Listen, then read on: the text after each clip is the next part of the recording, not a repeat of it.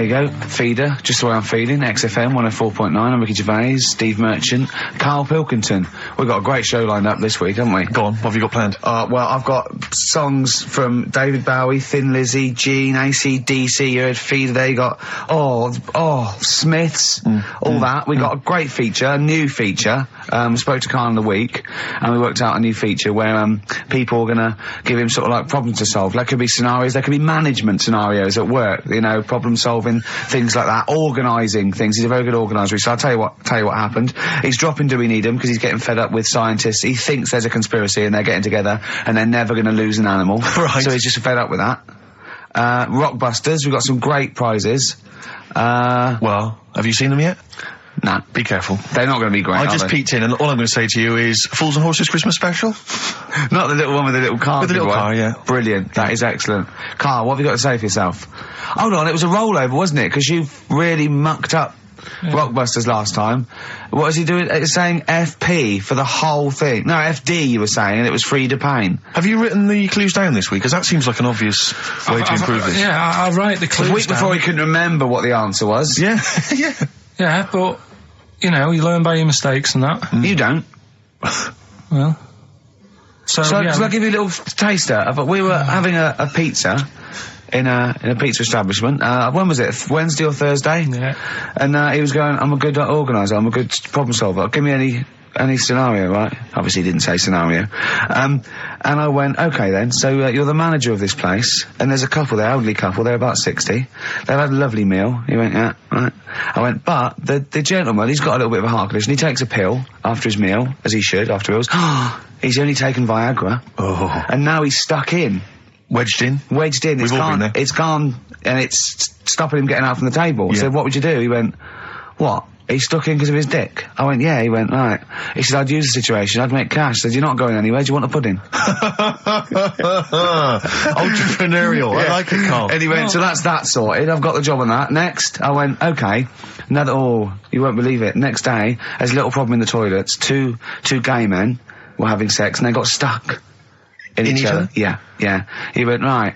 I'd say, is it the same fella as yesterday with the Viagra? If so, why was he let in again? He was on the door. Yeah. I went, it's not. It's too different. He goes, right. Does his wife know he's cheating on him? Yeah. He went, right, I'd go down. I'd go, and then he went, I'd say this isn't a restaurant problem, call an ambulance. Strictly speaking, not a restaurant problem, no. But am I right? Huh? Am I right? Well, I don't know. Would you give me the job if say, like, you were the boss of that restaurant and you... do you know what I like about this? At no point did he say, Gervais, why are you being so mental? Yeah. Why would someone get stuck because they took Viagra by mistake and two people get stuck in each other? But you've heard the stories from his past. That is a perfectly legitimate situation to find yourself in. You grew up in his part of What would you Manchester. do if there was two fellas with big heads and webbed feet and they had a horse in a... Well, what I'd do is... What would you do? What did you do when you first saw them? What, saw the kids, lads with the big heads and yeah. We should very quickly remind people, if they didn't listen to that particular show, they had webbed hands. Yeah. Did they, or webbed feet? Well, they had webbed hands, right, and big heads. Enormous heads. But it wasn't related. But they weren't related. I know, they were completely no. But I'm saying that the webbed hands isn't due to the fact they've got a big head. No, sure. It's two different things. We're just unlucky. Yeah. No, hold on. If they weren't related and they both had webbed hands and big heads, I'm saying there was a condition that was related that had those two. I don't think there was. So what do you think the chances of that are? They're not related, and he goes, "Oh, you got a big head and webbed hands as well." Yeah, just a coincidence, isn't it? Yeah, I honestly don't think it was related. Right. Because I've since seen the same problem again on another kid with a big head. His hands look good. Right, so do you think the big head is just a separate issue? Yeah, it's a totally different illness. It's like having a headache and a cold at the same time. Right, so not always connected. But the weird thing is, right, looking around in the week at weird stuff on the internet, there's this woman who's got a big head.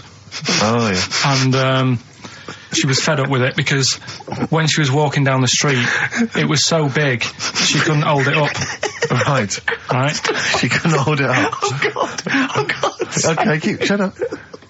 So when she was walking, her eyes were hurting because she had to sort of look up all the time because her head was that heavy. Her chin was sort of balanced on her chest. Right. And she'd have to peek up, yeah. So she goes to the doctors, and this was after years and years, and said, I thought I could put up with it, but I can't. How big was her head? It's big, I don't know if it was like big because there wasn't a picture. I don't know if it was just big or a lot of bone. So it was heavy. Very heavy. Right, like the Elephant Man, just outcrops. Yeah, right. So the doctor said, we can sort that out. But we'll have to take your head off. Right. Okay, listen to this. Listen, keep going. Because what you don't seem to understand is I have the same reaction to you when I see it. Yeah. What? Right? You're quizzical yourself. So I looked at it, they took her head off, chipped away a bit of the bone, made her head lighter, put it back on.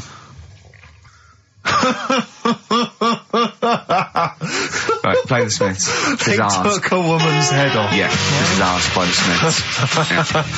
And if you'd like to ask Karl something, details coming up soon. How's that? Ask by the Smiths on XFM 104.9. So, what's the email, Karl? If people want to ask you something, a problem, they've got a problem to solve. It can be anything. It could be a personal problem. It could be a scenario. It could be about war. It could be anything. Or it could be more flippant, I suppose, and light-hearted. Yeah, it could be. Yeah, but I prefer stuff that I could sort. So you can get your teeth into. And actually, sort out. What, like war? War is too, it's a bit big for me, that one. Do you think? I don't want to get into that. What do you mean? If Tony Blair came to you and he went, Karl, listen, I'm having a bit of trouble here. I don't know what to do. I've tried everything. I've tried spin. I've tried being tough. I've tried backing down. I've tried getting other countries involved. They don't want to know. What do I do? What do I do? You don't know? Tricky one. It's a tricky one, yeah. I don't worry about it. If it's going to happen, it's going to happen, isn't it? Yeah. Do you know what I mean? Yeah. Just get in the bath, put a mattress on top of you. That's it. Sorry, why are you doing that? Ooh, slow down. Why are you doing that? That's what they say you do, isn't it? If it kicks off. If what kicks off? If there's a war and that, you get in the bath, put a mattress on top. Right. Did they do that in the Second World War for 6 years? Was that making bunk beds? That's just what I read somewhere. Yeah. Is the bath full of water? No. That'd be daft. Okay. But I think they were enamel baths then, though. I think they'd stop a bit of shrapnel. I think the plastic ones you get nowadays would probably melt on you. And the mattress, where your dad has cut it in half, all the foam would come out and the springs would get you in the eye. Oh, talking about my dad. Steve, you'll love this, right? Go on. My dad hates being ripped off, right? Yes, well, no, I can relate to that, that's important. Hates coming to London now. He always wants me to go and see them rather than come here, because he just thinks London is like a big rip-off. Last time he came, he got annoyed because I bought him a scone and a cup of tea for like 3 of us, and it was £14, and he just was livid. And then we had an argument about that, and then we went to the Millennium Wheel, and I said, do you fancy going on this? He said, oh, all right. Then he saw the price, and it was something like 20 quid or something, and he said 20 quid to go up in the air to look at stuff that's on the ground. He said I might as well stay on the ground. Brilliant. Right? Thought, good point. His logic is impeccable. So anyway, this is going on. Anyway, he spoke to me the other day. I said, how are things? Are they alright and that? He said, being ripped off. I said, why? He said he ordered, do you know the place where he got a new bed from because he cut the other one in half, right? He got this bed out of a catalogue. So he sorted out a payment on the phone. He said, look, you're ripping me off a bit here on the interest thing, but well, let's do a deal. We'll sort out a new monthly payment that's different to what it says in the catalogue. And they said, yeah, we'll go along with that. Anyway, so he sorted that out. He was happy. The bed arrived. It's a nice bed. He said, that's great. So anyway, he got the bill for it, and it was the original price. Oh, I thought that might be the case, yeah. Right? So he called up and said, I'm not happy with this. He said, we said a deal. And oh, no, don't know what you're talking about. He said, right, don't send me your catalogues anymore. He said, I'm not buying anything from you. You're a rip-off merchant. Right? So anyway, a few weeks go by. Post comes. Only another catalogue in the post. He's livid. Right? So he was well annoyed. Yeah. So he looked on the back, and it said on it, this catalogue will always be property of, the company that does it. So you can't throw it away. If we request to have it back, we've got the permission to get it back off you. Right? So he thought, right, well, they're out of order. I told them not to send me one, and they have done, and they're saying I can't chuck it away. So he called them up and said, all right, Mr. Pilkington here, bought a bed off you, you conned me, and that. But, forget that. We've dealt with that. You've sent me a catalogue, I told you not to. It says on the back here that this will always be yours. Yeah? So, in a way, you're using my house as a warehouse. I'll be charging you 26 pence or something a day. Brilliant. He said, you already owe me £6.28. Something like that. Genius. And, they sorted it out. So again, it's just... So hang on, but are they going along with this? I don't know what happened. He said they sounded annoyed and said they'd get back to him, and they haven't. But he said, I'm not bothered. They can take as long as they want because the money just keeps going up. Yeah. So, what sort of profit has he made so far? Well, when I spoke to him in the week, it was like £6 odd. Yeah. I think that was on Tuesday. So he's just leaving it. It's like an investment. Yeah. It's like an antique he's bought. It's just going up every day. So, well, keep us posted on that. That's dynamite. One day we need to speak to your father. Yeah, I think so. So many questions need to be asked of him. In fact, I might sit and give you a letter to take home. Yeah. Dear Mr. Pilkington, your son Karl. New single from Nick Cave. I think you'll enjoy it. Yeah. That's the forthcoming single from Nick Cave from his album Nocturama. That's called Bring It On. That's great. I must admit, I was a latecomer to Nick Cave. He's extraordinary, yeah. I mean, years into his solo stuff before, I decided that he was brilliant. Yeah, fantastic. He's fantastic. I had some exciting news this week, Karl. You'll be pleased to find out. I'm worried that you might get a little bit jealous because it's obviously going to impact on your world quite strongly. Because I know you think you'd like things to be quite samey. You like the status quo to be maintained. You like the fact that in the past, we've had some crosswords. Because I remember. What did you think of me when I first walked in? When I first came in on the first day of XFM? I don't know why you're making a big deal out of it. Because I'm just being honest, though. I'm just being honest about a lot of people who see you for the first time sort of go, well, he's a bit weird. I love that, Steve, that you brought it up, and then you're again. But I'm sure that wasn't what he said before. No, did he say before? Yeah, well, he's a bit weird. Yeah, well, he looked at you, and I knew. I could see by the look of his face. You know when your kid and your kid's sort of scared of something, and they go, "Why is your kid?" He goes, "Oh, he doesn't like pigeons or spiders." Right. It was like that when I saw Karl, and I brought you in, and I went, "What do you think of that, Karl?" I could see the look on his face that he was disturbed. Sure. And then, as he said, you get used to it, don't you? Yeah, you get used to it. And you have changed a little bit. Your hair's a bit smarter now, and you got some nicer glasses and that, I think. Or I might have just got used to it. Whoa! Don't bring it up, Steve. Don't look at me like that. So you say that you think some other people in the office thought the same? Do you know that for sure? Karl. Did you discuss it? Karl. Yeah, I think they do, yeah. Okay, leave it there then. But not just in the office, as you walk through the building. It's worse than you ever thought. Well, no, it's not worse than I ever thought, because as you well know, Ricky Gervais, what did I do on Thursday morning? Oh, is this the thing, for those that perhaps are not of the female persuasion listening, there's a magazine. Apparently it sells quite well. It's one of the sort of female, issues magazines. I think it's called Company Magazine. It's like your sort of, I guess it's a bit like your Moore or your Vanity Fair or whatever. Anyway, they run every year the 50 most eligible bachelors in Great Britain section. Ding dong, hello. Who's in there this year? In the top 50 of the entire country. And then they vote, and they put them in order and see who's the most eligible bachelor. But that's 50 people, right? It always annoys me slightly because bachelor, it kind of seems like a more sophisticated word for loser.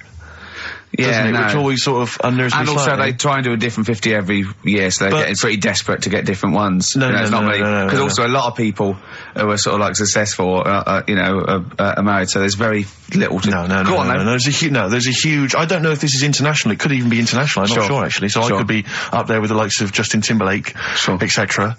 So, Fred Durst... Yeah, that sort of person, So anyway, this is what's exciting, right? Although I'm slightly frustrated because they were telling me that last year, because what happens is the readers of the magazine, they vote for who they think is number one most eligible bachelor, right? Last year, the prize was a 2-week trip in the Bahamas, okay?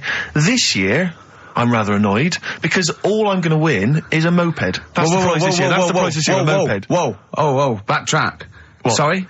Last year was a 2-week trip to Bahamas, and this year just a moped. All I'm going to get is a moped. All you're going to win is a moped. Yeah, you've got no chance. You've got no chance. Who else is in it? Well, I mean, I don't know lots of them of people you'd never heard of. I know Duncan from Blue. Ding. So you're second to him at least already. I imagine you're going to come behind the other 49. Because there'll be people voting for me. They get to vote for me. Yeah, Steve. They'll see my photo and then they can vote for me. Yeah, according to Heat, I was 22nd most sexy man in the world. I better take that helmet back. I would. AC/DC. Brilliant. You shoot me all night long on XFM 104.9. Well, this show is a rocking. It is. Ricky Gervais, Steve Merchant, Karl Pilkington. I came up with a new, strand for Karl as well. He's always got, we've done, I don't think there's a week gone where we haven't mentioned an airy kid. A hairy child, you're right. Yeah. and something related to a monkey and that. And I thought you could do a regular thing where he's got to come up with a story about an ape or a monkey, and it's called Chimpanzee That. Of course. I have got one, but I can't remember it at the moment, so I'll just have to It'll come to you whenever you've joined the show. Well, listen, while you're thinking like that, while you're stewing on that, here's a problem that someone's emailed in.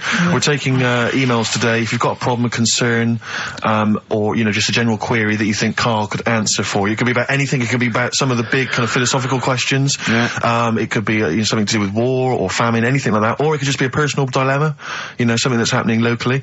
Anyway, this seems one that I think you and your father have probably come across this sort of dilemma in the past. And I'd be interested to know what your take is on it. Let me see, this is from Lee Matthews by the look of it. He says, he lives in a suburban area where the local teenagers also live on the same road, and they're running riot. They're smashing wing mirrors off the cars, they're crashing into parked cars on their skateboards, and they're just generally making mayhem, you know, night and day. What can he do to stop this going on? The parents of the kids don't seem to give a damn. Anyone who complains to them, they just say, oh, piss off. You know, the police are useless because they never catch them in the actual act of violence, which is what they got to do to apparently convict them. So they don't know who to turn to, really. It's rather like when a little old lady went and got the A-team, you know. You know, and he was dressed as an elderly Chinaman. Exactly. She knew who he was. Colonel Decker didn't have a clue. Yeah. You see, it's weird, because now it has got out of hand. Sure. Do you know what I mean? Like, years ago when I was growing up on the estate, yeah, you had problems, but not like you have now. Do you know what I mean? You know, Summers were nice as well, weren't they? Well, it did seem that way, didn't it? Yeah. Right, and police are getting shorter and younger. But you yourself kind of admitted in the past that you were something of a tearaway. You didn't do anything like these kids here. The thing is, I was scared that if I got caught doing it, my dad would go mad. Yes. And I remember smashing a car window by accident and legging it in the lounge and sort of pretending to go asleep on the settee. Right? Genius. And I heard a knock at the door. He chloroformed himself just to be unconscious when his dad came home. And there was a knock on the door, and I thought, oh God, this is a fella who saw me. I was chucking a stone in the air, seeing how high I could throw it. Of course you were. Did it keep landing on your head? That would explain a lot. And it came down. Chucking a stone in the air, love it. To see how far I could throw brilliant. It. So, you know, I wasn't bothering anyone. Did you invent that game? Right, Did you get the stone for your birthday? Go and play with your stone. He gave one to Suzanne. Karl, go and play with your stone. The thing is, right, and it came down at a funny angle, and of course it did. It ate the back of this car, and the back window is the most expensive because it has that heating thing in it, in case you got a frosty window. Yeah. So I thought, oh God. So I legged it in, got on the settee, went to sleep, knocked at the door. Genius. It's a brilliant plan. It's a brilliant plan. I couldn't be guilty. I'm asleep. So I love the idea. So the thing is, our lounge used to sort of, you could see in from the door, right? So this family who saw me do it, saw me asleep on the settee, and my mum said, go and get the door. And I sort of went, oh, as if I'd been asleep. Yeah. And went to the door, like, rubbing my eyes. And the fella said, what did you run off for? I saw you. I was like, oh no. And I didn't see my dad. I went out. It was when he was working sort of evenings. So I went out so I didn't have to see my dad. And then the next day I came home from school, and my dad said, 45 quid. Ooh. That's all he said. That's all he looked at me. And then you fell asleep, and he went, wake up. You know what I said? No, 45 quid. Now the thing Karl. is, he didn't have to do £45, Karl. Now I know you were saving up for a brick, but you can't have it. Yeah. But do you know what I mean? It's like, I knew I did wrong, and I was scared that my dad was going to belt me. Yeah. So I was like, oh, you know, I'll be more careful next time. But that was clearly good parenting on the part of your father, because these young tykes, clearly they don't have the what do you do? The father support. I don't know if you were living in that street, very quickly, what would you do? What would your approach be? If you were living in his street? What if they'd come home, right, and they just vandalised all your pebbles, right, that you've been saving over the years, and just threw your gravel away? What would you do if they just... I'd probably clout one of them. So you'd use violence? I think it's the only way sometimes. Sometimes the only way. And I don't mean, you know, really bad, but I'd show them that I'm not putting up with this. Right. And then the problem is you've got their family coming round, and they're probably quite Go asleep. If you hit a kid and the dad comes down, just go to sleep. Yeah. Just equally, if you're doing a bigger crime, you know, a bank job or a murder. Remember to take the stocking off your head, because if they wake you up and go, why have you got a stocking on your head? Just go, oh, I had a weird dream. It won't work. It's like with our kid, right? He was, I told Ricky about this the other day in the pub, but is this your brother? He never, because he was a terror, wasn't he? Well, yeah, a little bit, but he did drive a tank down the high street once, didn't he? Yeah, that's when he was in the army. But another story. But this time, I remember, my mum and dad were going out, right, for the evening. And, I must have been about, 5, so our Mark was like, probably 18, something like that, 16, 17, 18. So my mum and dad go out, and our Mark says to me, right, here's a deal, do your little deal. I'm going to have a load of women round. Right? Deal is, I'll let you have your tractor in the house. Wow, he had a tank, you had a tractor. but his brother didn't have the rocks that Karl had. No. So he needed the tractor to put his toys along. What kind of a man was he? He brought a bunch of women round? So, yeah, there was loads of... But do you know when you're a kid, you don't think, oh, I know what they're up to. You're not bothered, are you? Do you know what I mean? As long as I've got my tractor, I'm happy. Yeah. So I was... He hasn't changed a bit. But how many women did he have? Was it just him and, like, a bunch of women? Yeah. Was it like... What's his name? Looked like Nedwell from Confessions. Yeah. Confessions of an Older Brother. They all just came around and he liked his women.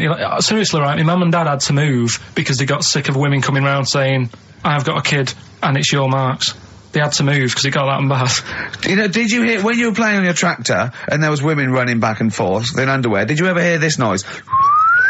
Did you ever hear that? Or kind of wow, wow, wow, wow, wow, wow, wow, wow, and just see your brother's arse disappearing down the thing being chased by a butcher. Did you ever? It's not important, is it?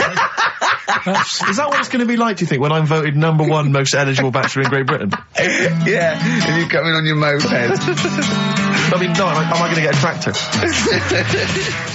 Cheering brakes, painkiller. Open brackets, summer rain, close brackets. On XFM 104.9, Ricky Gervais, Steve Merchant, Karl Pilkington. Rockbusters? Is it that time? It is indeed. Last week, of course, it was a disaster. Yep, every Saturday at 16 minutes to 2, we do Rockbusters.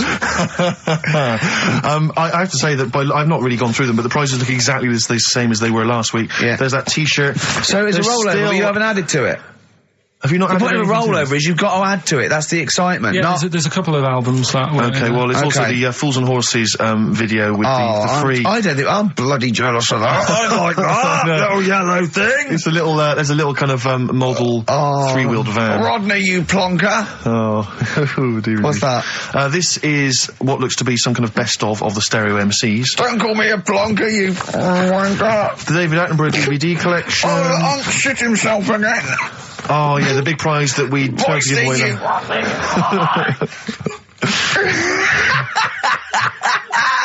Best chill out album.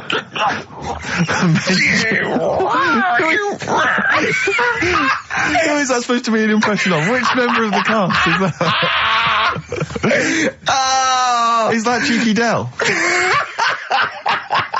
I don't know. Best chill out album ever, the best air guitar volume 2. And of course, for all our fans, Doctor Who, The Aztecs. That's on DVD, and that's one of the William Hartnell Doctor Who. Alright. That's the worst impression I've ever heard. That's brilliant. Right, then. Right, three cryptic stuff. Oh, come on. Right. Rodney, Three,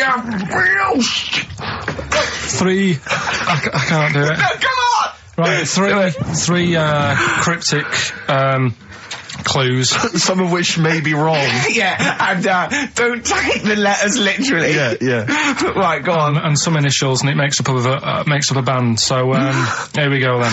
There's 3 of them. You email in ricky.gervais@xfm.co.uk. Yep. Right, here we go then. Sure. Number 1. The weather stinks, doesn't it?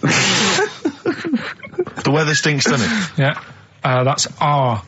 That's R. Right. The weather stinks, doesn't it? Yeah. Second one. Look, Gran, just get on the boat and help us out. Alright, give us that again. Look, Gran, just get on the boat and help us out. Look, Gran, just get on the boat and help us out. What's the initial? R again. R again, interesting. Yeah. And then the third one, if you're going to do that with your drink, I'd let it settle for a bit before you open it. CK. CK. Alright, Once more? So quickly, all the way through then. Number 1, the weather stinks, doesn't it? That's R. Look, Gran, just get on the boat and help us out, will you? That's R as well.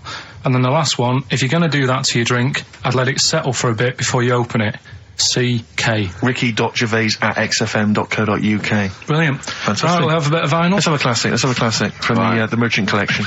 That's going to be the new single. Lemonade. Sing for the moment. I like that. It's on not bad, XFM 104.9. Ricky Gervais, Steve Merchant, Karl Pilkington. All right, Karl? All right. What's the matter? Huh? Just, you know what's the matter. What? Should I explain? If you want. I'm sort of an independent adjudicator, and I couldn't help but notice that you both went out to make the teas, but only one of you came back with a wig made out of that poppy stuff that you pack. Bubble wrap, yeah. That you and he didn't want me to do it with sellotape, so I kindly did it with elastic bands that I found. Apparently it hurt his ear, it's cut into his head, and look at him, he's annoyed. I don't know. There's not many times I've ever done, any form of work really, where halfway through it, let's say a 2-hour live radio show, one of the people has said to the other, can I make out of this big cardboard box a bishop's hat for you? Well, I did that, and start fashioning that. And when yeah, should but be and the concentrating on the sellotape show. hurt his eyebrows. So when we went to the kitchen, I kind of did it with elastic bands, and that was cutting into his ear or something. I don't know, making excuses. Oh, Carl, you are here for Ricky Gervais's amusement. I think if you check the small print of your contract. Have you got anything interesting about a monkey or an ape, so we can do chimpanzee that? I know something that a lot of other people will know, but I'll. Well, let's do it then. What's it called again? Well, should we do a jingle? Well, do a little jingle for us then. Oh, chimpanzee that! Brilliant. That's great. Right. So I look forward to that every week. Yeah. And what's your interesting chimp fact? Right, it's about this monkey ages ago. Of course. Don't know where it happened. 17th century? I think it was a chimp. Right. Got caught having a fag. You know it? What do you mean, do I know it? Oh, narrow it down. Loads of chimps are caught with woodbines. Right. Got caught having a fag. So it was sent to court. And, was it underage? It was, and it got someone to go into the newsagent for him. Did he get a bigger gorilla to go into the newsagent to get 20 Rothmans? It ended up doing time. Because it was. Go back a minute. Wait a minute. Whoa. No, I don't know that's as much as I know. So there's no point questioning. That is as much as you know, isn't it? Quite literally. Sorry, but why did he go to prison? It's against the law to have a monkey having a fag. In a built-up area. What are you talking about? It's against the law for a monkey to have a fag. What if it got it himself? Even if it just... What about if it earned it himself, just like moving tyres round or mucking out the zebras? I don't know the full story. You don't know the full story, do you? But do you think... You never do you? I presume it was a monkey from a zoo, right? Yeah. Do you think it'd be fed up, though? Because in a way, it's home from home, isn't it? When I read it, I didn't think it was that bad, because I just thought, well... They don't put monkeys in prison. They didn't put the monkey in a prison. They're overcrowded. They haven't got the space. Well, I'll find it and give you the where I got it from, and you. Chopper Harris was furious because the monkey got the top bunk. Yeah. Can I just? Okay then. Oh, chimpanzee that. Another one next week. I don't think so. Rockbusters, right? Can I just recap? Yeah, because actually I have to say you've really stumped people this week. Yeah. Well, either that or they just can't be bothered anymore. Well, they're wrong again. No, right. I think the prizes are so pitiful they can't be asked. Let me just explain it again, just in case they don't understand it. It's a cryptic clue, right? And it makes up a band, and the initial that I give you is the initial that the band or the artist starts off with. So last week, I can't remember, but we did AK, an exploding pet, atomic kitten. That explains it. So very quickly, number one. No, last week we did FP. That you gave out the clue, FD, Frida Payne. Yeah, it was an error. So they're all right this week, though, are they? Yeah, the weather stinks, doesn't it? That's the cryptic clue, and the letter is R. Number two. That's the rainy smell, boys. Right. Look, Gran, just get on the boat and help us out, will you? That's R as well. And the last one. If you're that's rigging nanny. If you're going to do that to your drink, I'd let it settle for a bit before you open it. That's CK. Right. Ricky.gervais@xfm.co.uk. Plus, keep your problems and queries coming in for Carl. We've got another one as well, which I'd like to give you after the next track, Carl, if I may. All right? All right. You've got a problem, haven't you? What with? Oh, yeah. Listen to this, Carl. Let's play a record. Let's come back with this. It's an amazing problem. Wow. You're getting celebrities asking me questions now, Carl. That's David Bowie. Is there life on Mars? Do you reckon? I reckon there's more going on than just us messing about. I reckon. I hope so. I think. Tell Steve your problem that you aired to me. Well, do you know how, like, I'm always thinking about stuff when I'm washing up? I'm just going to look at Steve for the reaction when this question comes out. Okay. There's been a few things I've been thinking about. Do you know, like, how I tried to confuse a computer by putting in Y in a search engine? Yeah. So, along the lines of that, I was thinking in the week, if you put a chameleon on a mirror, what would happen? Right. And also, this is a bit of a bigger issue. We're always making more and more stuff, right, in the world. You know, big buildings, big planes, big boats and that. Will we ever get to a point where all this is too heavy for the world to handle? Right, what error has he made there, Steve? What physical, scientific error has he made there with that question? I can't begin to explain it. Carl, we're not getting the rocks from other planets. It's already here. It's like having a big pile of books in a room and then moving them over to the other side of the room and build a thing going, oh, can the room take it? I'm building a lot of things out of these books. What about plastic? Where's that come from? Other chemicals that existed on the planet. Yeah. Do you see the point? Hang on a minute, though. What about a little tree? You plant that as an acorn, it grows, Rick. That's bigger. That's more stuff. Yeah. Don't listen to him, Carl. He's patronising you. What about acorns and that, though? Right. They grow from minerals and proteins already in our atmosphere or in our the mass of Earth. What about a cat, Carl? Right, you get it. It's a very tiny kitten, but it grows up and it's bigger. Carl, he's doing it on purpose. Elephants. They're very small to begin with, but they get bigger and bigger and bigger, and so they get heavier and heavier. Mind you, dinosaurs have gone. You know, but you...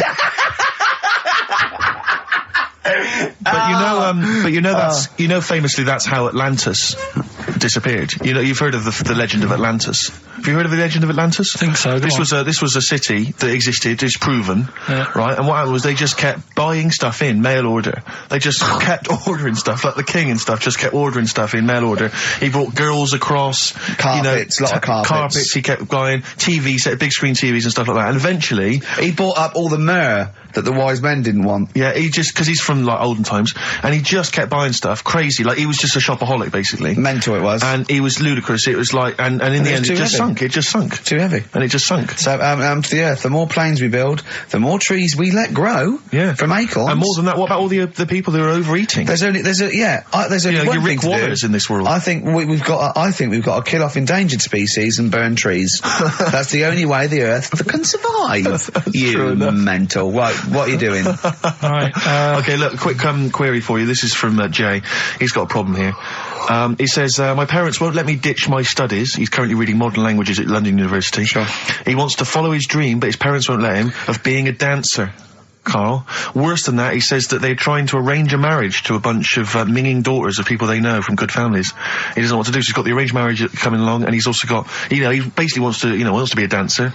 His parents are forcing him into something more practical. Well, the first thing, right, I don't think Live your dreams? The arranged marriage thing is such a bad idea. Okay. Because I think too many people go on looks. Right. And then you soon get bored of that, and you find out the person who you're knocking about with, it's actually not your type. Right. Why don't you arrange marriages for people? Well, I'm just saying, right, so I'd say, Jay, go along with that. I wouldn't worry about it. Okay. I mean, if they're really ugly, then, don't go along with it. But if they're half bad, put up with it. That's sure. all right. The dancing. Brilliant. Right. That's that solved. Brilliant. I wanted to be a dancer. After I did the boxing, right, I joined a dancing thing just near Man United's ground, right, called Twiggy's. Went along,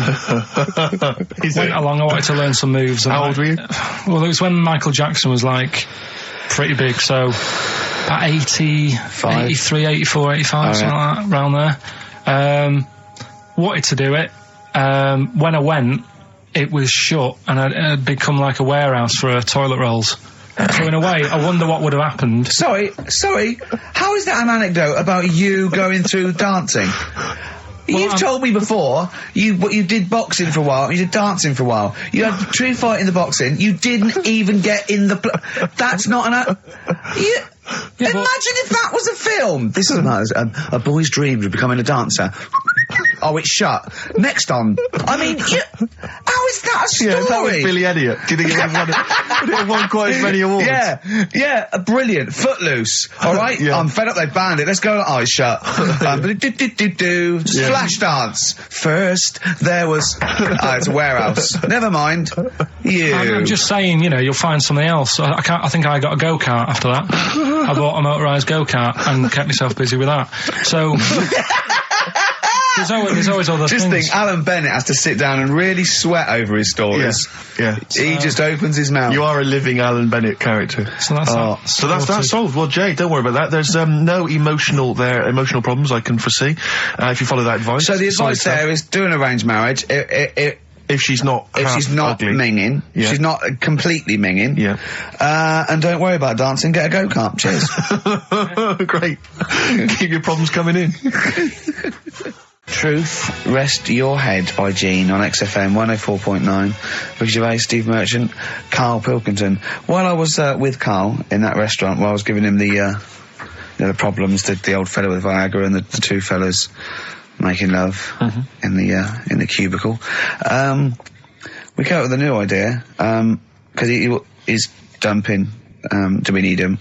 As I say, he thinks the scientists have got together, they're never going to wipe out a limpet or a slug. They think they're good, but they're not that good. This is people that are lauded as great minds, and Karl has brought them down. He's taken issue with them. Like what? He went, right, great thinkers, and I went, okay, then, Sir Isaac Newton, the father of modern physics. He went, is he the fellow with the apple? I went, yeah. He went, there again, see? Why do I need to know that the Earth sucks us towards it, gravity? He said, if I was floating around, it would be a problem. I'd ask his opinion. I went, what about Einstein? He went, again, I've never needed, and this is what he said, I've never needed MC squared in my life. The fella who invented the video, I watch one a day. You know what I mean, though?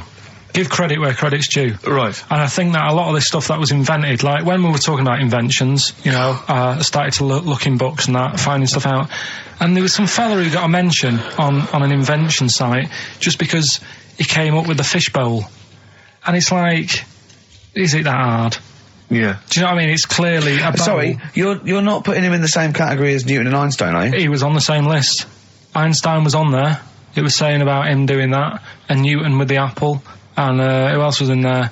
Da Vinci, whatever. He was on there. Leonardo da Vinci. Yeah. Is he the one who did Mona Lisa as well? Yeah. Yeah. He said it took him 12 years to paint the lips. I don't think that's that good. That it takes that long. I saw, you know, when you think, I saw Tony Hart do like an Aborigine man with a elephant in the background in about 3 minutes. Aborigine. An Aborigine? Yeah. Really? And an elephant? So what about some of the big names? Well, what's your first reaction when I say some big names from history? Go on. Gandhi. Again, what did he do? Good point. Right. Good point. Okay. Good point. But yeah, all right. Do you understand what he represents? Well, go on, tell me, and then I'll tell you if he deserves to. But you be know, mentioned. his whole kind of attitude towards peaceful protest. You know, it's quite a sort of modern idea. You know, very much the forefather of the 60s movement. You know, where people would sort of sit in, and protest. Steve. Right, look at the glazed look on his face. Did I lose him on Gandhi? Yeah. So just, Pick someone else, do someone else. Pick someone else, okay. Right. Someone you know about that's obviously, let's think, a great thinker, Isambard Kingdom Brunel. Right, yeah, he's alright. Brilliant, thanks. What about Jesus Christ? Well, I'm thinking more your modern day, like your Richard Bransons and that. Who, to be fair, I wouldn't put Branson up there with Gandhi. Christ, Newton, Einstein. But why? Stephen Hawking. Because he's mainly known for having a beard and a funny jumper. To be honest, you have to start including Noel Edmonds. That's Noel Edmonds, yeah, you're getting confused there. But Branson's a businessman, he's not one of the great sort of, scientific minds I think or philosophical thinkers. in time... Whereas Clive Sinclair, in his little car, on his way to work, brilliant. No, but in time, there's certain things, like the apple falling off a tree. Right. Whoever was sat there would have gone, that's a bit odd. Do you know what I mean? It's just that they were there first. But to be fair, Christ instigated 2,000 years of religion based on his teachings. Richard Branson, to be fair, he did launch Mike Oldfield's Tubular Bells. Yeah, they're not quite comparable. It depends what you get impressed by, doesn't it? Suzanne's always saying... Maybe Newton was there. He was coming up with a brilliant theory. Like, amazing. He was probably inventing the helicopter, right? The apple hit him in the head and he went, the earth's sucking me. The earth's sucking me. Do you know what I mean? Could have happened. But so, you know, my girlfriend's always saying, you know, what impresses you? Yeah. You know, because she was saying the other day, do you want to go to Egypt? And I said, no, not really. No. She goes, well, don't you want to see the pyramids? Not interested. It's like, I've seen them on the telly. Okay. You know, sure. Are they going to be that much more amazing when you see them in real life? Good point. How did you ever move out of your street in Manchester? But hang on, no, sorry, I'm interested to know, because this is something that that he came up with, and this is someone that loves him and that he respects. So I'm interested to see what was your answer to what impresses you? I don't think I did answer it. I just said, you know, the odd thing. You just said I'm asleep. Little things like I ran home the other night and said, oh, I've just learnt something today. She goes, go on. And do you know Lego bricks? Oh yeah. The name came about because some kid's mum, the kid was messing with the bricks, and she said, let go of them and come and have your dinner. Play record. It's got to be rubbish. It's got to be rubbish. It's always rubbish, isn't it? They're Scandinavian for a start. So Scandinavian. Boys are back in town. Thin Lizzy, what a classic. Beautiful. Carl, should that be our anthem? Me, you, and Steve, eh? Eh? Yeah. Can I just get a couple of bits of admin out of the way? Go on. We've had an email from Peter Goff. He has said, where is Richard Anderson? Where is Dickers? He only tunes in to listen to him. Where's Dickley? Where's little Dicky Docker? Little Dicky Anders is not emailed, and if you don't listen normally, Anders is our biggest fan. He loves us. I just absolutely But he's normally got a little bit of constructive criticism, which we always appreciate. Yeah, we're open to that. Sure. Exactly. Sure. I'm gonna shove this up your... So if Dickie Anders is listening, then he might want to get in touch. Also, dear Ricky, I've developed a bit of a fetish for the way you say winners in your hit sitcom The Office. I'm trying to get my fiancé to say it, but he hasn't quite mastered it yet. Anyway, we're getting married in Las Vegas in a couple of weeks' time. Could you please say winners on air as a sort of wedding present? It's becoming one of the most popular requests at weddings now, me saying winners. So, winners. There's a few I didn't get in. Thatcham, Shinfield. So there's a Woodley. There you are. There you go. That's beautiful. That's keeping them happy. Good luck to them. That's Leopard. It's one of those stupid email names. If you're going to email us, at least mention your name, because otherwise it makes me sound like a fool. A leopard, the original name for a giraffe. Interesting. Thanks for that. Whereas Lego was invented when a mother had sent someone to get some. Though there's no name for them. She went, "Can you go and get some?" There was a gap. He went, "Oh yeah, I'll go and get some," because they weren't called anything. Brought them back. Started playing with her. And then she went, look, give me those. He went, no. She went, Lego, you idiot.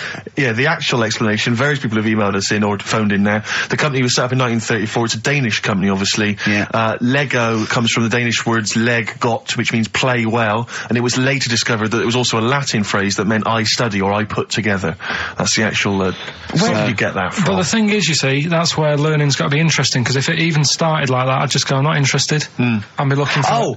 So if a fact might be true, but it's just not good enough. It's not interesting enough for you. Not interesting enough. Okay, another quick dilemma for you, So if Newton would have said, apples are attracted to our heads, be careful, they attack you, that would have been interesting.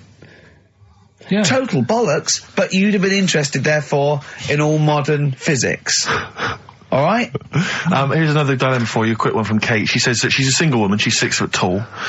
Recently she's found herself being approached by men of, let's say, restricted height. And she's not desperate, but is it ever acceptable in her, she wants to know now, is it ever acceptable for a taller lady to go out with a person of restricted growth? What do you think about that? If you see that on the street, do you think it looks bizarre, do you think it looks odd, or so should she just go with it? So a 6 foot woman with, someone of a dwarfish persuasion. We can't say sort of that or the midget word, but I mean, that's a little fella. Yeah. Is that so? There's a noticeable difference in their height. Is that ever a problem? Do you feel? She's 6 foot. He's 3'4". Yeah. If I saw it, I'd just think she's doing it. Okay, let's not do this now. No, come on, she's doing it what? Oh. No, for attention in a way.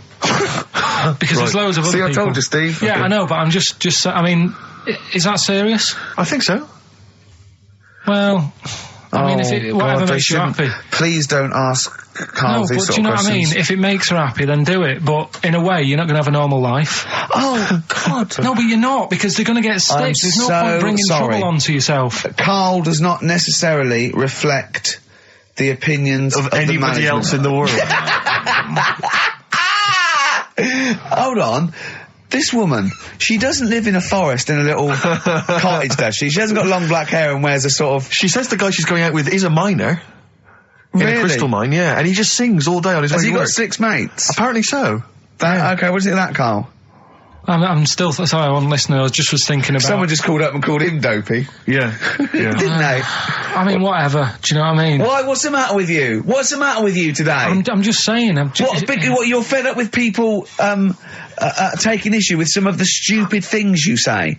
Lego was invented by a mother going, Lego of that. What are we going to do with all the buildings? The earth might collapse. What do you expect people to say? Well, even our listeners know you're talking rubbish, and some of those aren't allowed to wear socks. I mean... Listen, right, last week when I did Do We Need 'Em,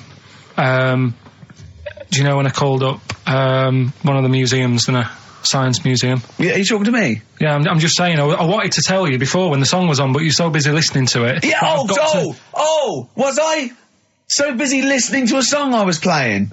Yeah, but we're doing a radio show, aren't we? All right, what's your point? Well, I just wanted to say, she emailed in to say I got her name wrong, so I'm just apologising for that. What did you call her? I think I called her Jessica. What was her name? I don't know, I've got it on email somewhere. This is not an apology! No, I'm You've just got saying... it wrong again! You've not even said her real name! How is that an apology? Well, I remember, I read the email, so, yeah, But who are you apologising to? I think her name's Jackie, I think. Oh, you've got it wrong again, haven't you? Well, anyway, and she just said if you want to see dinosaurs and that, go to the museum. You were complaining about that as well, weren't you? You went to a museum and there was too many dinosaurs. He said you just need 4.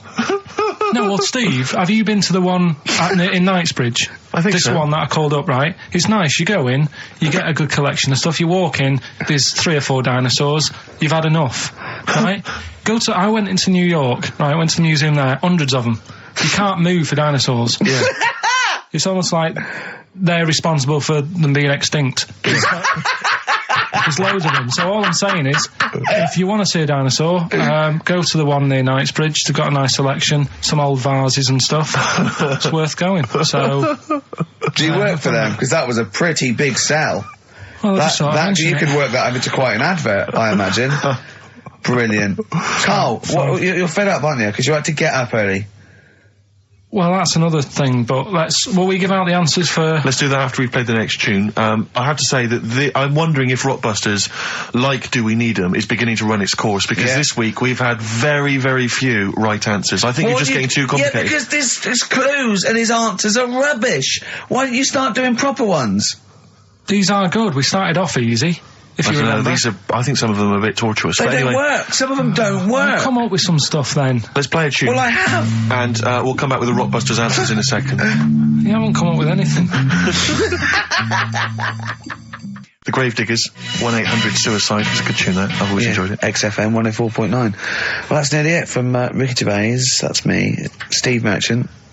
One of the 50 most eligible bachelors in Britain. I hope people as well, if you buy Company magazine, if there's any ladies listening, every week, of course, I've played you a song for the ladies, and I hope now that you'll be able to return the favour and maybe vote for me. Buy Company magazine, vote for me, so I become 50, the number one eligible bachelor. It wouldn't mean anything then, would it? What do you mean? Well, it wouldn't mean anything then, would it? If they voted you and you got into the top 30, it wouldn't mean anything because you've asked them to do it. What are you talking about? Of course, because it means that they care for me enough, and then they are impressed and charmed by enough that they've actually made that effort. That's beautiful. I think that would ruin it.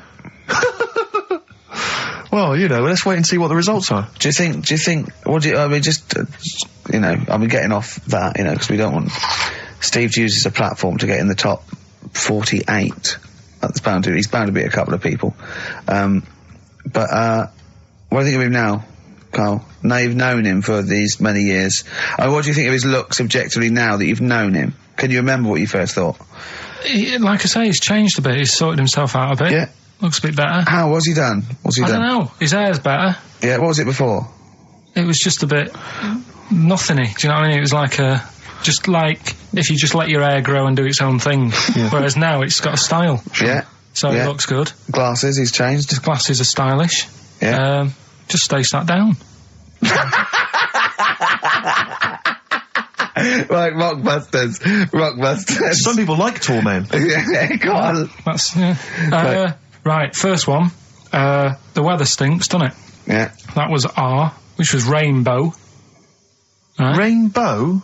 Like rain is the weather, and it smells like body odour. Body odour. No, it's B-O. It's B-O, that's B-O. B-O. Well, yeah, but you've got to play... It's not pronounced bow, and it's not spout bow. Who calls it bow? Everyone knows it's B-O. What, you don't care? You don't care that doesn't work? Well, they got it, so again, as long as one person got it, Carl. Getting it. One person got it. Of all the emails, one person got it.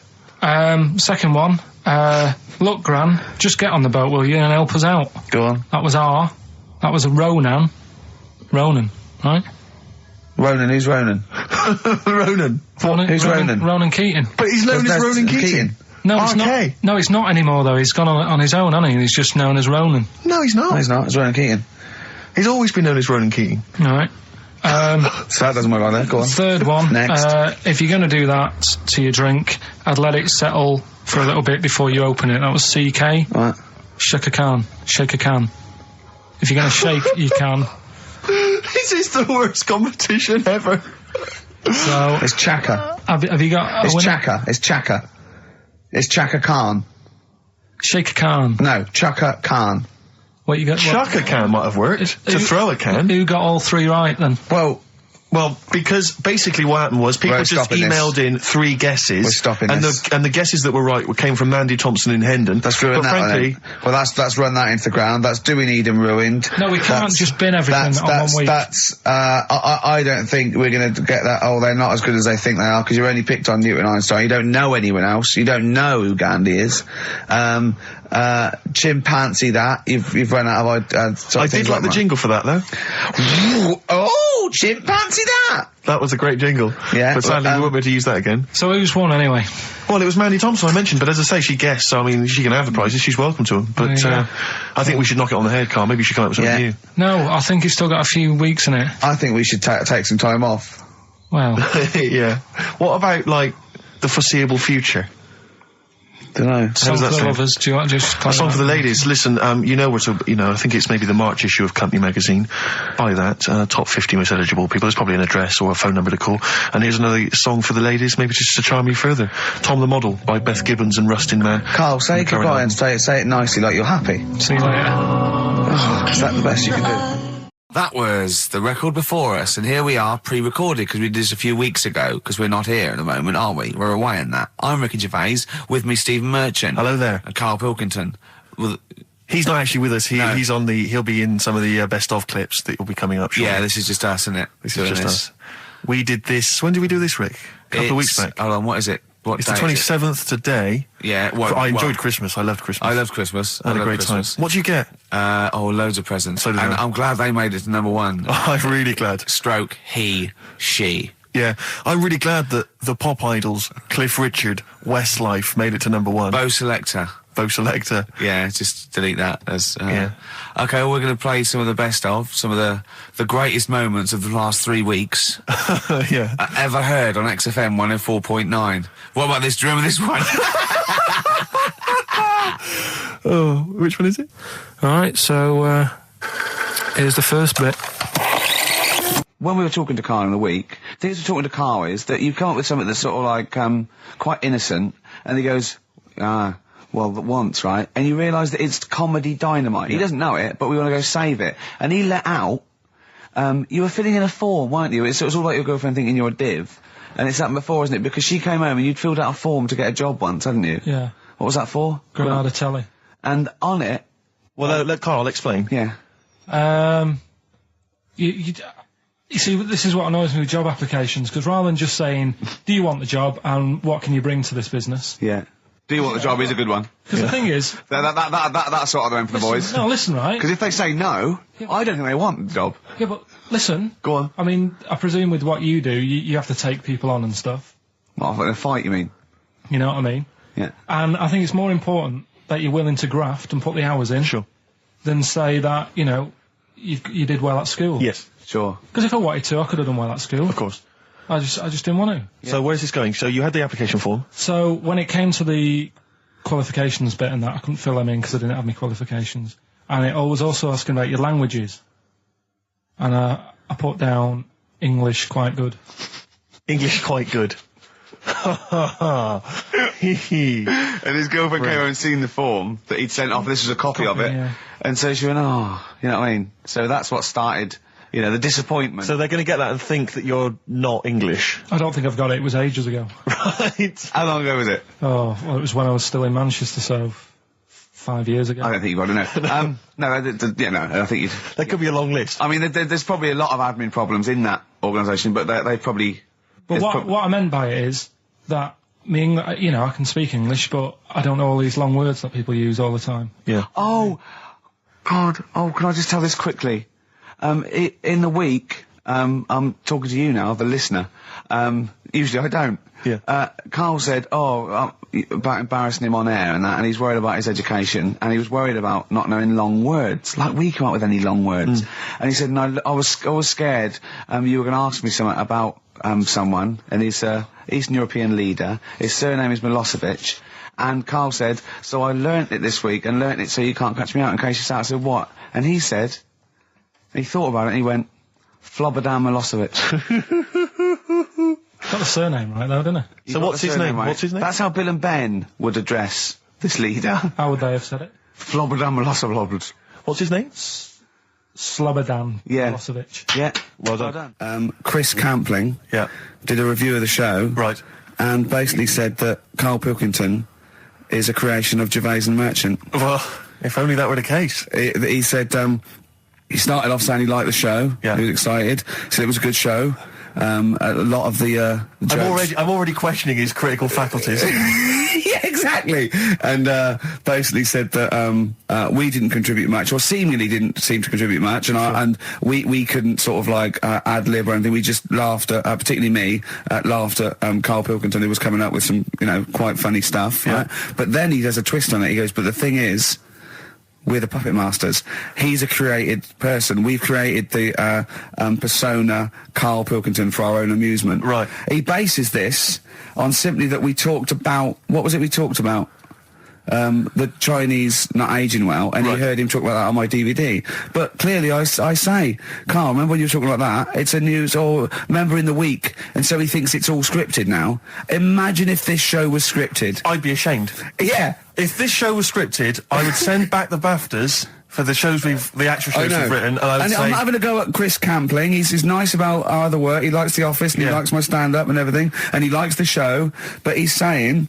Because we're not spontaneous, we scripted this and invented Karl. So he's like, you know, we've invented another Gareth. If we had created Karl, I would not have squandered a character that good on this poxy radio station. Absolutely. Also, does he know that we spend about 3 months on half an hour script? So how long does 2 hours of drivel? But the main thing is, as if this could be scripted, it's dreadful. It's shocking.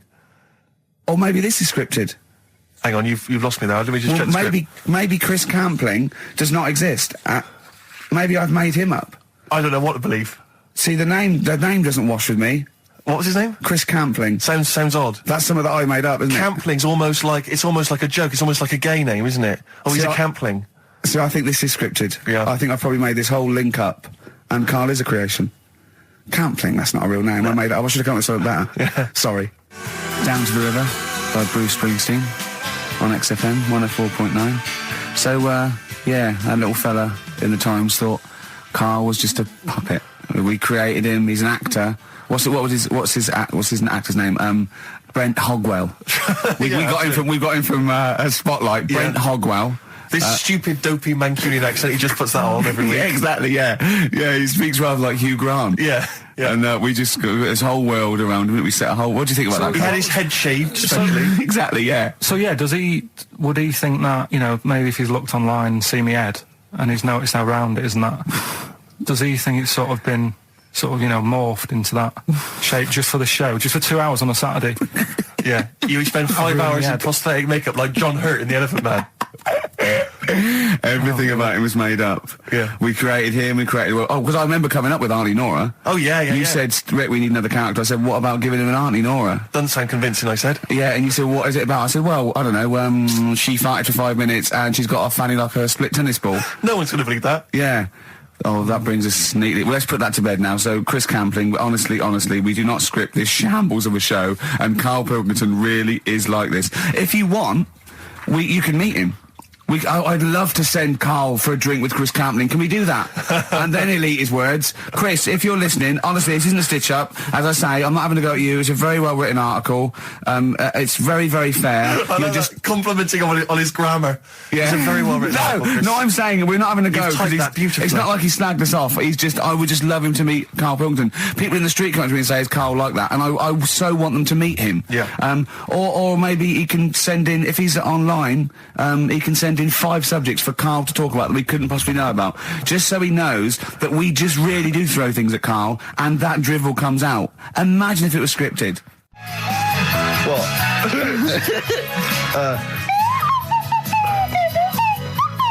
Someone's left one of those little things in here. It's brilliant, isn't it? It's amazing. What are they called, those things? I imagine just there, I was thinking of being in the front row at a Morrissey concert and going, can I just play along? They are brilliant. I don't know what kind of sound that is. I don't know. It's only used for when Kenneth Williams yeah, exactly. sees someone undressing. Yeah. That's the only time that is used, that noise. Exactly. That is brilliant. But it's like it was specially created for the Carry On films. Yeah, we need, I don't know what it is, but we need something when I walk in and see someone changing. Well, what about this? There is a light that never goes out by the Smiths. I phoned Karl up in the week, yeah, and I said, what are you doing? He went, well, even though it's one of my days off, I'm just doing some research on the web. Found anything that said, yeah, I'm doing science. And then he said, you can get wigs for dogs in Tokyo. That's his scientific fact. And I went, what do you mean? Dogs, if they need a wig? I said, if they need a wig, what? Dogs going bald?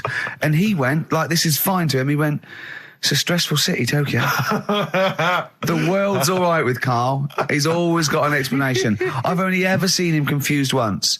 When in Edinburgh, he looked out of his window one day and he saw a bloke putting a parking ticket on some rubbish. Yeah. And that genuinely confused him. Yeah. He couldn't work out, could you?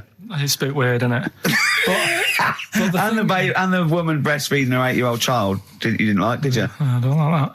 But the what's the name? Animals with wigs. I kind of thought, after I put the phone down to you, kind of thought about it, thought, yeah, it's a bit daft, that. Are you sure he's not the ageing pop group? No. The Animals? But when you think, have you ever seen, like, a bald pet? No.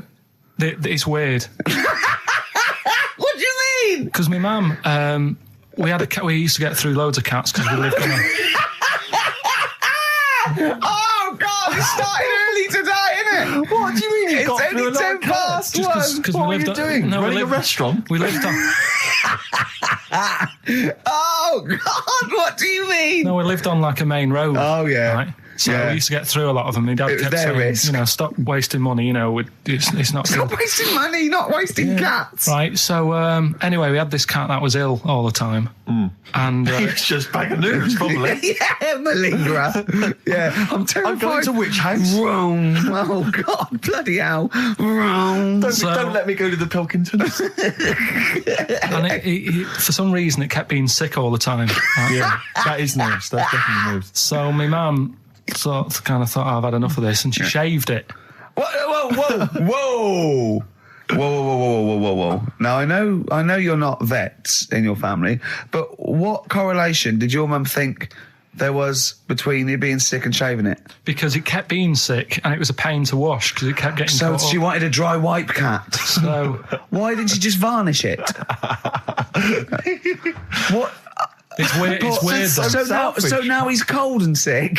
No, but not all of it. She left sort of the back half, but sort of from its waist, sort of. I love that. Shave it because it's sick on itself.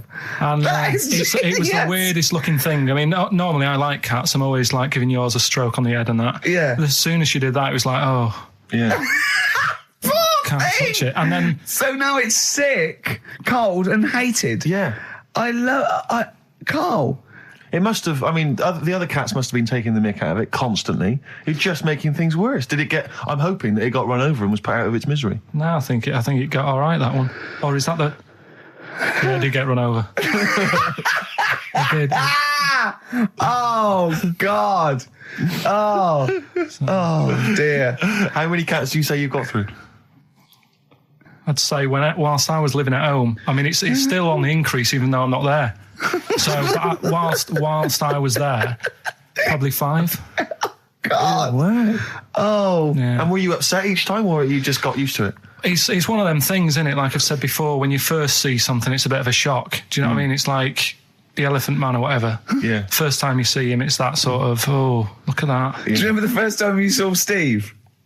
No, I'm not being funny. Do you remember the first? Yeah, but I've said this before. It's always, then you get used to how people look and you don't... No. I'm going to burst. You have to play a record. No, but... Because I just see Steve's face.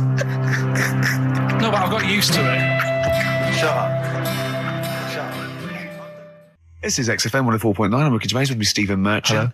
You're listening to the best of, basically, Karl Pilkington. Check, because there are rules in place, aren't there? Yeah. There was a big bust up in the week. I'm only allowed to wind him up. I'm not allowed to wind him up socially now. I'm not allowed to... What am I not allowed to do socially? I think squeezing the head, socially, Yeah. has been crossed off. Right, okay. And I agreed to that because it got to a head where, Karl was really upset and he was thinking of just giving it all in, weren't you? Yeah. Yeah. Why was that? Because you were just winding me up too much.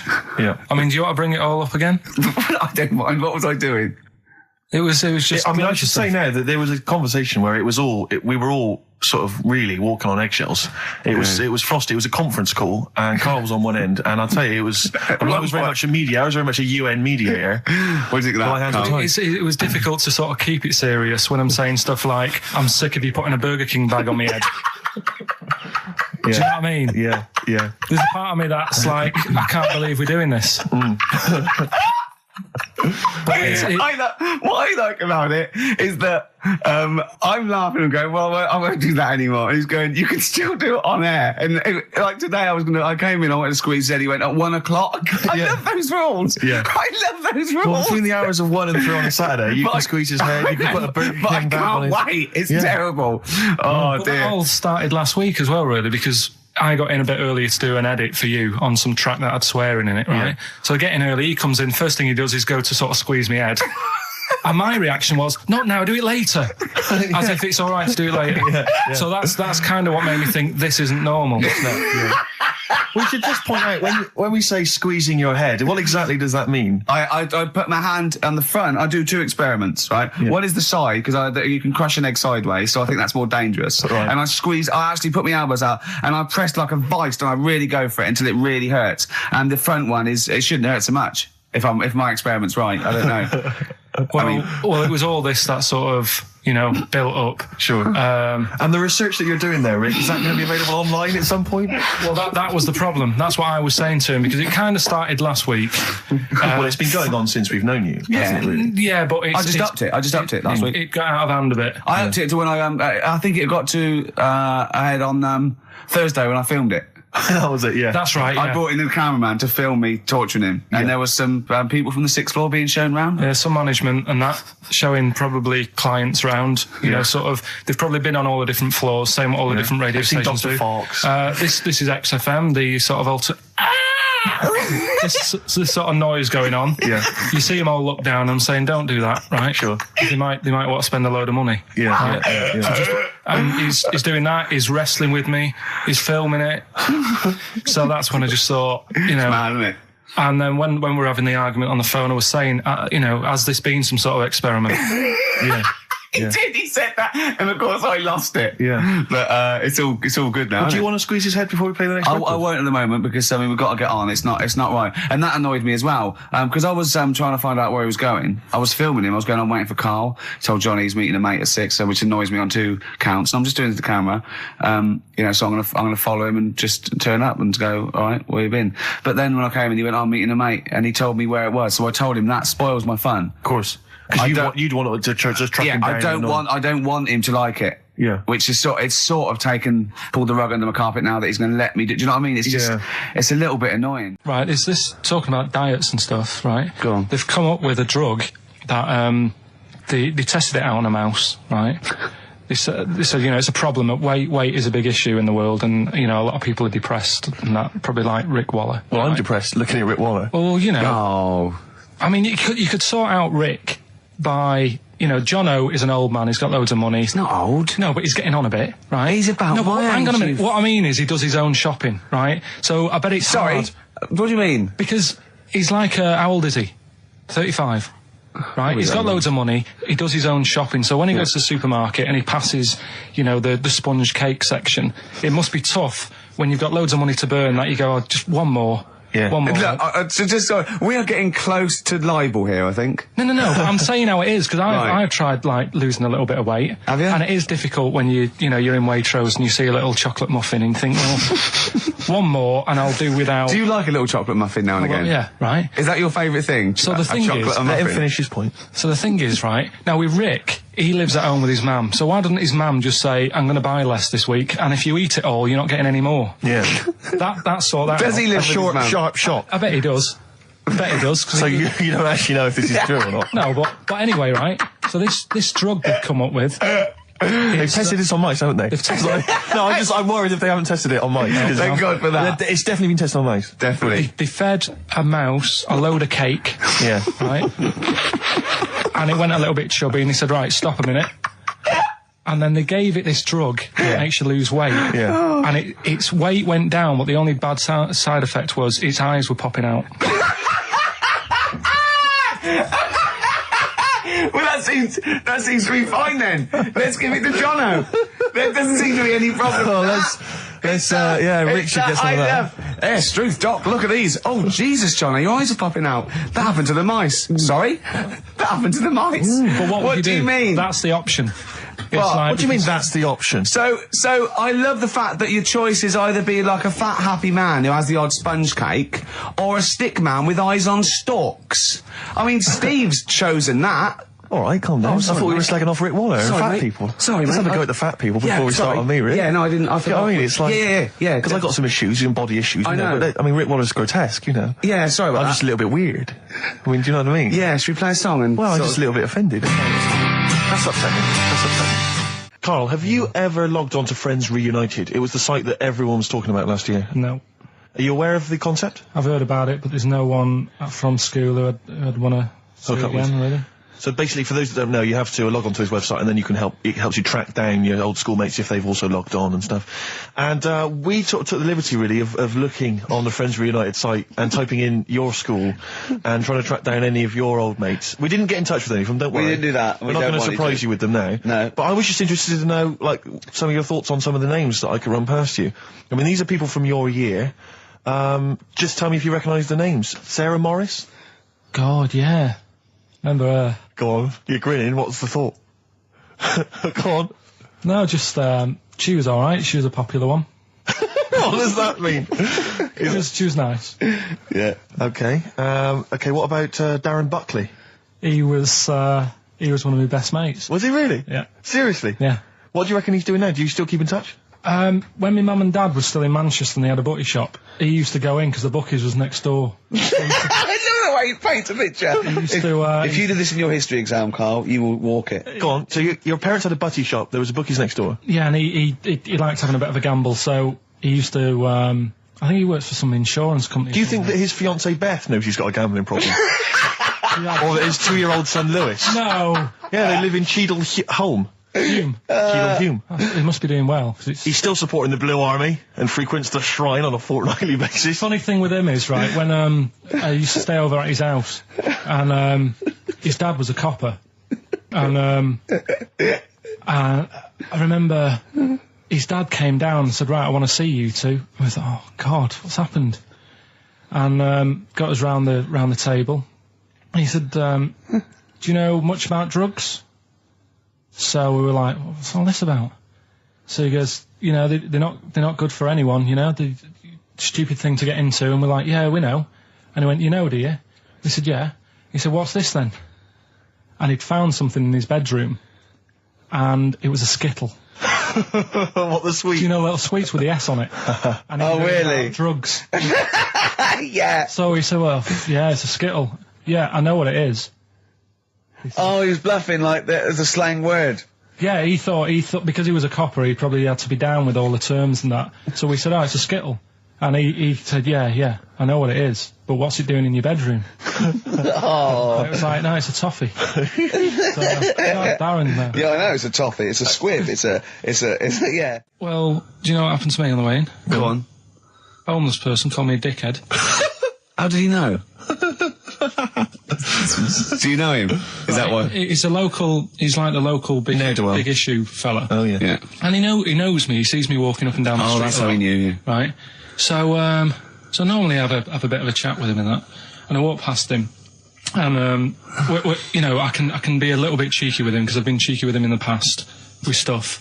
You pinched his arse. No, just, you know, saying stuff like, God, you're always there. I mean, you got home to go to and stuff like that. Yeah, no, just breaking the ice, No, he knows, and he'd laughed at that, right, last time, so I thought I can be a bit cheeky, right? So he goes, do you want a big issue? I said, no. He said, come on, I've got loads of them, right? So I sort of said, when I was a kid, and I used to do a free paper around the free papers one, I said, just put them in the bin and go home, right?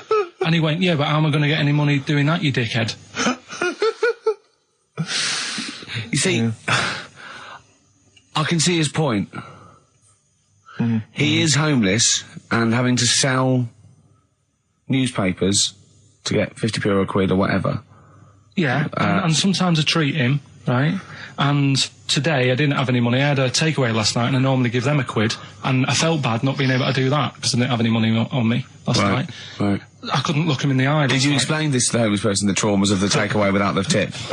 Did you explain that, you know, you've had it hard as well? I go, look, you don't I had food delivered to my warm flat. Yeah, it was a nightmare. You don't know what that's like. You don't know what the trauma is because you can't have food delivered to your flat because you haven't got one. So please don't look at me like that. You should have said. But most people ignore him. At least I gave him a bit of acknowledgement and sort of... took the mick. Yeah. I didn't think I was just being friendly. No, I know. You gotta be careful with the homeless, because this is true, and you know when the clocks went back recently, so you got an extra hour in bed? Yeah. And, I was at Cash Point with a friend of mine, and there was a homeless person sat by the Cash Point, and, you know, we would get some money out, and she said, spare some change, and my friend thought, he's a bit awkward, he's just trying to make conversation with her, he went, clocks go back? Extra hour in bed? Oh no. I gave her £2. I felt so bad. He didn't do it intentionally. He didn't realise what he'd said. Just making conversation. Bumbling. It's tricky making conversation with the homeless because there's so many areas you've got to avoid. You know, what was on the telly. Yeah. You know. Although I get recognised by homeless people and think, are they? I don't know where. But you've got to remember that's very much your demographic, Rick. Yeah. You know, people who watch TV through the window of Dixon's. In Dixon's. Yeah, there was a Ricky Gervais is on. Yeah. Well, they can smell the alcohol on you. They think you're one of them. You're listening to the best of, basically, Karl Pilkington. Lloyd Cole. She's a girl and I'm a man. Good that, innit? On XFM, 104.9, Ricky Gervais, Steve Merchant, Karl Pilkington. As ever, Rick, there's always someone who steps in to defend Karl. Okay, what is the defence? What is the defence? Here's an email from Scott Coomer. He says, Karl is actually right. I've got an A-level in statistics and probability. It doesn't matter how long they have and how many monkeys you have. You cannot guarantee they would type the complete works of Shakespeare. Infinity makes it probable they would get it right, but not definite. Yeah. Well, yeah. Yeah. That's what I was saying. No, you weren't saying, Karl. You don't understand it. Infinity sort of sorts it out. But if they do anything, they'll nearly do everything, won't they? No, I mean, they'll give it a good shot. No, that's not the point. But the I'd point be is surprised if they did one page right. Right, listen. It's not to do with consciousness. It's not to do with them aiming. They are just bashing away at the keyboard. It's like they're used to show that there isn't consciousness. They chose the chimpanzee because it can type, presumably, hit the keyboard. It's because they hadn't come across you at the time. Yeah. It's to take out thought out of it. It's to take out reason and trying, right? It's just random. They're saying that if you typed enough things, if the computer was left typing everything, if you left it for an infinite amount of time, and they chose Shakespeare because there is meaning behind it, and it's difficult to get it exactly right, to show you that Infinity would come up with it's not just Shakespeare, it's every novel. It's everything. Fairly eloquent there from Gervais. A quick riposte, please, from Karl Pilkington. No, I'm just saying, what I don't understand, if it hasn't read it, then how does it know where it's going? Listen, right, okay, listen, right, I can't... Can I just explain to people, right? Some people have said, oh, why are you cruel to Karl? He drives me mental with things like that. What do you mean, wow? Can I just... Well, let me just... You just take a breather for How do I do your editing? He keeps coming in the week. You know that I work here properly, in the week, don't I? Yeah, I've got a proper job, Yeah. Should be 9 to 5, but I normally get in at about 8 o'clock and work. A lot of people getting 8 o'clock. Working hard, trying to do my job. 3 times this week, I've been rushing around. I walked past my little studio. He's sat in there, all right? Now, because I've got this sort of job, I can get away with it. I said to him, if I was a doctor... would he keep coming to me practice? If you were a doctor, there'd be severe problems with the NHS. Imagine that. The standards would have lowered so much if you can arrive at the hospital, you're a doctor. We'll pop in, I'll go to lunch, don't we? We have a little lunch break, don't we? I go, come on, let's go now. He goes, I'm busy. I go, come on, let's go now. He's going, oh, you're doing me head in. Well, when I was talking about the monkey conundrum with Karl, he said to me, right, if I had a day off work, and I was, say, watching the TV, and with one hand I was typing a typewriter, would I type Shakespeare? I mean... Yeah, but you see, there's certain things. We were talking a little bit about this stuff the other week, weren't we, when we said, you were going on about Einstein, and I said he's not that good. You know, E equals MC squared, you know, it sounds good, but I've never used it and that. Right? I've never used it! You haven't used 2 and 2 equals 4, Karl! The fella with an apple fell on his head. You know, it could have been anyone sat under that tree. Do you know what I mean? It's just annoying. Lucky. And it just happened to be a genius. Newton gets all the credit for his laws of the universe. Well, other people were working whilst he was having a lunch break under the tree. So in a way, it's like he didn't deserve to have that success story. Again, forget the apple and the tree and whether he was sitting down having a lunch break. It's totally irrelevant. Yeah, but what I'm saying is there's certain things that will just happen. You know, it's like, I think we were talking, when we were out eating the other week, we were talking about Noel Gallagher. Well, this is the reason the monkey discussion came up, right? Noel Gallagher... I don't know what to say. I don't know what to say. Rick, I don't want to misquote Noel. I'll be like Herbert Lom in Clouseau. I'm going to get a twitch whenever he opens his mouth. I don't know where to start with some of his statements. Well, as I say, this discussion began because we were talking about a quote that Noel Gallagher supposedly gave. Now, I don't want to misquote Gallagher, but the gist of it was that he said, had I... written Wonderwall or whatever, instead of the Beatles writing Strawberry Fields or whatever, I'd be the one that was considered the great songwriter and it wouldn't be the Beatles. You know, it's just the fact that they came first that meant that they get all the credit as being the greatest band. I don't know where to start with that statement either. I mean, that's Gallagher's thing and he's, you know, well, whatever. We know what we think of that. What was your point, Karl? You agreed with him, didn't you? Yeah, I reckon, right? Do you know we've talked about putting a baby in a room before and it'll know what colour it is and stuff? If you got a room that's painted red, right, but forget that, because that's going to confuse Hear him out. Listen to me. Say if they did some new TV show, right, like, what's that film with Jim Carrey in, where The Truman Show. The Truman Show, right? So they make up a little room, and some woman has some kids, and you say, right, let's put the kids in this room, and they don't know what's going on outside. They don't know anything about, like, EastEnders and that. It's like their little world, right? They don't know anything that's gone on. How could a child survive without EastEnders? Right, listen. So, he's sat in the room, right? And then, when they're all asleep... Right, wait for this bit. Someone Have you heard this bit? Wait for this bit. They're all in a room. Yeah. They're asleep. Yeah. Someone pops in, puts a guitar next to the bed. Right? Nips off out again. They wake up in the morning... And one of them goes, what's this? They don't even know it's a guitar because they've never seen one, right? They're talking English, though. Yeah. We just left guitar out of the vocabulary. Right, so... There's plenty more to come. So, one of them will pick it up, and they'll go, I don't know what it is, and they'll start strumming, they'll go, that sounds good, doesn't it? Give them a few weeks, they could come up with Hey Jude. Whereas, typing Shakespeare... A monkey that can't even spell. I see that. Listen, can't answer it. I might come with you, Rick, if that's all right. We've got to sort out that Christmas special as well. Yeah, no, sure. All right, I'll see that. I'm shooting off then as well. In the week, I called Karl up. I said, how are you, mate? You went, not too bad. Now, as you know, his girlfriend's been away for ages, hasn't she? Covering the World Cup, the African Nations Cup. She's a sports journalist. Well, yeah. All right, okay. I love the fact you're thinking, what does that mean? Like, well, she's not much of a journalist, Rick, to be honest. I've read some of her stuff. No, but she's not on air. She does stuff, you know. Yeah. Behind the scenes. Yeah. Sure. A lot of journalists do. You always want to make clear that you're not going out with Kate Adie. That's what you want to make clear, isn't it? Yeah. Now, so she'd seen none of the meteoric rise of Karl as a broadcaster. She's been away for the whole time a since you've sort of become a wit. Yeah. A cult figure, to be honest. And he hadn't told her this, so, apparently he went home and she was sitting there, looking a bit grumpy, went, alright, so yeah. She went, should we go out then? She went, I'm not sure I want to go out with an idiot. Right? Oh no! Yeah. And she went, Loch Ness Monster. Why don't you just think, of course the Loch Ness Monster lives in Loch Ness. And she was giving a bit of a hard time. And she went, that's why I didn't tell her. I didn't tell her really. Same thing happened when I was at school and I had to play drums in Little Donkey. I didn't tell my parents, right? But my dad turned up anyway. And what happened? He, How old were you, Karl?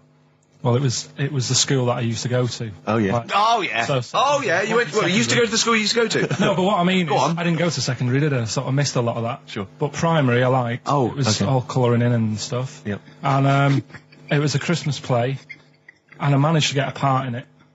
And, did you audition? No. Got a part in it, and I should have been playing the drums to, the one about Kings. We Three Kings. Yeah. I was meant to be doing that. But Little Donkey came on, and it was one of those. What do you mean came on? That was like next up on the next song. Right. And it's one of them songs that you can't help sort of tapping along to. Yeah. Do you know like if I was to go yeah, you'd have to finish it with. Yeah. Do you know that they actually send that into space? Do they? And what, hoping that aliens will respond with that? Yeah. They do that because apparently it is one of them things that you can't help. What, even if you're an alien life form? Yeah. They know that, do they? Yeah. But anyway. What, because they watch Star Trek or something? Hello. Knock, knock. Yeah. No, seriously. Is it true, like, if you send out knock, knock into space, they have to say, Oggy, oggy. Oh, that is great. Seriously. Oh, hold on, what's something out there? Was a little green fellow? That is great. Yeah, so anyway, that is Little Donkey is like one of them tunes that you can't, and I was there and I had the drumstick and I thought, oh god. The drumstick! I could feel myself, and anyway. Just wanted to do it, yeah. I started going along and playing Little Donkey, which I wasn't meant to do, but it went down such a storm. What, were there people like parents and that dozing off, and then suddenly they heard your version of Little Donkey, and they thought, wait a minute, now it's really picking up. What do you mean? I'm glad we paid £1.50 for this. What do you mean it went down such a storm? I'm going, hold on, was it like when people have Ringo... lighters in the air. You know, like when Ringo joined the Beatles, now going, boo, Pete Best, but he went... Yeah, they went, whoa! Oh, God. No, but the teacher just said, oh, it went down really well, you can do that again tonight. Right. When you're in it again. But anyway, so my dad was there, and you hadn't told him about this performance, so he just turned up off his own back? I never took the letters home and stuff to show my mum and dad, because it just put me off. So, anyway, he turned up, don't know why, he must have heard from someone else's dad. Yeah. He turned up, and, he swore about me, which... Did he? I don't... Could you use a word that's allowed to be said? The word? Of course it is. Right. If you got a kid in the car or anything, you can turn it down now. Yeah. Right? But he said, there was a guy stood next to him with a camera, big video camera filming it. And he said, yeah, film it, but try and avoid getting the twat in the hat in the shot. Because I had one of those porters, you know, the little round pork pie hats on. Right. This is so sad. What, was this a nativity play? It was about Jesus and stuff. Yeah, well, there was a porter there helping him with his bags. Of course there was, I forgot. I mean, Mary and Joseph, they got there. Yeah, because it was the hope, you know, because the inn was full. Yes. But I think the porter doubled up with the inn and the stable. Right, that was nice. So he carry bags over, yeah. Yeah, no, so yeah. You're right, though. I don't know why I was wearing one of them. But I was. And your father said that? And how did you know your father said that? Did you hear it? About it later. Oh, he told you about it later? Yeah, I was talking about stuff I'd done at school, and he said, oh, God, remember that, and I spoke to him the other day about it. Right. And, oh, God. So that was the end of your sort of drumming career, really? Because it could have been, I mean, you know, the audience loved it the night before. Yeah. You could have, like, been, who knows, a whole new world for you. Yeah. Have you done any stuff? I've never drummed. I wish I had, man. That's a movie story, but... Is that, and that's why you don't tell, your mum and dad don't know you on the radio, do they? I think when they were down the other weekend, they had to come in here, I just said, I'll just go in and press the buttons. Because they could listen on Sky Digital, couldn't they? They could do. But you wouldn't want that, would you? I don't want that. No. Play a record, and I want to talk to you again a little bit about this later. Yep. This is the Best Of Show on XFM 104.9. I'm Ricky Gervais, with me Stephen Merchant. Yes. I hope you're enjoying the Best Of. Bit of David Bowie. When's that ever hurt anyone, Steve? Never. Lady Stardust off Ziggy Stardust and the Spiders from Mars on XFM 104.9. I'm Ricky Gervais, Steve Merchant. Karl Pilkington is in the middle of educating me. Educate me. Did I tell you the time when the doctor said I was going to die? All right, keep talking. Right, ages ago, must have been about 15, right? And at lunchtime there was this. We used to have a choice of stuff to do at lunchtime, right? We used to have like a burger place that had an arcade machine in it, right? So we used to go there and play on that and have a burger. Or there was this baker's, right, that my mum worked at, and did great cakes and stuff, right? So she used to like bring some home and that, but she couldn't always bring them home every night because, you know, they'd cost money, and she used to get them for free. And they used to say they'd rather chuck them away than give them to the staff because there's a chance that the cream might be off. Right. Right, so they used to chuck them round the back. So I used to go around the back with my mate and eat a load. Brilliant. Eating out of bins. No, it wasn't out of bins. They were still in trays, but they just stacked them up near the bins, right? So this got out. I mean, it used to be chocker. Once the school found out, everybody used to go there, and it'd be like, well, have a cake. The headmaster crawling through, fighting the kids off. Right, so I'd have, you just eat, I don't know, 6 jam donuts or something, and then you'd spend your dinner money on the arcade machine. Brilliant. Right? So it was a good afternoon, really, right? So you'd do that, and this one day I must have had 6 or 7 jam donuts, a few Congress tarts. What's the Congress tart? I love them. It's me. I can't get them in London, right? So I'd have some of them. And if anyone can get a Congress tart for Karl in London, please let him know. So anyway, this day, that was just a normal day. Do you know what I mean? You'd twice a week, you'd have a load of cake. In your life, yeah. Yeah, so normal anyway, day in your life. Were the frog boys there with the webbed hands and the big heads? And the horse in the settee? Yeah. But the day after one of these days, I had really bad cramp in my belly. Right? Okay. I was like in agony, could hardly walk. So I said to my mum, you could hardly stagger to the free cakes. So I was in absolute agony. I said, I don't like doctors, but you'll have to get a doctor in because I don't know what it is. I can't walk. She gets the doctor round. I won't say his name, but he said, well, doesn't look like he's got long left. Blimey. So I was a bit like, hang on a minute, I've only had a few cream donuts. Yeah. My mum was panicking. Sure. He went. My dad came in from work. She said, something's really bad with Karl. I think it's serious. The doctor said he ain't got long left. So he said, what? He said that and just left. So she said, yeah. He said, I'll have to call him then. So he called him up, said, what's all this about? Karl hasn't got long left. How long's he got? So he goes, I was only messing. He's just had some bad cream. Can you believe that? Well, the thing is, I like the fact your mum didn't ask any questions. I know. She didn't but go she into doesn't. detail. Can you explain more, doctor? No, I got a shoe off. But she doesn't. She doesn't like talking. I don't want to diss you or your family, but I imagine if I was there, I'd have known the doctor was joking. Yeah. That's all I'm saying. I mean, I sound very arrogant there, but I imagine he went, what's he been doing? I had about 6 cream cones. Oh, right. Oh, wow. He hasn't got long to live then. I'll see you later. Yeah. That's what I think the doctor did. Yeah. I just like the idea your mum just let him go. Yeah. Terrified, thinking, well, I'm not going to probe him. He's that's it then. Dad comes in. Hi, honey, I'm home. Anything happened? The doctor said Karl's going to die and then left. Did he? I'll call him. But anyway, that's why these sort of things fascinate me. Rockbusters. Yes. I don't want you to have monkey news right now because we've just had a little story there. Sure. You don't want to, don't want to go too far. Yeah, go on. So we'll get Rockbusters out of the way. Have we got a winner? Come on then. See, it worries me that we've had very few entries. I think that even your mental fans aren't getting these, which is really worrying. They must be terrible clues this week. All right, well... has anyone got them right, Steve? I think there's just one guy, who I suspect has won in the past. Well, so what? Right, the first one. If you go out of France by boat, you might as well buy your fags when you're on that, because you'll get them a lot cheaper. Brilliant. Right? Yeah. BF. Yeah. Buy it ferry. Right? That's like... What? Buy on ferry. What? Buy on What's Buy on ferry? What's that? Is that a band? What is it? I don't know what it is. Brian Ferry. Brian Ferry? What's that got to do with buying on a ferry, though? Just because he's quite close to it. Buy on ferry. What?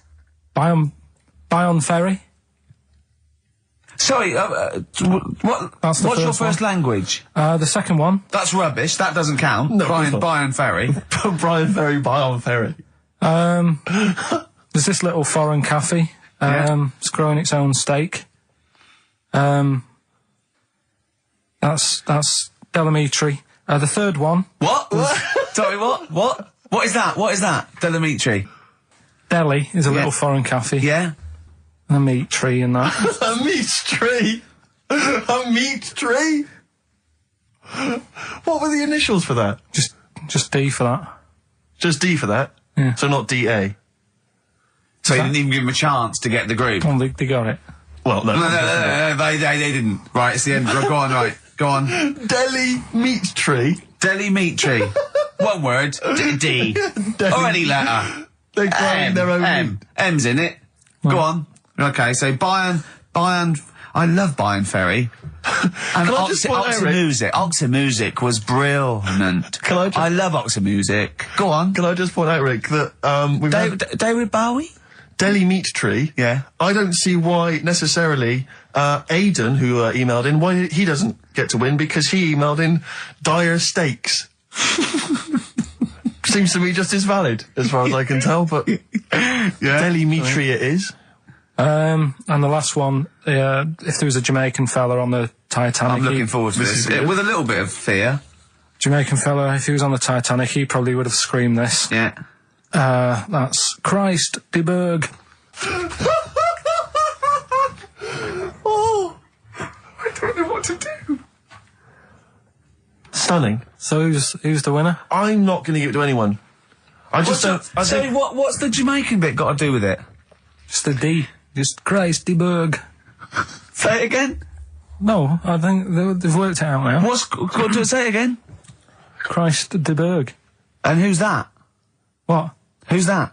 Who's what? Who's Christ de Berg? Chris de Berg.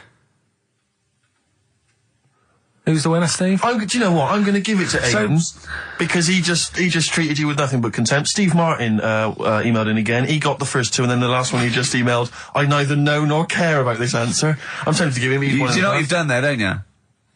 Go on. You've put the nail in the coffin of Rockbusters. I warned you for 3 weeks, and you sort of bucked your ideas up for a little while. But Christ de Berg... Those are the worst you've ever done. The worst... Delamitri. So, and... Didn't it just put D, and then Bayern Ferry. Bayern Ferry. Bayern Ferry. So, is that it then? Aren't we doing it Play anymore? record. Aren't we doing it anymore? I'm ashamed. You're an idiot. Are we doing it anymore? I'm just going to keep saying you're an idiot. Play a record. Carl, Have you learnt nothing from Dr. Fox? Yeah. That's not a Sony out the window. Aren't we doing it anymore? What, you need to start working on it now, because they're so good. You need to start working now for next Saturday. Aren't we doing it anymore? Just, I don't know. Aren't we doing it? Me and Carl went out, right? With me and Jane, Carl and Johnny and Gigi, wasn't it? Gigi, Is it important to win? No. Okay. But we're walking down the street. Carl was there, though, and he can back me up on this. We had a curry. We were walking back, and this little funny homeless fella, didn't he? Mm. He, I got to tell it before I go, didn't he? Yes. He came up to me, right? And he recognised it. And he came up to me and he went, he said, I've just nicked 5 of your DVDs from HMV. And he shook my hand. He was so happy with it. And I went, right, excellent. He went, all I do is I just swing the bag over the top. Like that when I'm going out, and he had a bag full of DVDs, didn't he? And he was so pleased to tell me that he'd stolen. That great. He said they're going like hotcakes. Yeah, he said they're going up, of course they are. Yeah, you're nicking them. I know. We get paid for them, though, don't we? So not the stolen ones? Don't we? No. What do you mean? Did you sign them for him? I know you would, you idiot. What? So he just nicked 5. Yeah. Well, Yeah. Did you say he was homeless? Was he? Well, he don't know. Maybe. No. Surely, how would he have seen the show? He'd just walked past Curry's one morning. Dixon's. Yeah. Yeah, that's any idea. Seen a trailer for it. I thought, interesting. I don't know if he was homeless. I didn't go into his home life. He shook his hand though, and but he made Carl look smart. Do you know what I mean? So how does he sell them? Where does he sell them? Does he go to people and go, do you want an Office DVD? They're not nicked. Yeah. £4. Yeah, exactly. I think he stole a new. No. They've still got the tags on them. What?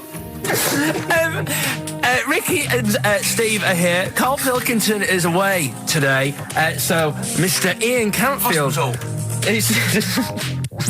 Stop it! This is my signing off link. Right, look, I'm running into your show now and it's your fault. Mr. Ian Cantfield's with Ricky and Steve today. Jimmy Carr's on X-List duty tomorrow. If you didn't get a request in, I'll see you 10 o'clock next Saturday. Merry Christmas. XFM. Comfort and Sound by Feeder on XFM 104.9. I'm Ricky Gervais. With me, Stephen Merchant. Hello there. But no Karl Pilkington. No Karl. He's in Lanzarote. But we have got a very, very special stand-in. It's Camfield. Say hello. I'm so excited to be here. It's been, the things I've learned in the last 10 minutes before we've even gone on air. Like, you don't have a theme tune. I don't have a theme tune. I don't wear headphones. Exactly. Ian wears headphones with a preamp. He's got 3 midgets just brought in his back line. Right? They're called Dog, Mongo and Blitzkrieg. Look, Blitzkrieg is up there, like, eating a banana. Yeah. He is the king of rock, the new king of rock. Well, the prince, he's the prince of rock. Obviously, Vance is the king of rock. But we'll be doing that, we're working out who. Over this, and by the way, Camfield, I don't want the Ian Camfield that does XFM and going, and there's fast approaching 1:23, here's Ash. I want the Camfield that goes, I snorted ants with Lemmy. Okay? So, we want the real Camfield.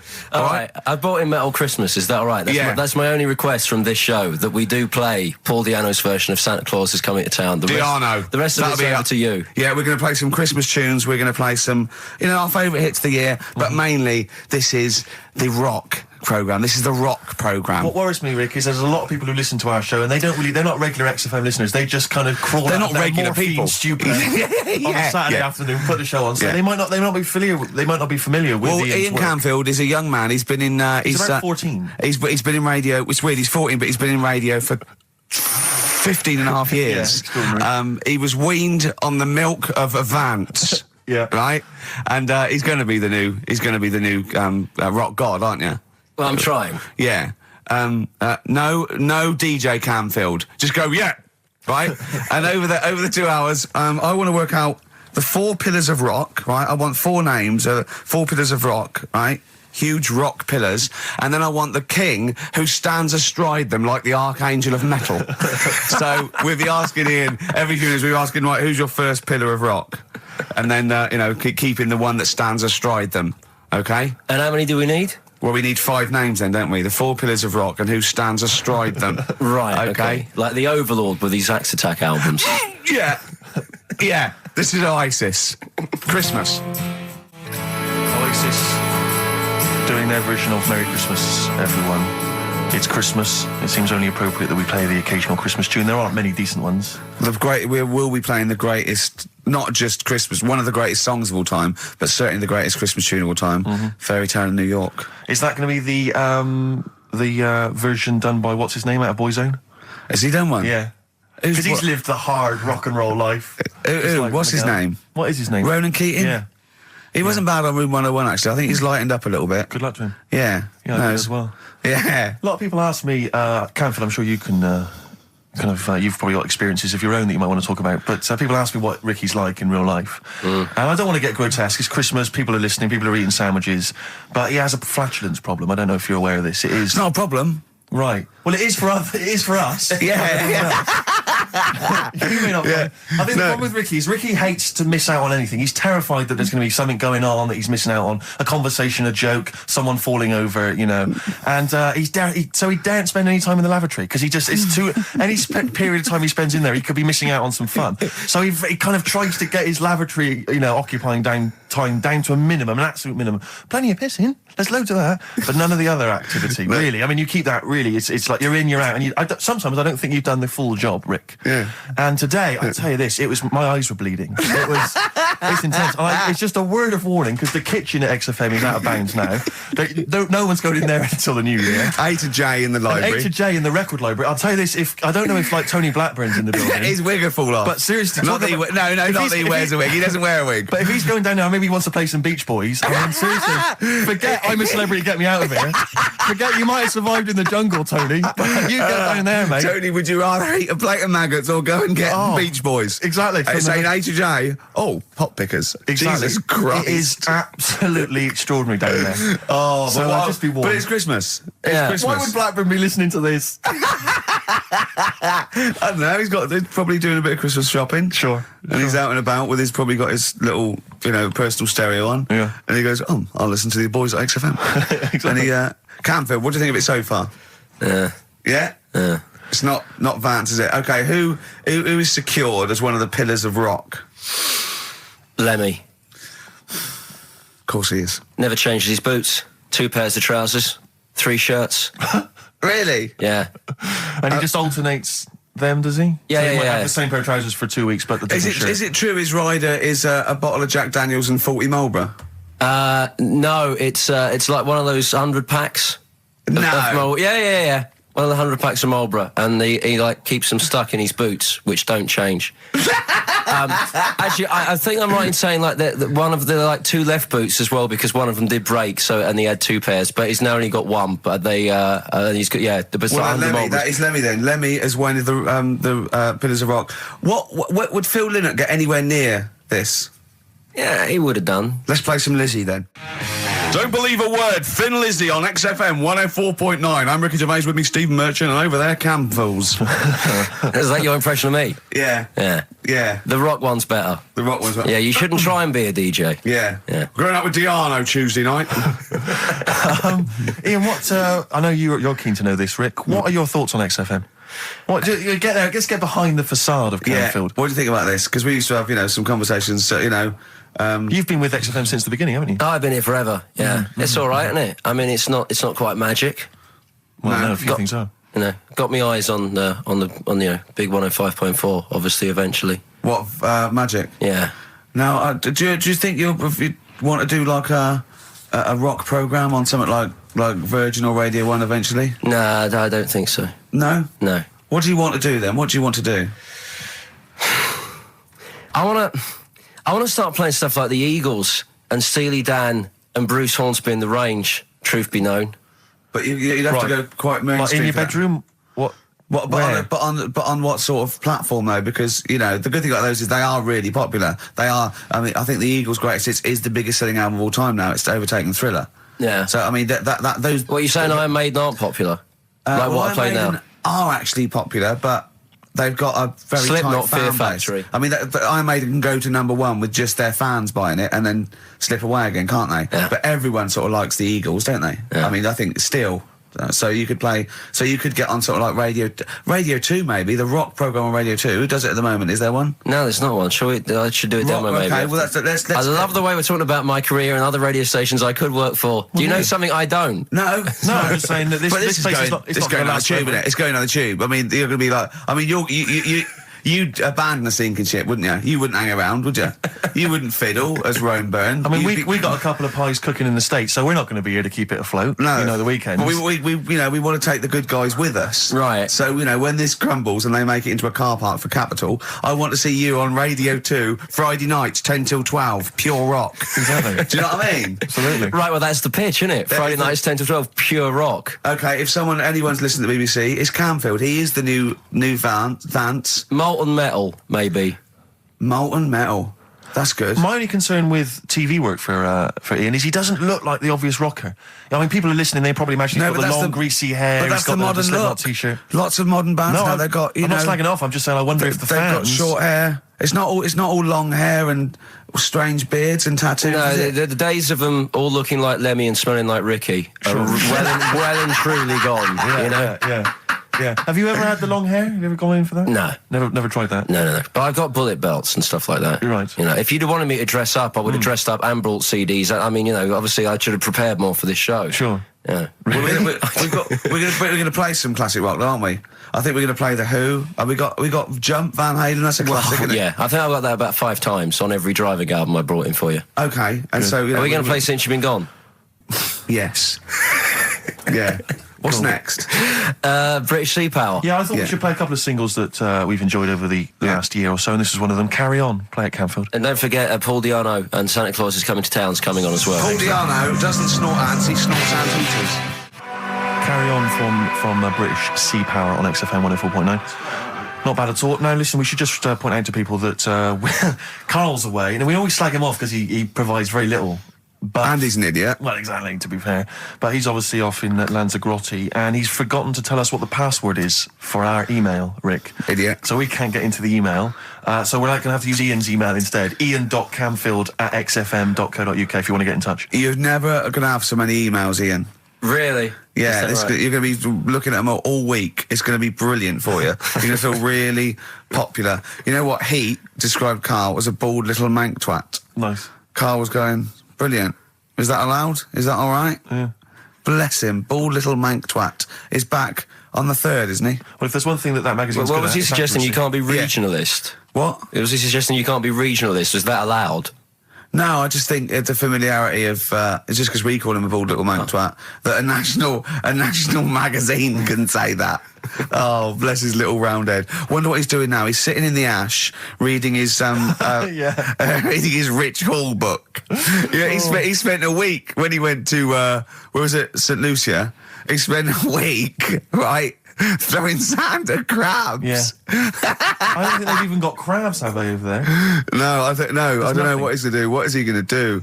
Suzanne, what is she going to do? He's going to be whinging. But it's sort of like, Karl must be like, you must like sit him in front of a video while you go and make the dinner or something. Yeah. It must be a nightmare taking a pet. Has she got a little harness for him? To be fair though, Rick, I mean, I can't imagine you're much better on holiday. I've always wondered what that must be like. Because you always need an audience. You've always got to have someone around that you can perform for, drop your trousers for. Annoy, just generally sing and dance about. And Jane's seen it all. She's bored of you.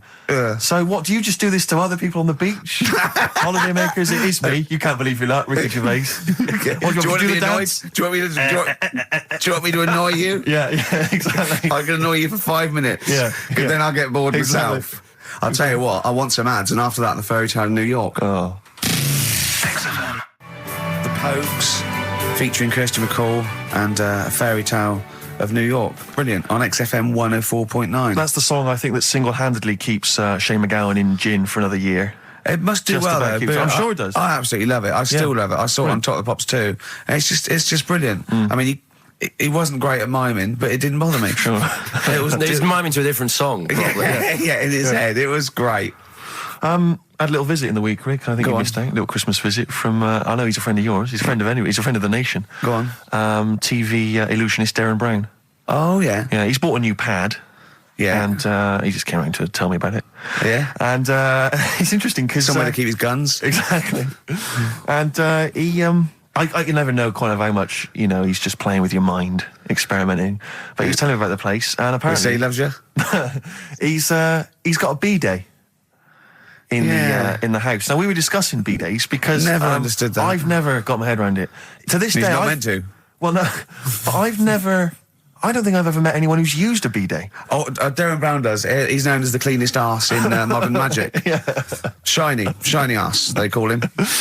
But we were chatting about it, I don't really know, to be truthful, I don't really know how you use them. I don't know. Well, I assume you just sort of go over it and let... But do you face the wall with your knees on the tiles, or do you face away from the wall? No, it's sort of like you just... And no. it's got the little Do you nozzle. sit on it, or do you sort of hover above it? Do you hover above it and just splash things onto them? No, it's a little jet, isn't it? It does it for you, doesn't it? But is there a jet? This is what I'm wondering. Is there a jet of water that goes up the crap? It's like a drinking fountain That's you used to what have I'm in school. thinking, yeah. Which I remember Mr. Mellows used to embarrass himself every time. I go, no, he's the middle flag of Mr. Mellows. Yeah. It's not a B-day. We're not at your French, cottage again. Yeah. I don't. B-day sounds French. I'm assuming it's French. After, they're probably so embarrassed about just sort of like squatting over a hole. Yeah. They go, well, at least we can clean it. Have they? Because I haven't been to France for years, but are they still persevering with the public toilets, which is just a hole in the ground? I mean, I think they have Has a single Frenchman travelled anywhere else in the world and seen that now? This is uncomfortable. I know, my trousers go down to Delhi, and I think there's proper decent porcelain. I know. I can't believe it. I think they have got the flush ones now, mainly for the tourists. Sure, yeah. I've never really understood that. But it's not, you don't go in, it's not like, because they're literally crapping into an open sewer, aren't they? That's the French approach to the public lavatory. Do they have the bidet next to the hole? No, the toilet is a toilet, isn't it? Right. But it's just like, it's sort of like it's like going in the bottom of a shower with a big hole at the bottom. But I don't know. And do you use, I mean, again, not wishing to get graphic, but do you use the bidet instead of the toilet paper? Is it used in conjunction with, or instead of? Do you know what? I've honestly never used a bidet. Because it's not really a working class thing, is it? The bidet. No, but well, it sort of came in with sort of like purpose-built houses, didn't it? They sort of like shot up all over the. No pun intended. All over the sort of 70s. You know what I mean? It was like in salmon pink. There was toilet, sink, and bidet. Yeah, we won't be using the bidet. Exactly. Fill it with ice. Put some beer in that. Yeah, because none of my friends washes their arse. There are people who refuse to touch their, the hole with the hands, and they only use a bidet. So if they're at a party and there's no bidet, well, Carl doesn't like feeding his bollocks for cancer because he says he doesn't like the texture of them. Sure. Well, so I mean, so he'd probably love a bidet if he didn't have to go. Are there kind of upper-class women who just waddle into the dining room in sophisticated trousers around their ankles going, where's the bidet? It's filthy. Where's the bidet? I don't know. We use the paper. The what? I think the fish was off. I'm going berserk up there. Get me a bidet. Yeah, one of you lie on the floor. Or I am climbing into the sink and turning the tap upside down. It's the only way I can do it. Yeah. Bidet. Thoughts on bidets? Have you ever used one? Well, no, you told me all this, but you still haven't got to the bottom of how you use them. No, I don't know. I don't know how to use it. Do they come, you need to ask their own brand, does it come with like instructions, like a flat pack? I think you're supposed to know. I think you're supposed to, if you've bought a bidet, the assumption is you know how to use it. Imagine someone installing it and going, there you go, it's a bidet. You go, could you show me how to use it? Well, you like this? Well, no, go to the toilet first. Do the whole thing. Otherwise I won't know in context. I'll just sit here in the corner, that's fine. Okay. Do you read a magazine when you're normally going? Well, I might do, but I mean, I don't really want to do it with you here, but how will I know? Exactly. I need to know how you transport yourself from the lavatory to the bidet. Do you remember when we were trying to offer Carl money to have a shower with Johnny? Yeah. just some of the highlights of the year. That's a weird thing to do. Yeah. We nearly had him there, and then he didn't want us to watch. Yeah. We said, well, how will we know that you've done it or not? Yeah. He went, you are definitely bent. That's his conclusion. What we got lined up? Well, hang on, let's just say, if anyone's got any idea sort of how to use a bidet... Any idea for anything to talk about on this show? Well, that doesn't involve crapping or farting. We've done that. We haven't done Little Chinese Fellas or the Gays yet. That's still to come in the second hour. Ian.Camfield@xfm.co.uk if you've got any thoughts on bidets or just, lavatories generally. Richard Ashcroft on XFM, Check the Meaning. I think it was out this year and we enjoyed it. So I certainly had a thought then that, someone like Richard Ashcroft, who's really cool. I mean, I think one of our greatest rock and rollers, really. He writes great tunes, does great albums.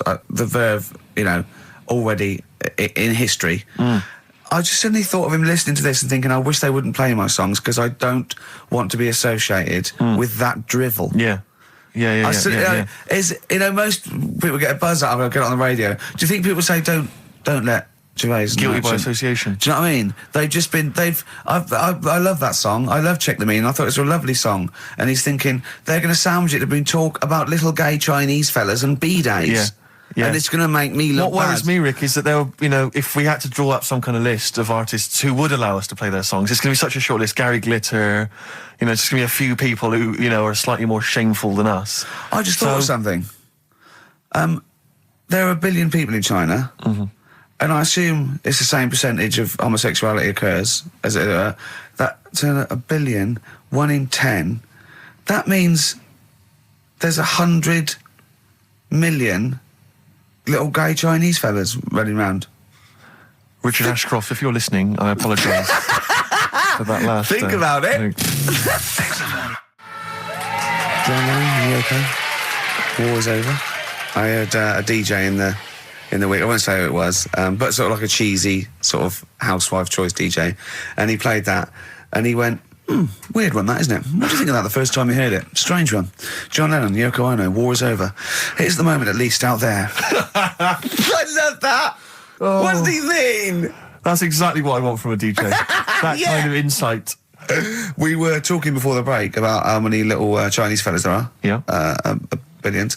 An awful lot of them. Brilliant, good. More the merrier. Are you familiar, Rick, with the scary fact, I don't know, Camford, if you're aware of this, and it's chilling.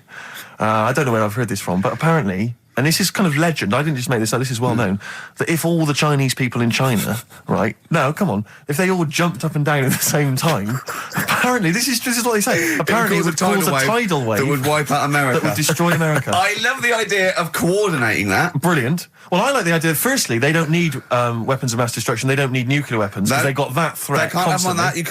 You can't count a tidal wave as a weapon of mass destruction. Or jumping. Tony Blair could send in sort of people, UN people going, look out for anyone jumping. Exactly. Because all they need is an immense sort of skipping rope. Oh yeah, once a little fella in Japan holding one end, exactly. little fella in Russia holding the other. Exactly, yeah. And they go, on your marks, you'd have a lot of coordination over that one little... Maybe like someone like Mr. Motivator, kind of coordinating it all from the top of the wall, sort of looking down. The Chinese equivalent. Yeah.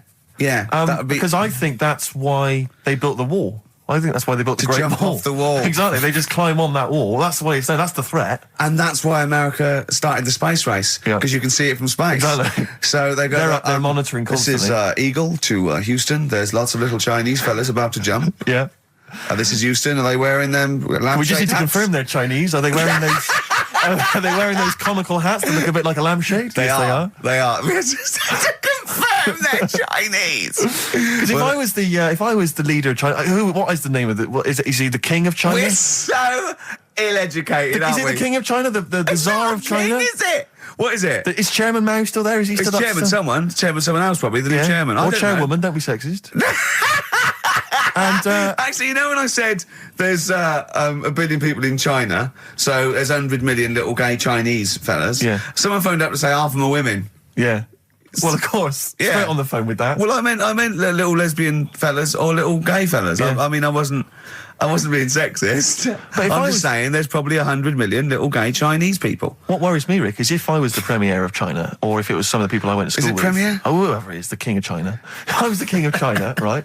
Isn't he the king of China and king and I? Or is that he's somewhere else, isn't he? That's Siam, isn't it? I don't know. Is that not in China? Where's Siam, then? We're not. It's Ceylon now, isn't it? I don't know. Or was that? Oh my God! Someone educated listening must be tearing their hair out, listening to three buffoons in a room. If I was the king of China, let's assume it's the king of China. Okay, yeah, you'd be tall. But when sometimes you've had a few drinks, whatever, I mean, I'm sure you've done that thing where you order a pizza for someone, a mate or whatever, or send a taxi around to their house, something like that. Yeah. What I do is I just phone up George W. Bush and go, seriously, mate, you better send some stuff over, money and that, and videos, because seriously, they're all outside now. 1, 2... Yeah. And you can freak them out. Send us some knives and forks, because I am fed up with these sticks. Yeah. It's ridiculous. I don't know why we're still sticking with them. I can't pick up the tiniest little bit of chicken. It's crazy. It's rubbish. Send us some cutlery. I'm having a nightmare eating yogurt. Oh dear. This is 104.9 Racist FM. Absolutely. Jonah Louis. Should we apologise for that? Not at all, no. That's right, Stand by it, That was his follow-up to You'll Always Find Me in the Kitchen at Parties. Yeah. One of my favourite lyrics. She was into French cuisine, but I ain't no cordon bleu. Brilliant. Yeah, looking forward to playing that in the new year. What happened to B.A. Robertson? Don't He know. knocked it off. I was standing in the corner and the ball came across. What was the other one he did? I don't know. We're not as old as you. Oh, no. This is all gobbledygook to us. XFM 104.9. That's Jonah Louis. Yeah, you're not listening to classic gold. Amazingly. I've still got my own teeth. I think, Rick, I was the subject of a Christmas con in the week. What, you mean you bought something for £4, then saw it for £4, £3.90 as you walked home? That would make me livid. Because I've seen you really livid. I'm absolutely furious. When I bought my PlayStation, I saw I could get it for £5 cheaper down the road. I was absolutely And fuming. you'd already walked to about 19 places, Oh, God, I remember. yeah. I actually left you after about an hour. Yeah. No, I do. I'm furious because I got to get a bargain. I hate the feeling that I'm being ripped off. Yeah. And I'll tell you this, I'm loving online shopping. Oh, the savings I'm making, Rick. Really? It's crazy. Really? Getting 15, 20 quid off some things. Is it really? Oh, amazing. But these things, I might point out, are like Jaguars and, Mitsubishi cars. Exactly. Yeah, but it's worth shopping round. No, this was not so much a con. It was a con, but it wasn't so much one of those, just a missed bargain. Yeah. Doorbell rings, answer it. It's a couple of girls. They must have been 13 or 14, maybe. Now, I've always had a problem with teenagers. I'm intimidated by teenagers. In case they call you a dork or something. Well, I mean, I told you before, I was walking down the street once, and there's two guys coming towards me. I mean, real losers. Do you know what I mean? Glasses, the spots, greasy hair. Do you know, really pathetic. And I was sniggering to myself. I was thinking, look at those losers. And as I passed them, I heard one of them look at me and say to his mate, look at that geek. I was furious. I was thinking, I'm allowed to call you a nerdlinger, but gee, I didn't expect it back. I was really furious and, like, upset. And so, as I say, these teenagers are at the door, and they were quite aggressive, quite aggressive girls. And they had a piece of A4 paper, and they went, we're doing a sponsored thing. Yeah. But I didn't quite catch what it was they were doing that was sponsored. I think they sort of fudged it. They went, we're doing a sponsor. Oh, yeah. And I went, right. And they went, do you want to sponsor us? Boy, they picked on the wrong person. I was a bit intimidated. I don't know why I said no.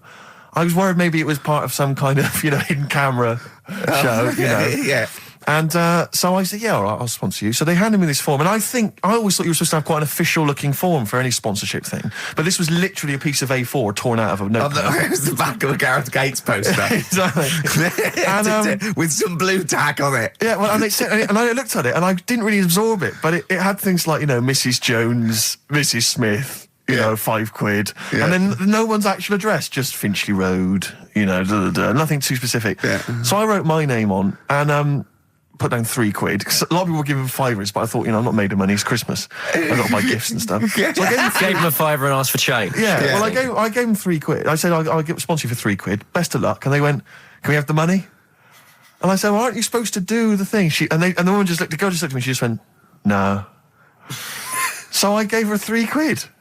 But what difference does it make? Well, I'm assuming, though, that it's not going to any charity. But it's no sponsored thing at all. But then I'm not being funny. The charity that it's not going to, you wouldn't have given to it anyway. It's true enough. So all that's happened is you're £3 down. But I'm £3 down. Yeah, but if it would have gone to charity, it'd be £3 down. The fact that it hasn't gone to charity doesn't matter because you wouldn't have given it to charity. Yeah, but if it had gone to charity, Rick, I'd have felt a little bit superior, a little bit smug. That would have kept me going for another 6 months. Whereas now it's just gone to a couple of weeks off the street, who are scamming people, possibly old people, Rick, and that's who I feel sorry for. They've not got a great deal of money. That's why I'm not worried about myself. I've got a bit of cash. What about the old people? Yeah. Although you are £3 down, which probably still hurts, doesn't it? It's still stinging. That's why I just like to tell you now, get off my chest. It's Merry an Christmas. Thing, yeah. Just be careful. If you're living up in North London, be careful. There's two girls that are going around. I expect, they might come to your door. But they might be wary. Be genuine. No, I don't think so. No. They were common. They were very common. Do you know what I mean? Was the giveaway things like, Santa Claus had given £10, Exactly. Tony Blair had given £1? Yeah, I know what you mean. Yeah, I think you were conned, mate. Yeah. Right. Won't Get Fooled Again by The Who. Ian, I'm going to ask your expert opinion. Is that not one of the greatest rock songs of all time? Yeah, if you'd have played the proper version of it. I know, but it's 6.5 minutes, and we usually do, but we just thought, it's Christmas, people want to... him and more Jonah Louis. Yeah, but we could have played like the full 8 minutes rather than making the show sound like strolling round your local Asda with the Christmas songs with a little bit more racism. That to me sounds like fighting talk. You want a rock challenge, Canfield. You can't handle the truth. I'm gonna rock this out the last 40 minutes. Can we put Keith Moon in the monolith? I was going to ask you. He's my favourite drummer of all time. Will you go along with that? Yeah, absolutely. So we got Lemmy and Keith Moon. Yeah. Are we making up a kind of super rock band here? We could do. That? We could make up a super rock band. That's far too passé. Let's call it the Monolith of Rock. It sounds more stupid. Okay, so we got Lemmy and Moon. Yeah. We need 3 more. So we need two more pillars of rock, and then one to stand astride it, like the metal angel of death. Now, Ian, you've hung out with some of the big rock names, haven't you? Yeah. No, I'm not going anywhere with this. I'm intrigued. Tell me some of the people you've hung out with. You've hung out with Maiden, have you? I've hung out with Maiden. I've been flying with Bruce Dickinson. Yeah. And have you? It only took us 3 attempts to land at Gatwick a few weeks ago. But I don't know much about you, Ian. Are you someone who lives the rock and roll excess lifestyle? Are you kind of drink and drugs? Is that your thing? I like to be kind of on the edge, having a look at what's going on inside. Right, I don't quite know what that means. Well, it's the way they talk, Steve. Right. Well, I mean, because some of those rockers, they're hard-living boys. Can you keep up with them? Do you up till 4 in? Oh, 4 in? Yeah. 4 in which morning? Hey, Daddy-o, man. Yeah. We're going out about 4 in. Yeah. Carl reckons the gays go out late. Yeah. His favourite song is The Killing of Georgie, right? And he went, yeah, but would it have happened if he'd have been, going out a bit earlier? Yeah, well, no, fair point. Yeah. Is that song time specific then? No, but he reckons he probably got because he was out late. Oh, right, okay. He said there's one that works here. Sometimes he doesn't go out till midnight. But, you know, I imagine you a little bit like that little boy in the film Almost Famous. When you're on tour with the rock legends, do you know what I mean? You're like, you know, the little kid there, maybe the doors are being closed in your face, are they, as they go berserk? Yeah, when I started, but now, you know, I insist I see you as one of theirs. Yeah, access all areas laminate, you know, I mean, I can enter venues now with a big bottle of Jack Daniels, I don't get stopped. Yeah. Really? But seriously, have you, without naming names, obviously, what excess have you seen? Have you witnessed anything? Or have people calmed down now? Are these rockers clean living now? Depends who you're talking about. Sure. Yeah. Is there anything going on like the days of Ozzy and Motley Crue? I haven't seen any red snappers like with Jimmy Page. Do you know that story? I can't talk about it. Then let's forget about that. Yeah. Oh, is it disgusting? Yeah, well, yeah. But is it worse than talking about B-Days and Ricky's farts? Kind of. Right, okay. Yeah. Right. Yeah, I know. You wouldn't want the instruction manual as to what happened with the red snapper, like you do with the B-Days. Sure. God. But don't, as I say, don't name names. Obviously, you know, there's a sort of client, you know, doctor confidentiality or whatever that you... Yeah, well, I saw... We know there's no one listening. Yeah. So it won't go further than this studio. I saw a member of a very big band play the Astoria recently, and they turned up at the Astoria about 15 minutes before they were going on stage, right? And someone said to them, "Is it good to be playing the Astoria?" To which he turned around and went, "Oh, right, are we in London?" Really? Oh, dear. And this person then... It wasn't Daniel O'Donnell, was it? I can only think of the Libertines. No, it's not a very big, huge band, is it? No. Bigger than that. Okay. Okay. What other rock and roll excess do you want? Oh, I was told once that if you stay up for 2 days, the best thing to do is eat some yogurt. This is just like we're going to having tips now. Sure. Yeah, you know. So if that's apparently the best thing at the end of the excess, you need some yogurt. So always keep some in the fridge. Yeah. And chopsticks are no good. Yeah, so don't, whatever you do, don't go on a bender in China, because otherwise you'll be screwed, right? No, there's no benders in China. Oh, there are. There's about 100 million. Yeah. Another tune that I enjoyed this year, Rick. I don't know what your thoughts are on it. I'm fascinated to find out. Loving it. Jay-Z and Farrell and Frontin. What do you think, Canfield? Darkness #1? Yeah, well, they cheated, didn't they? Because they did their signing at HMV yesterday, so they could get in like an hour of extra sales. Why is that cheating, though? Well, you know, I don't know. Well, I suppose Gary Jules could have turned up at Virgin down the road, couldn't he? And yeah, you know. Okay, well, then in that case, they're going. Deserves to be sort of #1 because at least it's potentially a sort of evergreen, sort of Slade type classic, and they are the biggest sort of band around at the moment. Canford, what are your thoughts? You love rock. What do you make of the Darkness? It's all right. Been around for a while now. Sure. You know, another year, maybe. But they're all the ingredients of everything you like, I imagine. They've got a bit of glam, they've got a bit of Queen, they've got a bit of AC/DC. It's all in there. You've got a bit of Bruce Forsyth. You know what I mean? It's funny. They're a good fun band, aren't they? Yeah, they're all right. They're essentially just too close to novelty. But then so was Slade, in a way. Slade have only got this credibility resurgence in retrospect. At the time, they were a pop band that essentially were for teenagers and thugs. I'm not sure Canfield's going to be championing Slade though up there in the same way that he champions the Maiden. But you got to appreciate what Holder's done, surely. Yeah, I appreciate what Holder's done, but they only became cool, didn't they, when Oasis covered them? I genuinely always liked Slade, and I've still got a soft spot for him. But the Darkness, we'll have to wait and see. At least the Darkness weren't as irresponsible for the kids of today, though, because the amount of spelling mistakes that Slade were responsible for at school in the 70s must be atrocious. Putting the Z's in. Rubbish. Ian, I'm going to have to ask you for our third pillar of rock before the ad break. Right, well, we need... who have we got? So we've got Lemmy and Moon. Right, okay. I think we need to put in... we need a guitarist in there. We should maybe put in Keith Richards. I'm a little bit worried about the health scare, because the kind of air pollution around any venue that this band might play, with, like, Lemmy and Keith Richards there, yeah, you know. See, I'm surprised at Keith Richards, because I would have thought it was heavy enough for you, but the Stones have done enough to get in the annals of rock. Yeah. Okay, let's play some ads. Quick question. Do you actually speak like this, Ian? What? This is your real voice. This is real voice, yeah. Yeah. It's amazing. Do your daytime sort of voice, the X-list voice. Say it's fast. It's just coming up to 2 on XFM 104.9. After the break, we've got Feeder. Say that. It's just coming up to 2 on XFM 104.9. These are the ads. XFM. Trouble with that song is... don't know about it. It could sound like he's saying something to do with Bell Ends. Well, yeah. What? Heaven forbid. What? You think he meant that? Did he? probably. No. That's The Darkness on XFM 104.9. Berlin. Yeah. What other rude words are there? Cock. Yeah, that is rude. Yeah. Especially at Christmas. Especially at Christmas, yeah. It's time for families. I know. Now listen, time for family.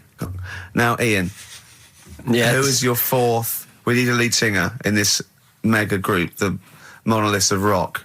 Who we got? Lemmy, Keith Richards. We've got Keith Richards on guitar. We've got Lemmy on bass. Yeah. We've got Keith Moon on skins. Right. Some terminology coming out there. Yeah. Who's doing the Vox? Who's given Golden Tonsils Award?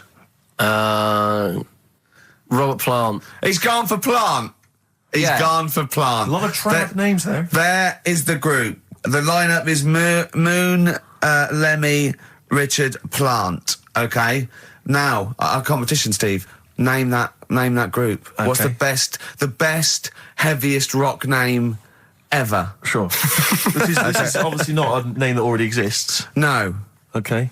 My mate of mine came up with, I think it was Brain Hammer, which I like. Velvet Nazi 666. Sure. So we want the heaviest, most mental piece of death metal, headbanging, bleeding out your brains rock. Axe Attack. Okay. Please welcome to the stage, Christ on a bike. Please welcome to the stage. Oh, look at you. That would be great. Yeah. That would freak out the metalers. Yeah. Cheeky. Yeah. Oh, now listen. They need a manager. They need someone who could introduce them. They need someone to stand astride them.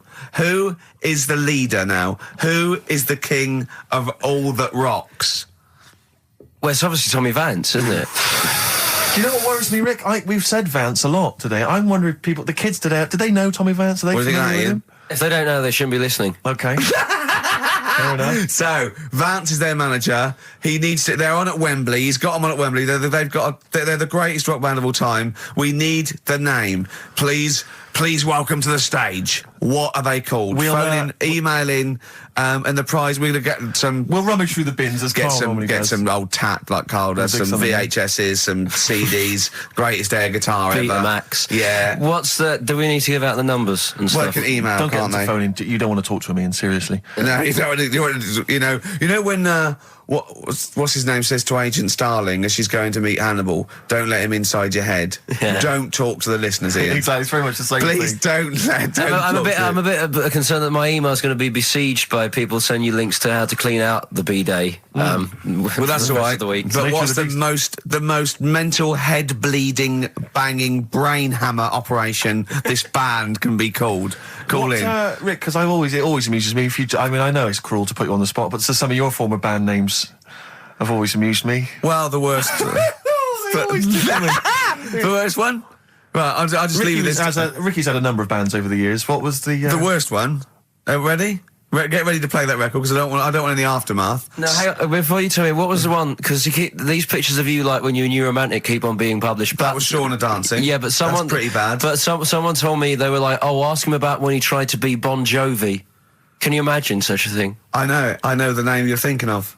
Right, here we go. Play the record. Immediately I say this. Ready? The Sacred Hearts. Play a record. Blur on XFM 104.9. I forget the name of that track, but it's good. Good song. Thanks very much. Oh, good song. Yeah. Oh, right. I just thought you were complimenting giving me. his opinion. Right, Yeah. go on. The what? Are we still on the air? Yeah. What are we doing? Merry Christmas. We got someone on the line. Oh, right. He's here. Who's that? Ricky, Yeah, go on. it's Jonathan. How are you? Good. It's only TV's Jonathan Ross. Ross, turn your radio down, you idiot. I'm here. I like to. I haven't got a radio on. What are you talking about? We can hear the feedback. Well, I haven't got it. It's not my fault. It's your incompetent radio station. And also, didn't you hear? We said don't call him. We don't want to speak to the listeners. I'm not a listener. I'm a visitor to your shows. I'm special. You know that full well. I know you're special. Right. Yeah, exactly. What have you got a name for the band? Yeah, you ready? Yeah. Blump. B-L-U-M-P. I tell you for what, you can't have a normal word. If it's the monolith band of all time, if it's the big, you can't have a regular word. It doesn't make sense. How can you have a regular word? All these ideas you've come up with are rubbish. You need a word which only stands for that one thing. No one's heard it before. No one will use it again. Blump. I can't help but feel that that's a more appropriate name for maybe one of Ricky's bands. I love seeing that picture of him in that band. You see it everywhere these days. He was like a girl. He was like a little girl in a suit. It's like a little dyke at a wedding. What was that? It's got to be the kettle calling the pot black, surely. I've always looked nothing but 100% heterosexual. We're not sure about. There's not anything wrong with it, I know that, but look at you. I actually had to get that in. There's not anything wrong with it. I'm Jonathan Ross. Oh dear. I was thinking the other day, right? Oh, yeah? The Comedy Awards. Yes, sir. You didn't half say some awful things about poor celebrities, poor has-been celebrities with coke addictions and fat lips and faces that where surgery's gone wrong and everything. And when they're on the show, they're going, "Oh, you look lovely." Yeah, I'm nice to them to their face, but obviously when I'm not with them, I like to let my true feelings be known. What's wrong with that? That's how everyone I'll tell you what, you can get anything off your chest you want on this show. Any celebrities you want to talk about? There's no one listening. It's just between me and you. A lot of people listen. They listen to my show, and after they've had a few hours of, good laughs, they like something bland to just cool them down afterwards. So they flip over. We know this happens. Did you mention my DVD on your radio show? You know what? I forgot to mention it. Christ! I meant to mention by the office, but I forgot to mention it. And then I thought afterwards, it's not like he needs the cash, is it? It's not like he needs it. It's not like it is, but he's probably earned more money in a short space. You're like a lottery winner, and you've got about as much taste. You're like one of those burglars who's won the lottery. I am. I'm dressed like an Albanian window cleaner at the moment. Burglar from Reading who won the lottery, and now he's fritting it away on what? I do feel sorry for my neighbours. I've moved into a really nice place. I feel like it's the hillbillies. No, it's nice you've moved in though, because it's nice. It's given them something to sort of talk about behind your back. You've united the whole block. Right, go and play with some Japanese wind-up toys now. I'm going home to play Mario Double Dash with my son. It's going to be a good afternoon. I phoned you once after I finished my show. It's about 3 Yeah. And I don't mind if you I said, how you doing? You went, it's brilliant. You said, this is what you said. You went, everyone's out, Jane's taking the kids out, I've already masturbated twice and I'm playing with a new Japanese toy. I'm masturbating now.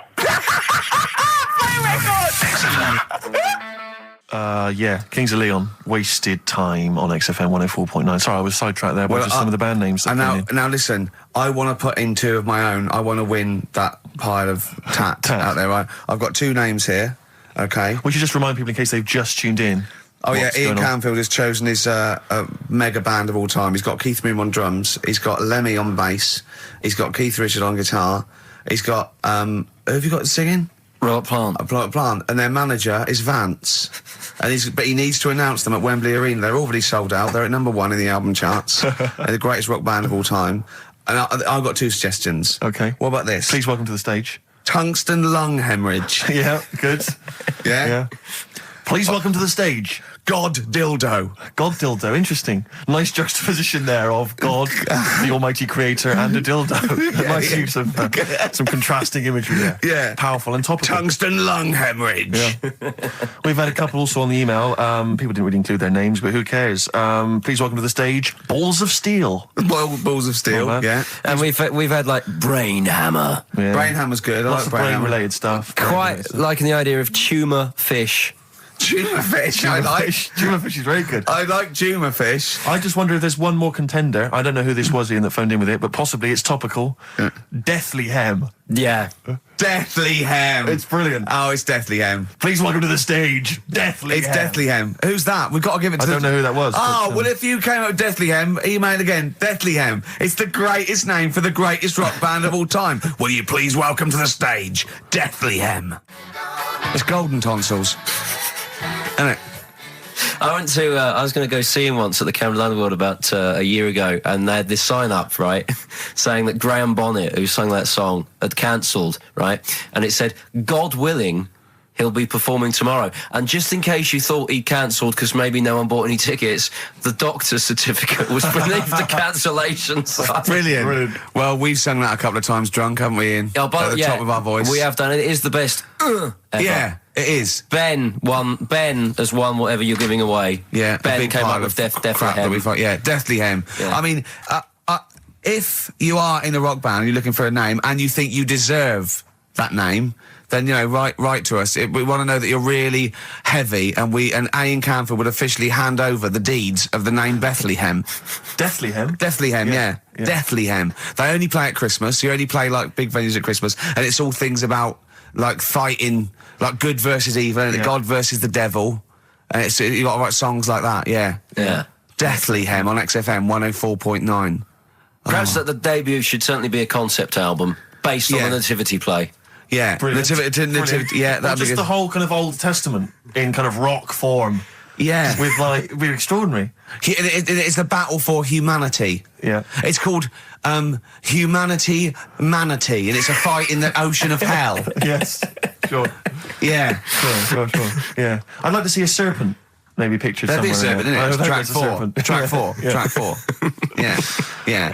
I think we should give massive props and suitable regards to Ian Canfield. He's come in, he's pressed the buttons. He stood in for an idiot brilliantly. He has stood in for the retarded. It's a shame that you've not displayed some of the usual incompetence that we've come to love and expect from Karl. It's a shame. Okay, you are the greatest DJ in the world, though. The way you sort of, like, drop press these buttons.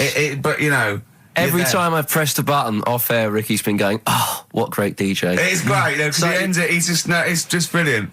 I mean, we're lucky if we can talk with the mic on. That's the title, not talk over a record.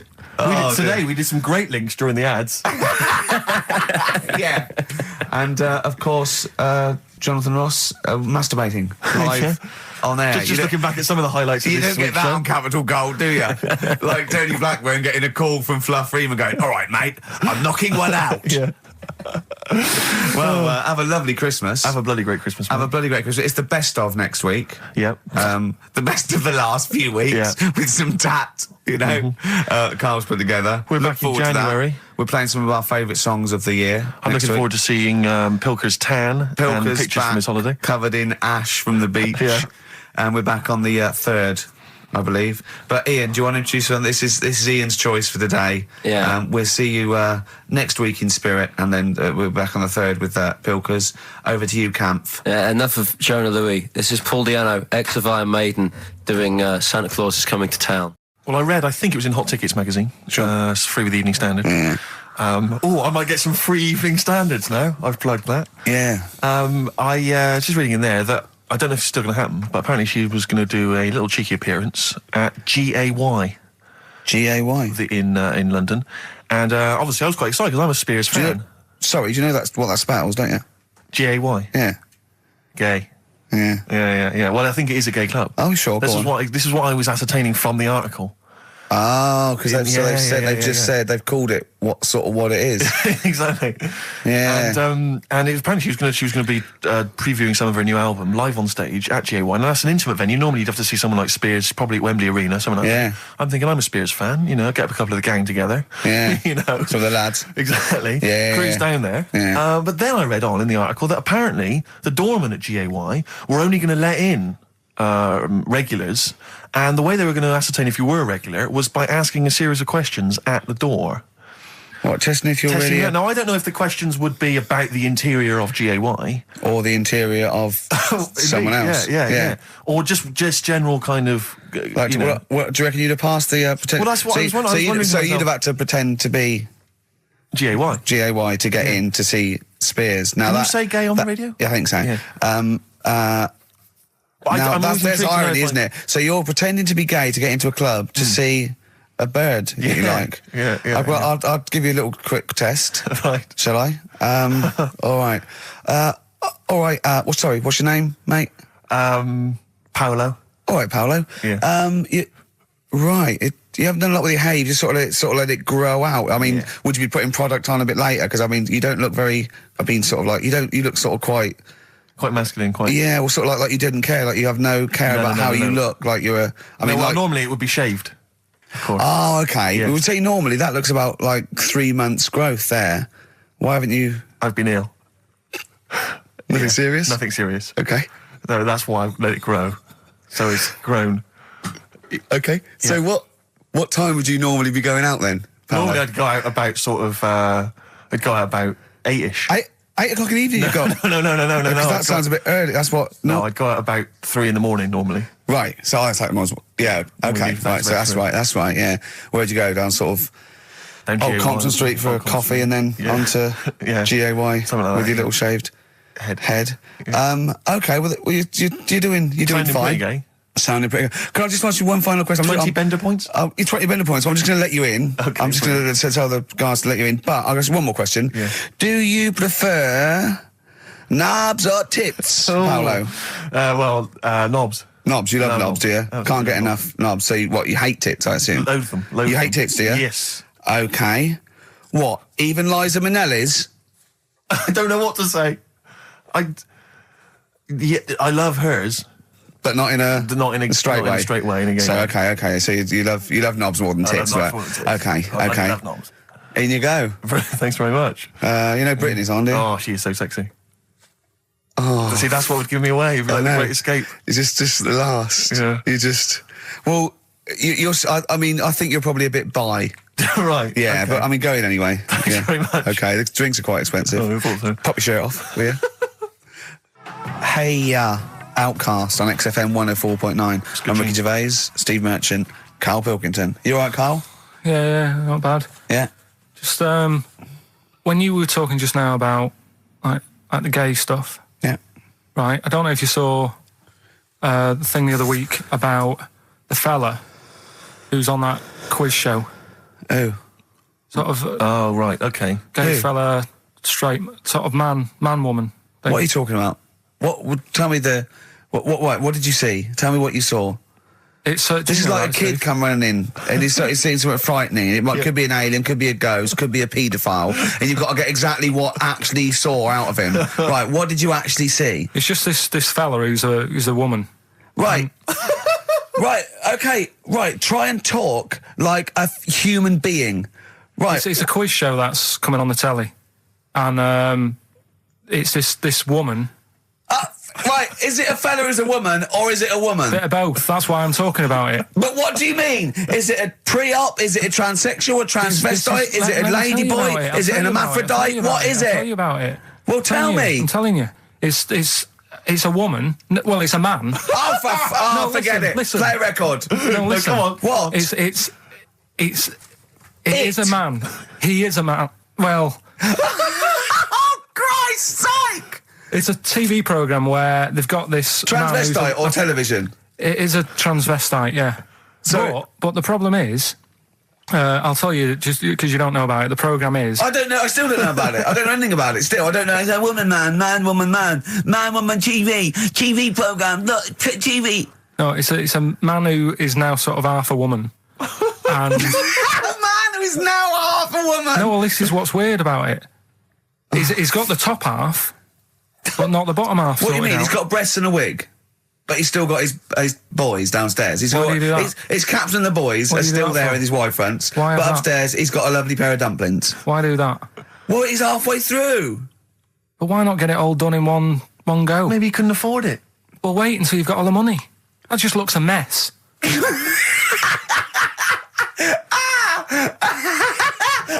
And who's he pleasing there? Well, he wakes up in the morning and everyone. pleases himself. He can't believe his luck. He doesn't know where to start. No, but what I don't understand, I mean, I don't want to see him... Well, could I just see him finish that ignorant. sentence? What you don't understand is just about everything. Yeah. Right, No, I find it weird, right? I sort of get... I understand the gay thing, right? But... do you? What do you mean? Well, I know... Well, I tell know, me the gay thing. Explain the well, gay I thing. just know if you're a fella, you like men. I don't know much more than that. What do you mean you don't know? But what I mean is, with a transvestite, what's going on there? What do they want? A transvestite is a cross-dresser. See, I don't get that either. Because You mean a transsexual? That's a man who likes to dress in women's clothing.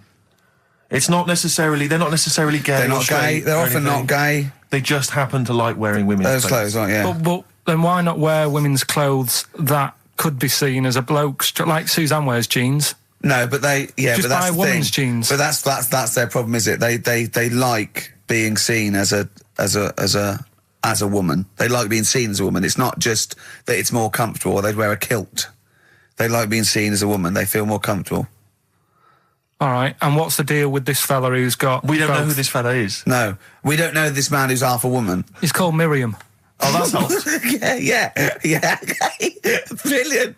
I love this scientific basis. No, I so think... all he's done, he's had the tits done. He's probably had the hormones. Probably lived as a woman for a while. The last step, because you can probably reverse the breasts anyway, because they're probably implants and hormonal things. And whereas you chop your knob and boys off, that's you come back the next day and go, so I didn't mean that. I wanted my ears pierced. It's a bit more of a bigger operation to put them back. So doctors are probably making sure that he's just absolutely... if you've had the top half done, you're not going to go back on what you've said.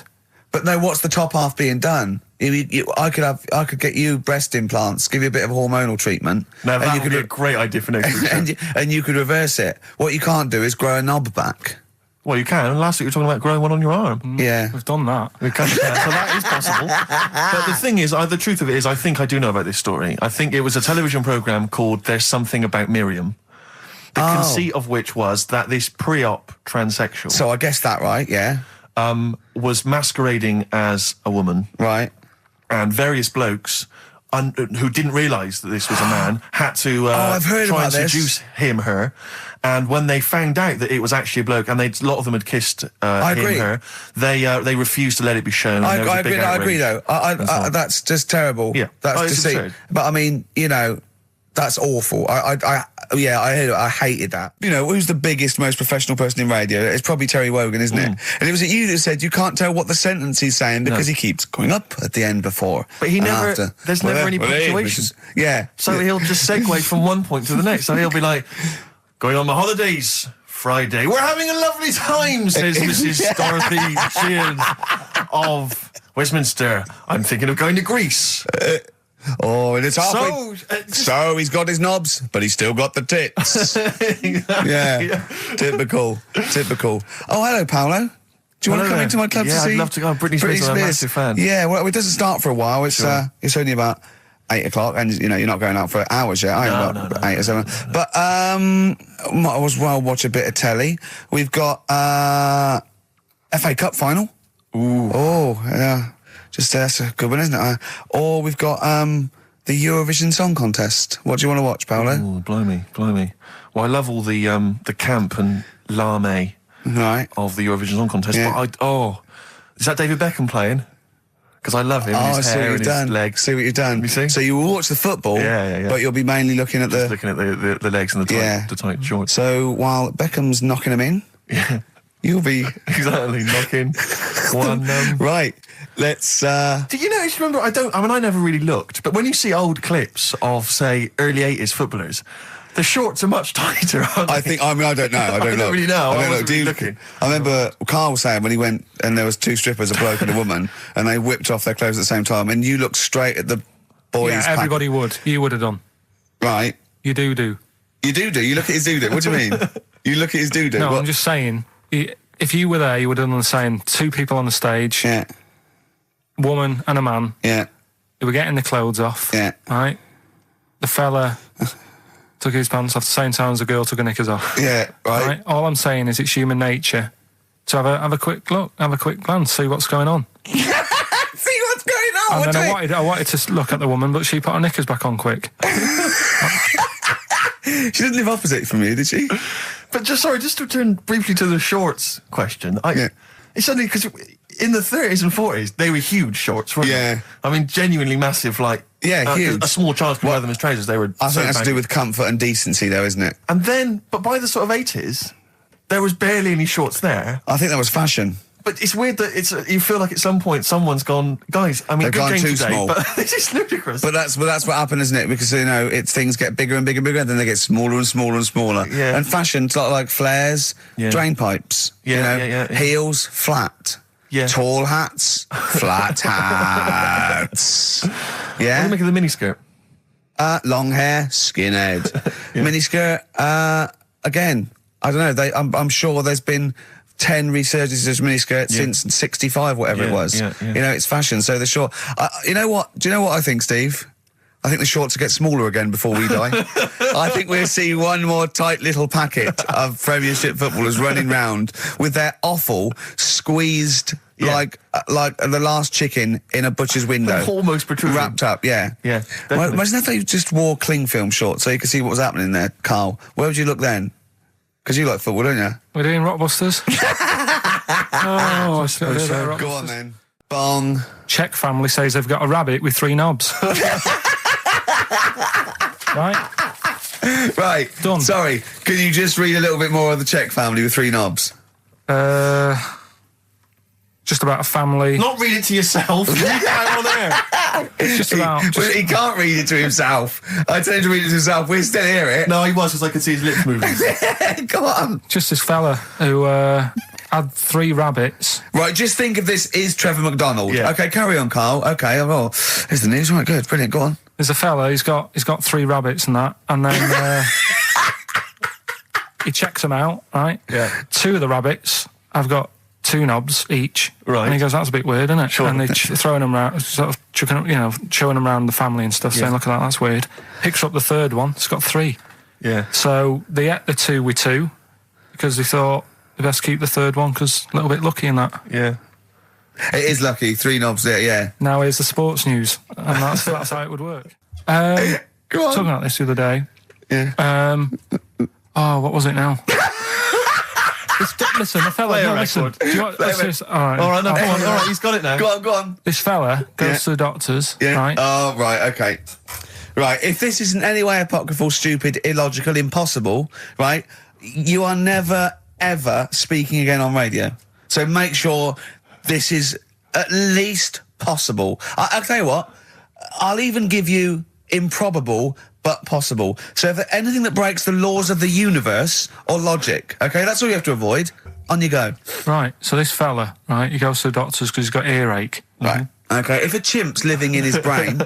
that he Go on. So he's got earache, he's sat in the waiting room and his ears all bunged up and it's hurting a lot and what have you. So the doctor comes out and he goes, right, and because his ear's all bunged up, he doesn't hear it that well, right? So he thinks it must have been me, right? So he wanders in. Keep going. Anyway, I'm going to hate this. I can just feel it in my bones. Steve, I'm going to let you take over. Okay, let's hear it. Come so on. the doctor says, sit yourself down there, right? So he sits himself down. He goes, right, take your pants off, right? So he's thinking that's a bit odd.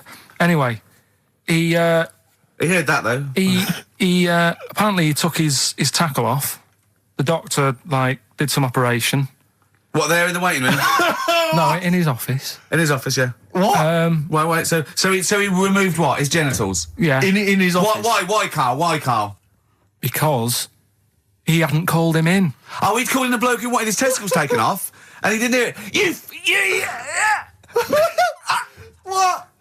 So the doctor went out and said, Mr. Jones, who's here to whip off your cock and balls, just here and now, right?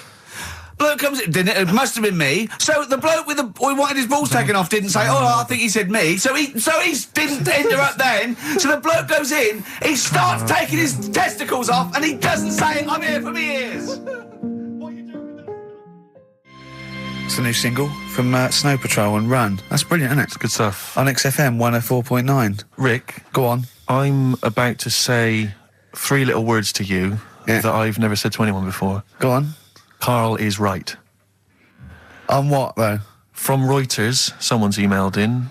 A Brazilian man who went to a clinic to have an aching ear checked ended up having a vasectomy after mistakenly believing that the doctor had called his name. He had gone in there, entered the vasectomy room when he was called. He was called by the full name and yet thought it was him. But the strangest thing is that he asked no questions when the doctor started preparations in the area which had so little to do with his ear. He later explained that he thought it was an ear inflammation that had got down to his testicles. And the fellas came off. Extraordinary. Right. I'm stunned. Amazing, isn't it? There's got to be a couple of news headlines, surely. Hold on, wait a minute. Bong. Pierced penis man off the hook. Knob body has been that lucky before. Brilliant, all right. Okay. You've got get a lobe of this court case. Right, okay. Not bad, I'm going interesting. for knob body has been that lucky before. Right, it's a story about this kid who was born, right? Was he? Yeah, he was popped out, and the dad and the mum saw the baby, and it was like, oh, that's a good-looking little kid. Sure. And they were proud and that. And then they're surprised that it's a good-looking little kid. It's theirs. Yeah. Like it could have been a frog, and they'd have gone, "Oh, he's got your eyes." And then the doctor goes, "Yeah, it is, but look at that." What? He said, "It's a boy and hasn't got a knob." I love the doctor saying that. I love this GP. Right. Oh, this midwife saying that. Oh, I love little boy. Yeah, but no knob, baby. Mr. and Mrs. I mean, think. Right. No, but I'm speeding it up a bit. All right, come on. So the baby's Right, so born. the baby's like that, and the doctor says that, and and the woman's like, "Oh, it's our first as well," and stuff, right? She's really gutted. What's the second going to be like? So, no head. So the Just a knob. doctor says, you know, We'll call it Carl. All right, go on. Right, go on. so the doctor says, "Well, I'll leave it with you for a bit, get used to the idea, right?" As opposed to throwing it away. So he wanders off. Yeah. He comes back with a smile on his face, right? Found the knob. So the mum and dad are like, what are you smiling about? He said, "You're not going to believe this. Baby's just been born. It's got 2. Right? You can have one of them." And they did a little operation. Where did you get this information from? That's in a book. What book? Is it the a same joke as the book that you carry round with you? No. With the woman with 3 legs, the juggler with 9 arms, and the bloke who found shagging a chicken under a rock. Is it in that book? Weird though, isn't it? Well, it's not true. It is true. What, in the same hospital, there was a baby born without a knob. Luckily, Carl. It happened. You swear to God you're not making The this up. doctor making came up, back honest to God. smiling because you won't believe it. There's a baby there with an excess of a knob. It happened, honestly. I'm not, all these things are not made up, the educating stuff. That's why I do it, innit? Teaching you stuff, always teaching you stuff.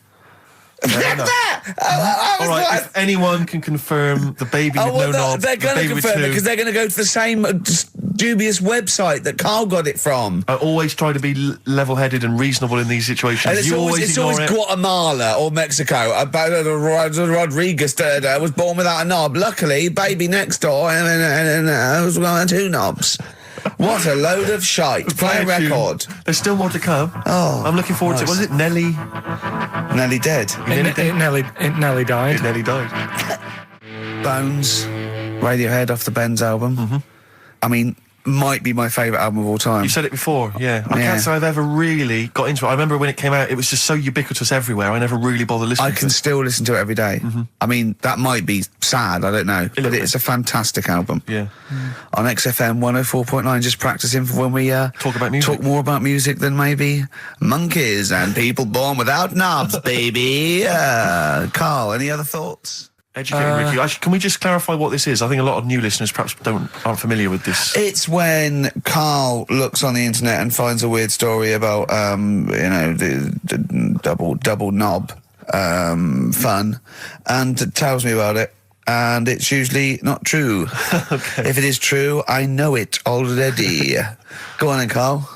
They're not really weird stuff. It's just stuff that's gone on. That's interested me, that's all it's about, and I educate about it. I should just confirm that we've had a number of emails that say the baby born without a knob and then having one transplanted from a baby that luckily enough had 2 knobs is apparently true. Right, listen. So, I don't question that you could be born with a deformity and get someone's, fingers, knobs. What I'm saying is, it didn't happen with the doctor goes, I'll leave with it. I don't believe it. That baby's got 2 knobs. Exactly.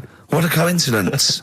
I bet that little bit of information isn't in there, is it? Sure. That he went out the door, I'm going to get a coffee, came back, bloody hell, hold on, look, here's an extra knob, I found an extra knob. We put that knob on there. Perfect. A couple of emails here trying to respond to our requests for nursery rhyme related information. Oh, go on. Nikki Williams says that she was at infant school and she had a nursery rhyme book, and in the book, and this may just be the illustrations, but apparently the 10 in the bed in there were small baby monkeys, which you'll be loving, Carl.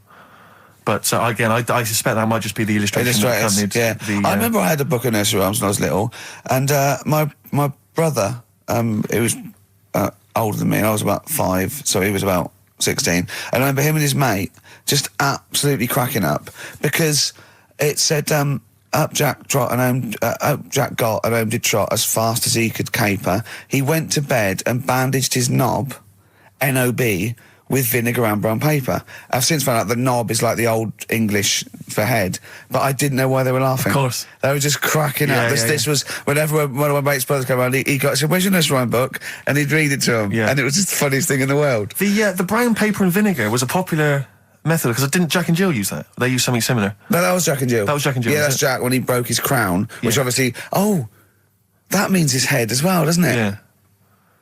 Yeah. Yeah. So he's fractured his skull on a sort of like an outcrop of rock. Yeah. And then... is that still used, the brown paper and vinegar? I don't think it is. I don't know, maybe in Manchester they're still using that, I'm not sure. Yeah. But it was fantastic. So then we go and have our meal. What annoys me, I said, right, I'll go for a run, you and I'll have a bath. I said, I'll see you at 7:45. At 7:55, I have to call him. He's not ready, so he's let me down there. I can't stand lateness or laziness. You hate lateness. Yeah, and he's let me down. Do you know his excuse? He fell asleep in the bath because there was no light bulb. There's no light bulb in the bathroom. So instantly he fell asleep, and he was late. No, do you know what I mean though, Steve? If you're sort of like nice and warm and what have you, I was tired anyway, I've been stressed out for 4.5 hours, right? My life flashed in front of me a few times in that buggy. So it's all sort of wears you down a bit. I thought, right, I've got a headache, you're going for your run, I'm going to have a bath. I walk in, put the light on, for some reason it didn't come on, but I thought, it's alright, I'll just, doesn't matter, you can have a bath in the It's summer, so it's light anyway. Well, there's no windows in the bathroom, so... Yeah. So you were in the darkness? So I'm in the darkness. I nod off because I'm shattered. He calls up, hassling me. So I said, well, it doesn't normally take that long for me because, I haven't got, like, long hair. I've got a dryer and so I can sort of one wipe. Yeah, he's already 10 minutes late, though, when I called. Well, 10 minutes. 10 wow, minutes. This is late, next. Doesn't matter. Dinner wasn't until 7:15, so we had, like, another 20 minutes anyway, so it doesn't really matter. Yeah, but we said 7:45. So he's calling up, hurry up. So I said, yeah, all right. So I get out and drying, like, my tackle and what have you. Calls back again 30 seconds later. No, I don't, I don't like that. Not gonna do that, no. Give it a wipe.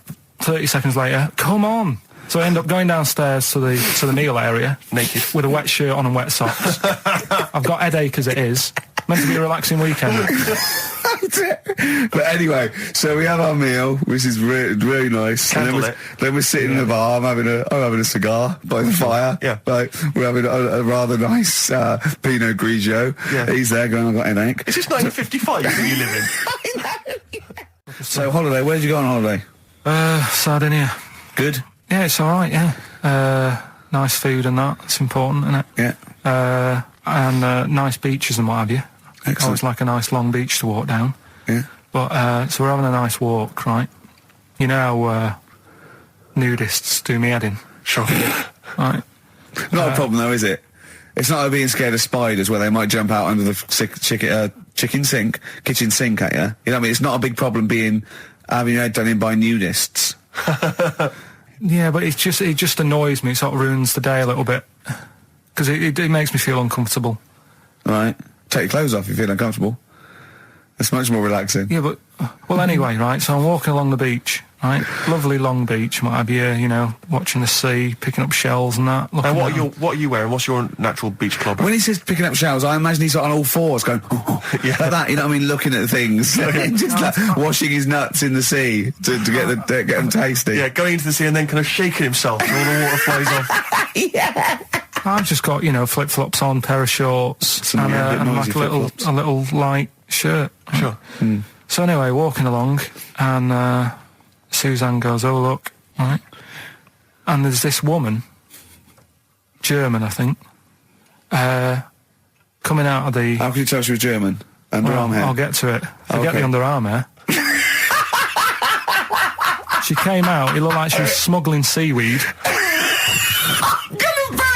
I'm going to burst! Oh, God! And the funny thing is, right, she... Smuggling seaweed! Oh, God! She was a bit hairy down there, was she? Mental. I felt bad because I hadn't had a shave for 2 days, right? Looked at her, it was ridiculous. She might as well have kept her trunks on. It was just like she was wearing furry trunks, right? So anyway, so I'm walking along. So...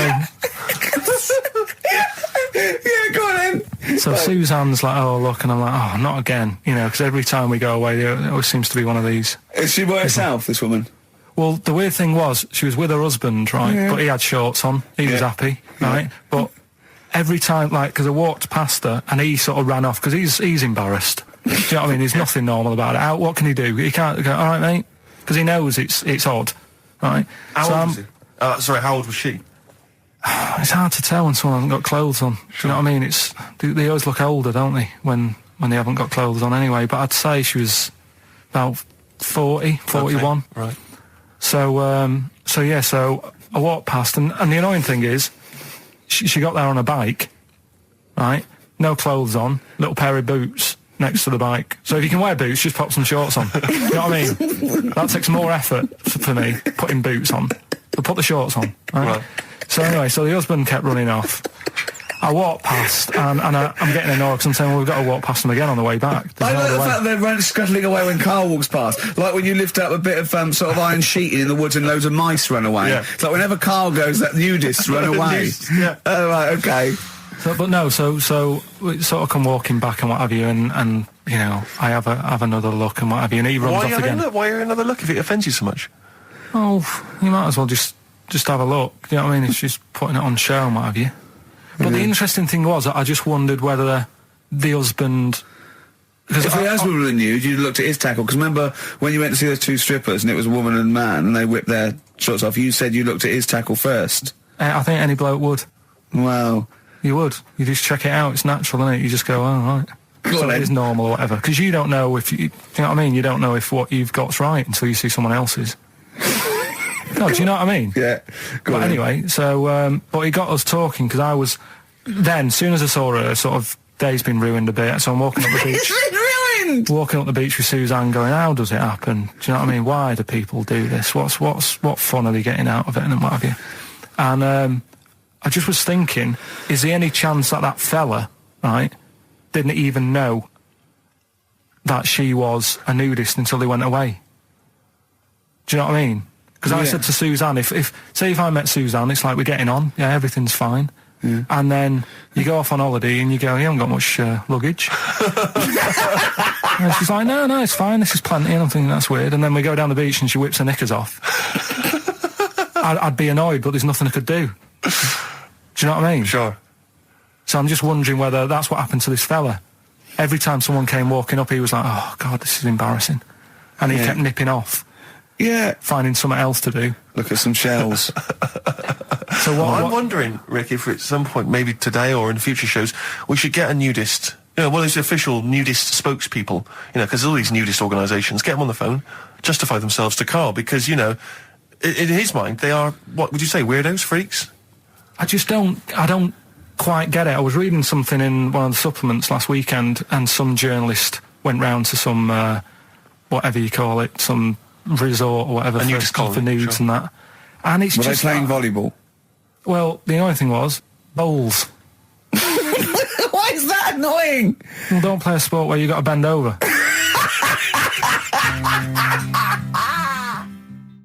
Neil Young from the album Zuma, and that's Pardon My Heart on XFM 104.9. Ricky Gervais, Steve Merchant, Karl Pilkington. We just had a text here that says, and I don't know what truth there is in this, as ever, but John says there is apparently a nude bike ride today in Hyde Park.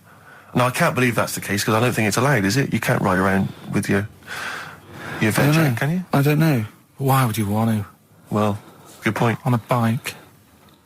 On a bike, I like the fact that that's what disgusts him.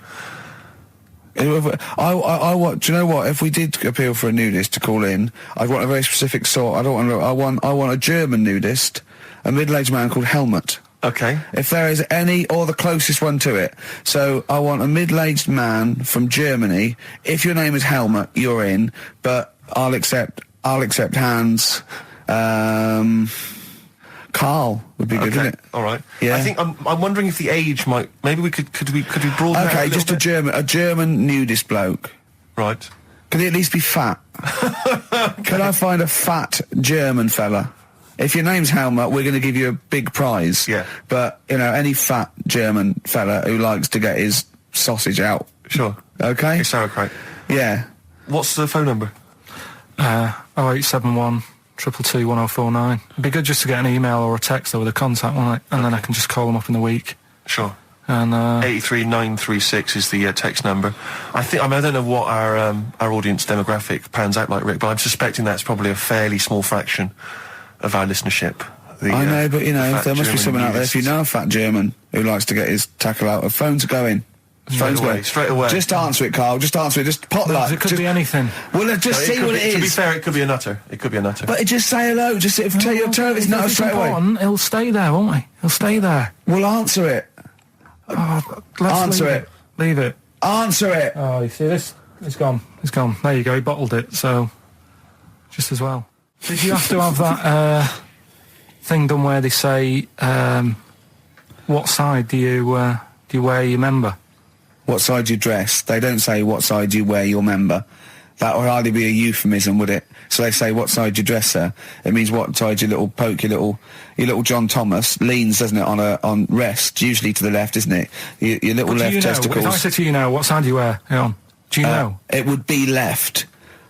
It would be the left. That's what I mean. If standing there, right, with nothing restricting it or holding it in or holding it up, right?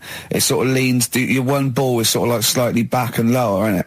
And your little John Thomas rests there, so it's left. And the reason they ask it is so they don't put the tape measure up on the left and squash your willy or touch your willy.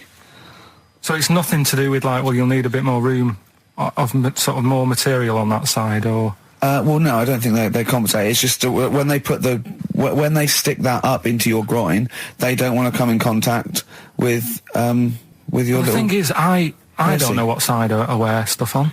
I just sort of pull my pants up and wherever it wants to go that day. But maybe it's not big enough to sort of make any, real decision. But, like now, I'm sat here, right, with my jeans on. I don't know where I am.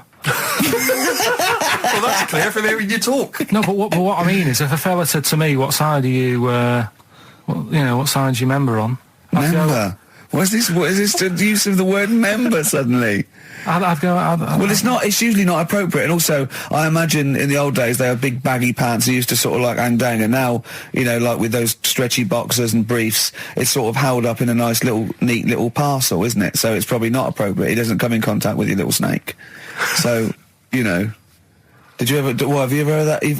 Are you telling me a tailor has asked you that and you went, what do you mean, mate? No, I've never, I've not really had one made to measure. I had one made when I was a kid, but since then I've sort of bought a suit off the hook. But when you were saying about buying a suit, I know that question sort of crops up and I don't know what the answer is. It just annoys me the way I don't know, there's no surprises anymore. Do you know what I mean? People know. What do you mean? He's going to go, right, I'm going to measure you now. Which side shall I measure? Go, well, potluck, go on, have a look. Right, there you go. Oh, you got it. You checked me up. What do you mean there's no surprises anymore? What are you talking about? Everything you say is a surprise. Everything you say. Every opinion you have is a surprise to me. What I mean is, why aren't people just happy just to go, well, depends, doesn't it? I'll just pull the pants up wherever it wants to go. I'm happy. What do you mean? Why is this such a big issue? But Carl, when they ask you this question, they're not making a note of it somewhere. It's not statistical research to find out what the kind of common leaning is. It's a question so he doesn't touch it when he's using his tape measure. Just be careful. But he is being careful by asking the question. But what's wrong with him touching it anyway? If he's, I mean, it's only a slight... Fair enough. But if he just sort of, knocks it a little bit, you can just go... Do that again? To me, it's the same as the prostate thing. It's just happening all over again. But the doctor doesn't go, what side's your arse on, sir? Trying to avoid the arse. He wants to go, he knows where your arse is and he's aiming for it and he wants to get it up there. He's aiming for it for a good cause. This little fella's going, well, I've got to measure his leg. I don't want to touch the knob. I'll just ask him, sir, do you mind telling me where your cock is so I can avoid it? It's a big difference. But like I'm saying to you, I'd have to have a look first to let him know. I don't know where it is now. I don't know. It could be the left, could be the right.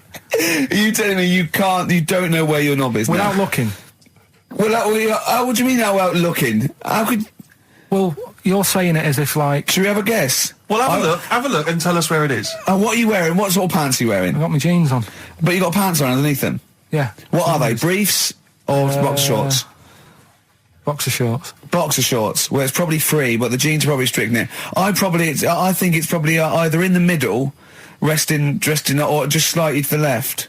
Have a look. We'll tell the listeners after the break where's Carl's knob. It's a good competition. Oh, brilliant. We've got to send this to the Sony Awards people. XFM. Run, Snow Patrol on XFM. Well, big question. Where was Carl's knob? That's what people have been hanging on for. Yeah. Where was it? Well, I can't believe people have been texting in. Hey, what, guessing where it is? People saying, is it in the middle? Is it in the left? It cost them 10p. It cost them 10p to find out. Just wait, I'm going to give out the answer. You don't win anything, right? Like, strike it lucky. Right? Bottom or middle? Right. It was to the left. Oh! Yeah. I went with the right. That's annoying. See, I thought it would be to the left. If not, maybe if it was all scrunched up, sitting on your lap right, it might just pop up to the middle. Just pop out, like, you know. Well, next week we'll be finding out where yours is. Where's Ricky's bollocks? Right then, which leads us nicely into knob news. Oh, it's the welcome return of knob news. Right. Okay, it's very much like the news at 10. This, isn't it? I do a bong, or in this case a schlong. And he gives me the headlines, the knob news of the day. The big, where have you collected all this knob news? Was there a lot of knob news this week? It was mental this week. The amount of stuff. The way it works, you give us the bong. Yeah. I'll give you the headline. Okay. Steve decides which stories we're going to talk about. And now on XFM, knob news. Schlong. Man grows knob on his arm. Schlong. Man gets doctors to make him a second knob. Schlong. Turkish prisoners made hole in cell wall to produce third inmate. Schlong. Doctors accidentally remove man's testicles.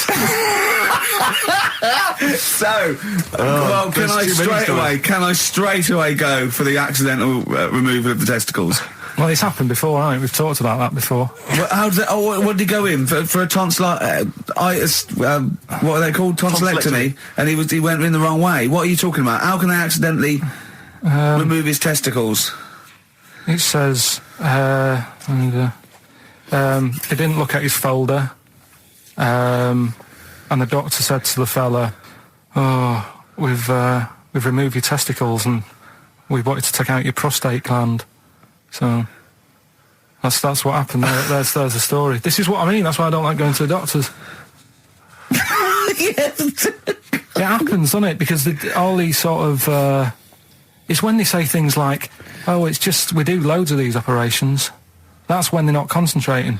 Brilliant. Do you know what I mean? When they say it's procedure, that's like having a boring job that you do every day when you're not going to be concentrating. I prefer them to go, "This is a tricky one, this."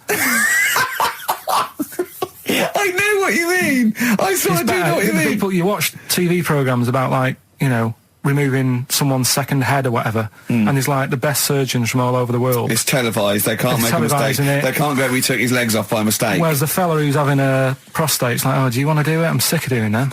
Yeah. And they're probably doing a crossword whilst they're at it. Of course they are. I've seen that actually in operating theatres. They're doing a crossword. That's what I mean. Yeah. I was just examining some of the other knob news, Rick, a little bit more closely. Man gets doctors to make him a second penis. I'm sure we're all interested in what happened there. Yeah. A German who persuaded doctors to give him a second penis has lost his wife after he showed her the result. Biker Michael Gruber lost his original penis in a motorbike accident, and doctors built him a second one using a mixture of skin, bone and other tissues. Bone?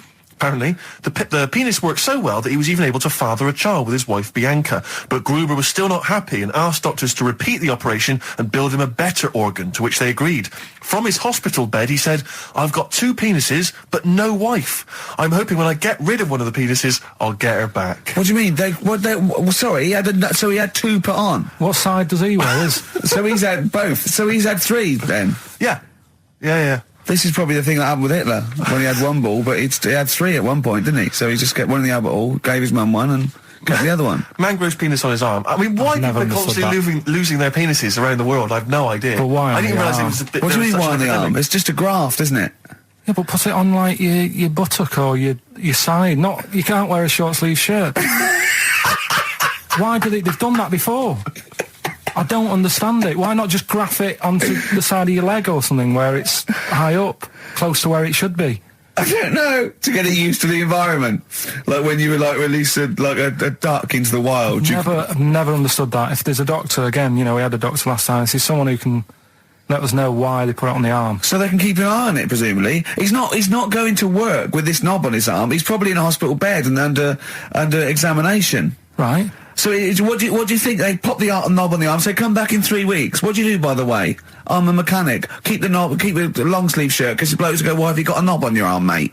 What are you talking about? He doesn't go back to normal as a teacher. Sir, what is it, Simpkins? You got a knob on your arm. No, don't worry about that. Do your maths. What do you think this bloke's walking around with a big knob coming out of his arm? Why on the arm? So they can keep an eye on it. So it's not... But if he's in bed, just get him to not put any undies on or whatever and just have a little sly look at how it's going. Even in hospital, if you're in a shared, like, little hospital room, people going, oh, I've had heart problems, what's your problem? He's there with his arm out. He's got his knob out! Yeah, but I don't think it counts as indecent exposure when they're grafting a knob on your arm, sticking that out the bed. Imagine if he's driving, he's just got it out the window. People driving by. Yeah. The fact that at the end is that bloke giving me the finger? At the end of the man grows penis on his arm story, it says, a Moscow surgeon said the man will be able to have sex in a few months. He said, women will never suspect. But what kind of a doctor talks like that? Yeah. I'll tell you, is this cock now, seriously. The birds will never know. He'll be able to go berserk. Yeah. They'll never realise we grew it on his arm. That is unbelievable. Will he have a little scar on his arm, do you think? Yeah, I don't get it. Like I say, 83936 if there's a doctor out there. Or indeed if you've ever grown... Or a tailor. Making you a shirt. What side do you wear your cock on, sir? It's on my left arm. What's this? Bit of stones? Yeah, beautiful. Lay it on me. Wild Horses by the Rolling Stones on XFM 104.9. Well, I think the listening public would have enjoyed knob news there. Oh. So, I mean, there was a lot of knob news this week. I was surprised. You know, I would have thought it would be hard sometimes to get knob news together, but... I would have thought it would have been part of a bigger news programme, but, I mean, I don't think we'd dedicate a whole sort of, like John Craven's news round. Yeah. A whole 5 minutes to knob-related news. Yeah. There was other news, was there, in the week at all? Carl, it wasn't just all knob-related, you didn't just research. No, they're the ones that sort of stand out. Okay, knob news? Yeah, we've got a bit of knob news, yeah. I'm worried that knob news, because it's only about penises, is a little bit sexist. Have we got any fanny facts? Can we sort that out for next week? I don't want to alienate our female audience. Welcome to Minge London. Good, I'm glad that's that. Well, But then I got back, right, Steve, and called up Ricky. I said, right, are you about? Have a chat and that. So he said, I'll just come round. It's a nice day. Have a drink and what have you. So I got round there at about 6:30, right? Go up to his door, knock on his door, right? He stood there with his tackle out. Oh. Yeah, what did you make of that? What was wrong with that? What do you mean, what's wrong with that? Why were you looking at it? Why were you looking at it? I tried not to look at it. But again, you're always sort of attracted to it, aren't you? Kind of like... I've never been attracted to another man's tackle. I don't know what you mean. You can't help but have a little sly look. Well, especially when it's there. When you ring the bell, and I mean the one on the door, right? And that's hanging out. And does he dress to the left or the right? It was to the left, wasn't it? yeah, it was left, yeah. Just popped it out of my shorts for him. Just popped him out of the shorts. Should have seen the state of him. Shorts on, no top, cigar. Looked like someone out of The Sopranos. It was a mess. Yeah. And then, we sat on the balcony drinking wine, didn't we? Did you pop it back in, or was it... Yeah, I popped it straight back in. I'd got the laugh. Sure. I'd got the laugh I wanted. Yeah. He walked in, he went, it's not that hot. Straight away, it's not that hot. Oh, brilliant. Then, was that knob news, or is there more?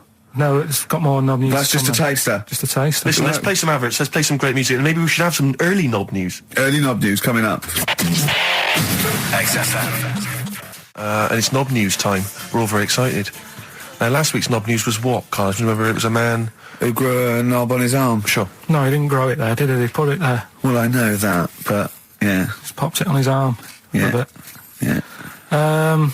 This Just a week... recap. That's just a recap of the week's news. Right now it's the headlines. Well, we talked about it before. Do you know the little mouse that had an ear on its back? Yeah. Sure. Right.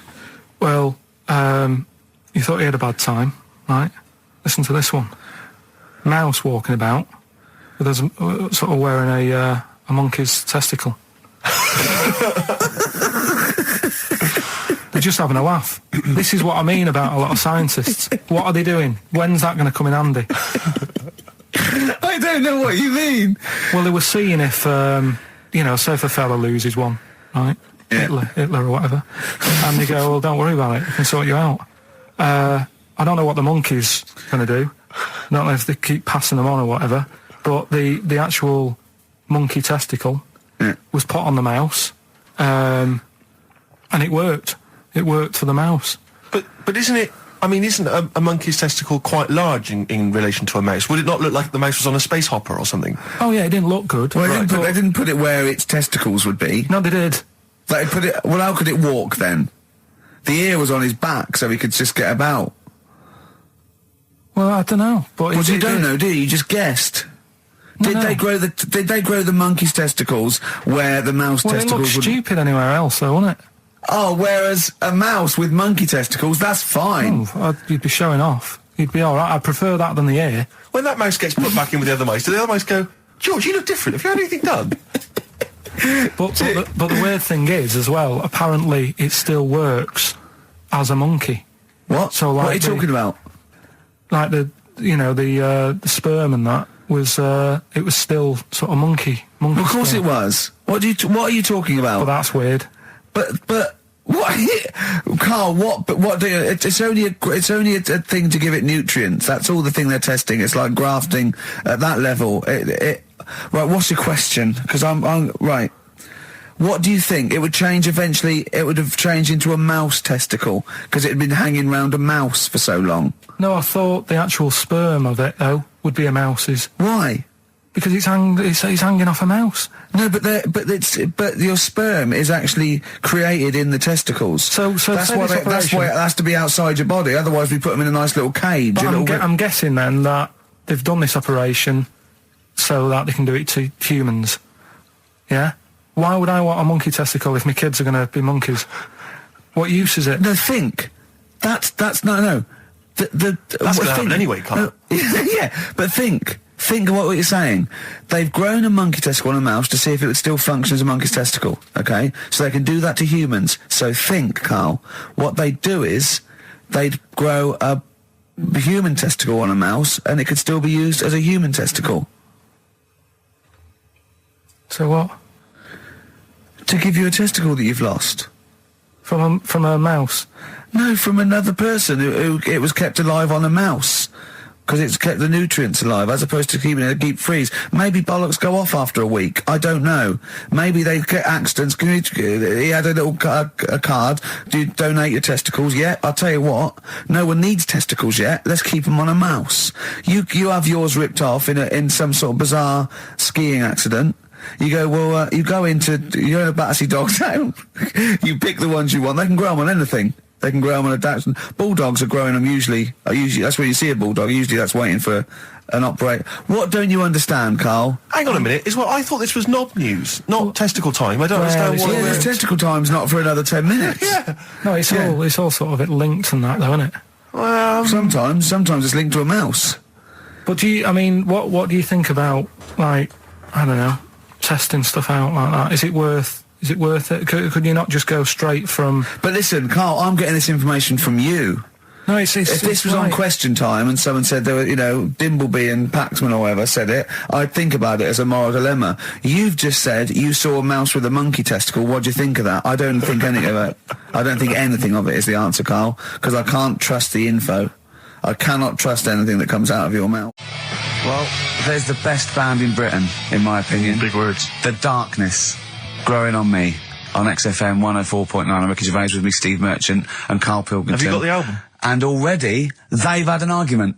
Yes. Well, I don't know whether we need to cheapen the show by discussing it, but I asked for a particular track. Karl is the producer, and he failed to get it for me. He's failed to bring it up from the record library. Completely failed in his mission. He needed to get 2 records, and he failed to get one of them. A 50% error rate there. Yeah, but like I said, I looked in the system, it told me what album it's on, I brought that album up. I'm busy. But, okay, so fine, you're absolutely fine then, that's no problem. You know, once again, that's a great excuse, Carl, brilliant. The show has been ruined, it's been partially ruined, but you've got a bit of an excuse. Alright, I didn't make a big deal out of it when you said, oh, and whilst you're down there, get us a new 50 Cent single. I never said, while you're down there, get the new 50 Cent single. I asked you if 50 Cent single was lying around. If it hadn't been here, I wouldn't have worried. So I get it, yeah, I did that for you. Right. And when I come up, you say, has it got swearing in it? Well, I don't know, it's 5 to 1, Steve. You're the I haven't got time, I've been whizzing around. You're the producer, it's the brand new single. I'd have thought it had been lying around in the XFM office anyway. But I don't have time to sit around listening to music. Sure, well, yeah. Right? I know that you have. Now you've got an iPod that can hold 7,500 songs. I don't know when you're going to get round to loading all them on, but I haven't got the time. Sure. Busy. Yeah. Fine, okay. No, that's a perfect excuse, Carl. Well done, mate. Right. I just hope that I never have to depend on you in a real emergency. Uh-huh. I had a bit of bad luck as well. I wanted to play REM, and maybe the listener can help me here. Can you email in ricky.gervais@xfm.co.uk if you know what song I'm thinking of? It's an REM song. I think it's on the album of the last one before. And he says Mulholland Drive and I'm Steve McQueen. That's all I know. I'm sorry, I can't think of the title, so I need the title to look it up, if you know what I mean. I can't put in like that. I can't put in Mulholland Drive. The system goes, what are you talking about? So I need the actual title of the song to look up to find it down in the library. Oh, well, I'd go down yourself if you're going to go down to the library and get that. I wouldn't send Carl, because... Ricky.gervais@xfm.co.uk. But if he wanted to, he did have time, because he came in at 12:20 rather than 5 to 1. Yeah. No, I told you about that record that I wanted it yesterday, didn't I? So you had 24 hours notice. So that's not really an excuse, is it? But I did find one of my favourite songs of all time, which is Bones off the Bends album, and it's Radiohead on XFM 104.9. And here it is, because you gave me lots of time to find it. So. Sure. Yeah. Could have brought it in himself. No swearing in it. Bones. Radiohead. The Bends on XFM 104.9. And thanks to Paul, who's emailed there's in. a whole bunch of other people. Lots Nick, of people. We've got Davey, Steve, Ashley. It's Electrolyte. You know, it all comes flooding back now. We've got that. I've got it out of the library. We're going to play that. That's done. It's interactive. I've used the listener. I've shown the listener, right? I've helped them to help themselves. Sure. I've said, if you want to hear it, tell me what it is. They told me what it is. They're going to hear it. Yeah. Do you know what I mean? Perfect. Saves going down the library and, well, we don't... Yeah, well, we know mistakes can happen if that, you know, if you have to go down the library. Yeah, and I mean, I checked it, though, to make sure it was the right one, you see. So it's just a little bit of... Well, it's a good rule that, generally, if you pick something up, a CD, That's you know, right, we want to play on a radio show, a live radio show, you normally check at the back. Oh, right, yeah, that's right, yeah, if you want a job done, do it yourself. You're absolutely right, Carl. So... But anyway, look, let's all make friends, let's kiss and make up. Yeah, touch and make up. Yeah. Let's just... Well, I'm up on Carl at the moment because it was my birthday in the week, and not only has he bought me a little vibrating thing to put on the chair, because I've got a bad back, so that vibrates, that. Actually, we can hear it. Yeah, I'm gonna do it between records now. Right, what's that doing to you as you It's just, it sort of like sends a little pulse into your sort of muscles, relaxes, doesn't it? I've got to relax on air. If I'm relaxed, the listeners relax, we're all happy. Sure. He's also got me this little electronic bongos, and I thought we could do like... Oh! Chimpanzee that, monkey news, so it's like a jungle sort of thing. Sure, yeah. Brilliant. Well, that's always been one of the great jingles that even has so that. I've got the vibrating... Oh, chimpanzee that! Monkey news! So, Dr. Fox, if you're listening, I think you'll know that's a clear improvement in this show. So thank you for those. It's alright. Yeah. What did you get him? What did I get him? I couldn't get him anything, I was too busy buying myself an iPod. You're joking? Well, it's a little bit gay, isn't it, giving gifts to blokes? Yeah, it is, but for someone who's like major... Yeah. Play a record! Someone who's major? What do you mean, someone who's major? Well, because he's a major celebrity? No, made you. Oh, made you? Yeah. Right. That's Yeah. Crazy Beat. Blur, alright? On XFM 104.9. Brilliant. Yeah, so, I also got, Jane got me a few nice presents, including, my favourite of all of them, a real bow and arrow. A real bow and arrow? Yeah. Right. And what you know, you're going to rob from the rich, and give to the poor. Yeah. I just got to make the little outfit. You and your merry men. She's got me like 2 yards of green felt. Sure, yeah. And I've just got to find a tree house. Someone who can make me a lovely little natty outfit. Yeah. Why has she bought you a bow? You live in central London, so where are you going to be using We've got this? a garden. I did it yesterday. I've got my finger though because I'm meant to protect it, so it's just it goes so fast, isn't it? I didn't understand that sentence. I'm here in the studio. I saw you point to your finger, so I'm guessing from that maybe you injured your finger. Yeah. For the listener, again, what exactly were you talking about then? No, because when you pull it back, it's... Okay. So... And do you have a target? What do you use as a target? I've got a big cardboard box flat on it, down a tree. Right. I go, it's brilliant. Sure. I'm getting a bit excited thinking about it. Yeah, no, indeed. Because when I make that outfit, I'm going to be running around. Yeah. So, and do you have a picture, like a face maybe on the target, like Osama bin Laden, something like that? Yeah. Sure. No, it just says this way up, fragile. Right. Okay. I forget what came in it, but it's good fun, isn't it, Carl? Bow and arrow, isn't it? Brilliant. Yeah. Would you like a little bow and arrow? Yeah, it's all right. Yeah. I had a rifle as a kid. Did you? Yeah. A real one? Yeah, just shooting cans and stuff. Yeah. It's all right.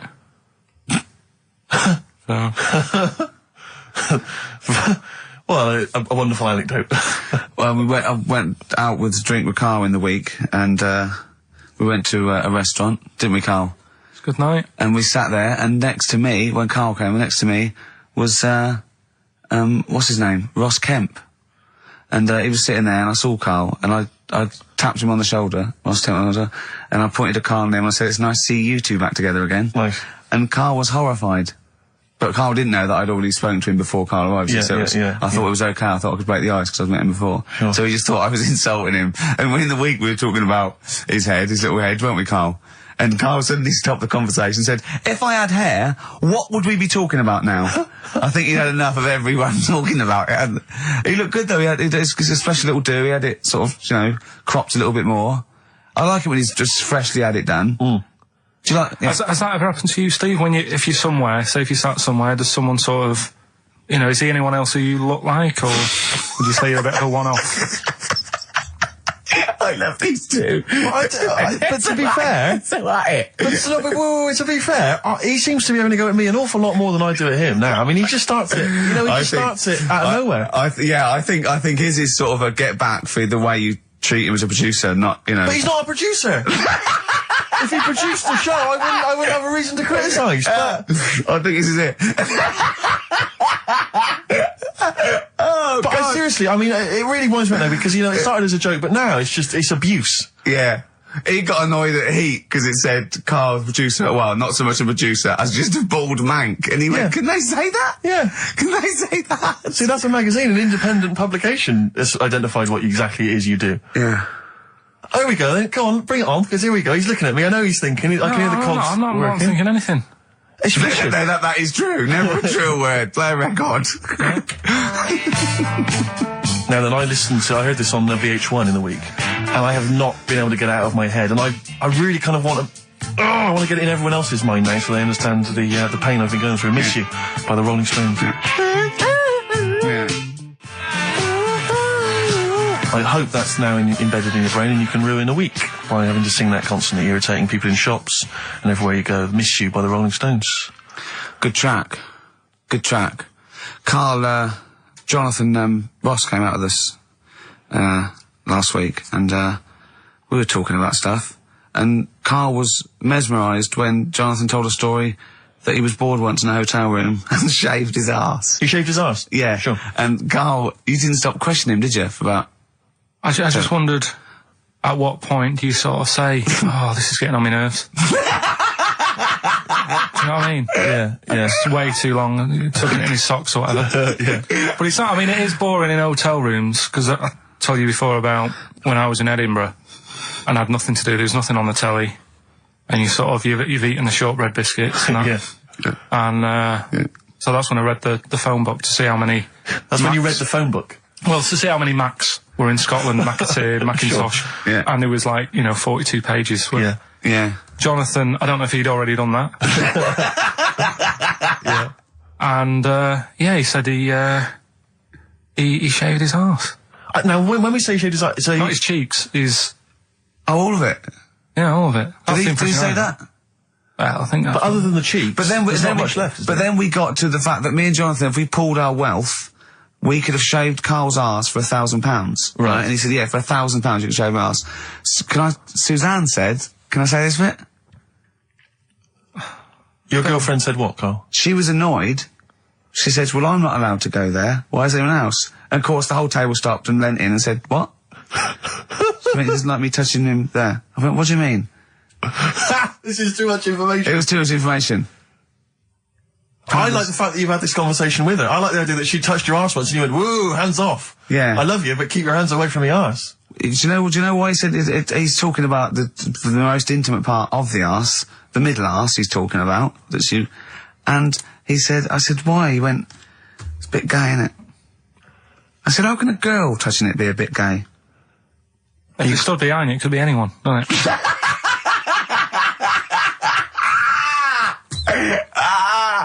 Oh, God. And it seemed, I mean, you can imagine the conversations we were having, right? And it's that thing that the waitress heard something every time she came over. She heard the word, like, cock or... Jonathan Ross saying, I shaved my arse. Yeah. And, oh, dear. But it was, it was a good night, wasn't it? So, it's the £1,000 now, isn't it? But presumably you give Suzanne half anyway, so everyone will be happy. You've used the arse to best effect. She's got half out of it, so she's made as much out of your arse as you have, in a sense. Me and Jonathan are happy. Yeah, but to be fair, it's his arse on the line.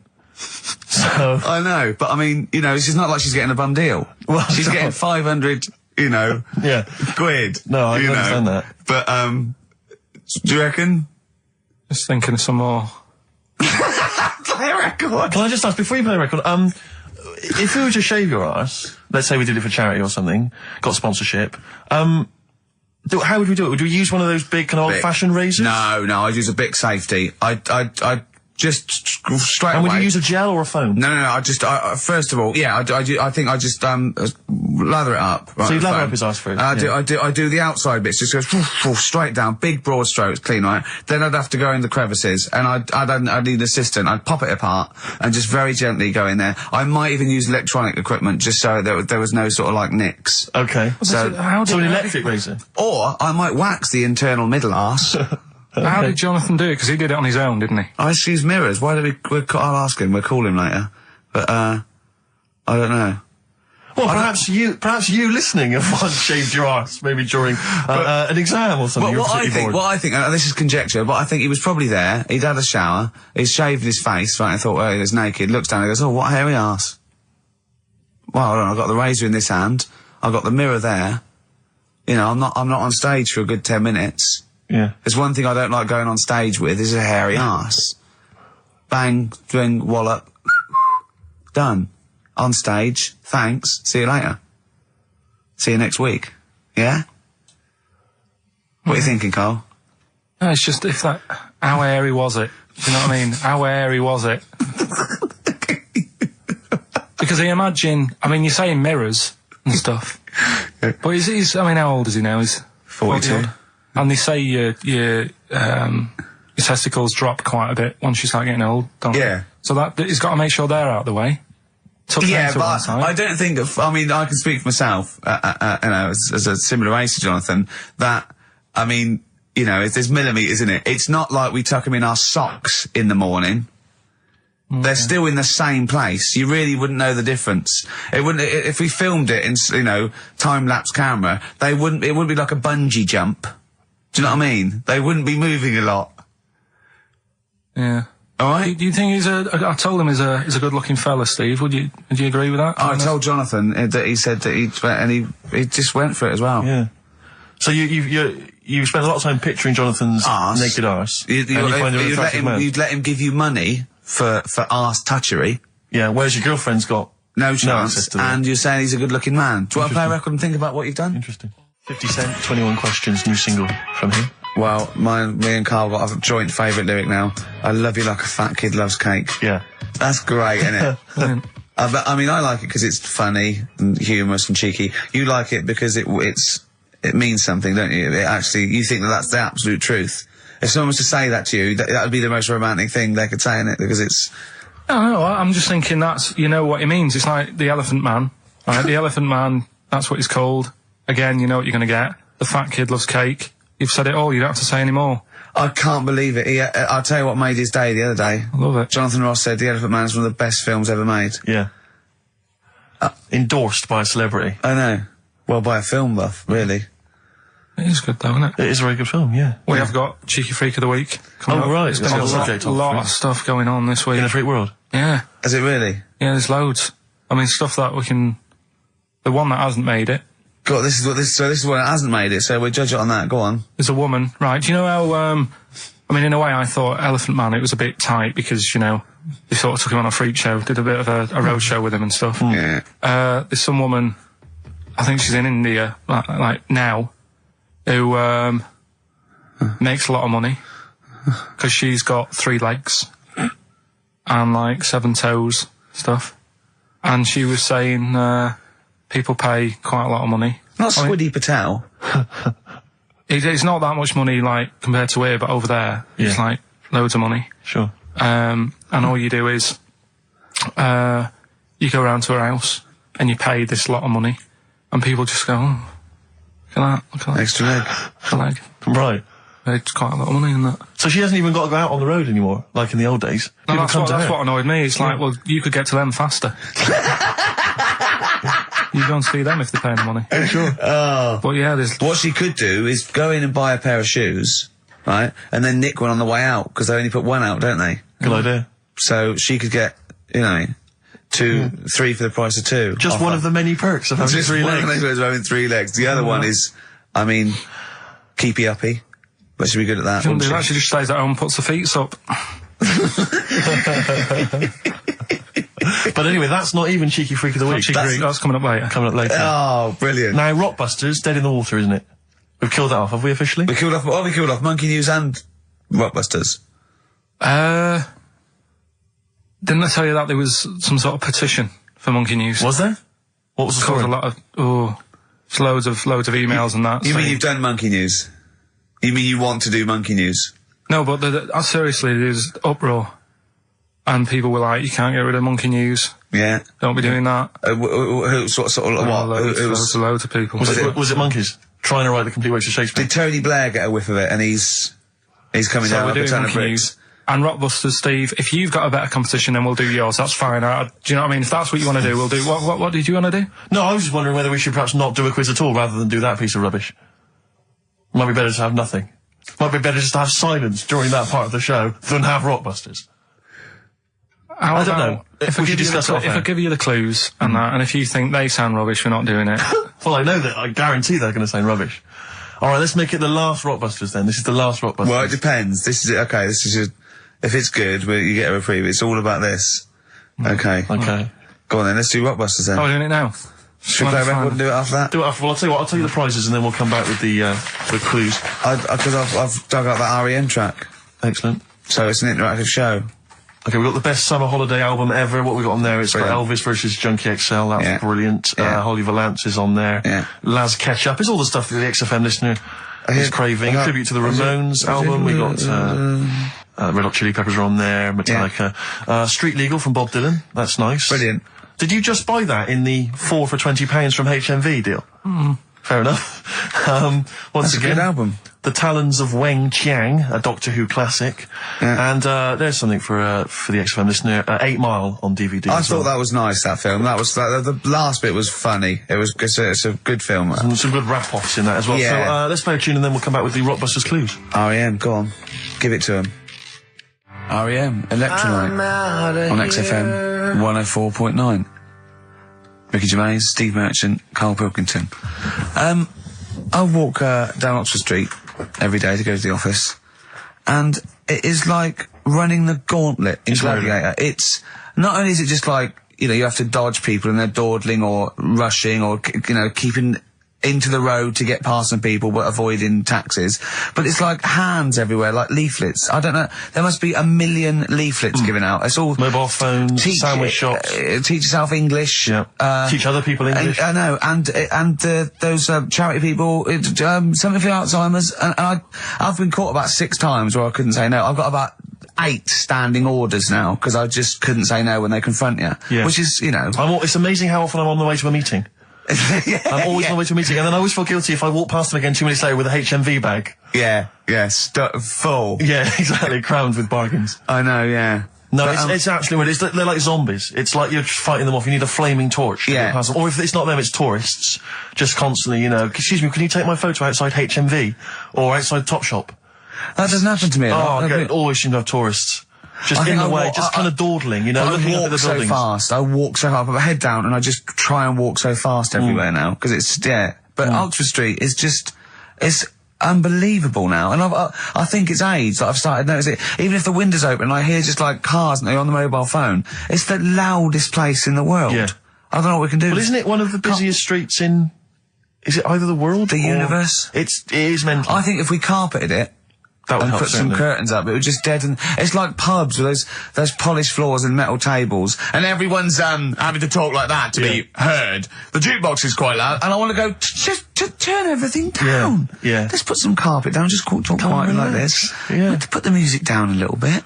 We'll have a good time. I've never quite understood that impulse. I don't again if it's age where you go in a club or a pub, as you say, and the music's just slightly too loud, so it just makes everything slightly tricky. It's slightly tricky to have a conversation. But what annoys me is when it's for the amusement of the barman or barmaid. Yeah. They're bored, they're in a pub, they've got the music up, their music up, right, techno blaring, right, they've got a telly on watching a soap opera, and I want to go, choose one or the other. Yeah. I mean, what are you watching? I got a minicab last night. I imagine you don't travel in minicabs, but the guy driving, one of those guys, I know he's driving a cab on a Friday night. Okay, no one wants to be doing that. And he had one of those phone, you know, the little earpieces that you put in, so it looks like they're talking to themselves. And he's there, and he goes, where are you going? I went, crouching. He went, yeah. Well, and he's chatting on his mobile phone the whole time. His voice was so loud, he had the radio on as well, and he wasn't concentrating on the road. I just thought, look, I'm paying you £10 here to take me somewhere. Please, just stop chatting or arranging your social life for 2 minutes. Yeah. Get me to my destination safely, and then you can resume your conversation. My favourite one is, I'm going to so-and-so terrace, please. Where's that? I want to go, right, you're not taking me then. Yeah. I mean, I don't know. I don't know. Exactly. I don't drive, I'm paying you. That's why I'm paying you. That's got to be part of the service. But, I mean, I know people who've been in many cabs, didn't know where I was, and didn't have an A to Z. No, I was in East London once, I said to him, I'm going to North London. He went, where specifically? I went, Swiss Cottage. He went, sure. I said, do you know the way? He went, yeah. Set off. Along the way, he went, do you know the way? That's why, I thought you knew. I said, have you not got an A to Z? He went, no. He was one of those guys who'd just taken his car out middle of the night. That was all he had. All he had, all his credentials were he had a car. No map, no torch. The two other things I bring with me. And he said, so we're driving along. He went, I could probably get you to Camden. I was like, okay. He went, it's a start. I mean, that is the start. Exactly. He went, do you know the way to Camden? I thought, pull over. It's not worth it. I'd rather hitchhike. I'd rather walk. Ludicrous. Those people who just go out. Yeah, they just take a car out. Yeah. I bought a car. Oh, have you ever done that? No, well, I'm sick of living here.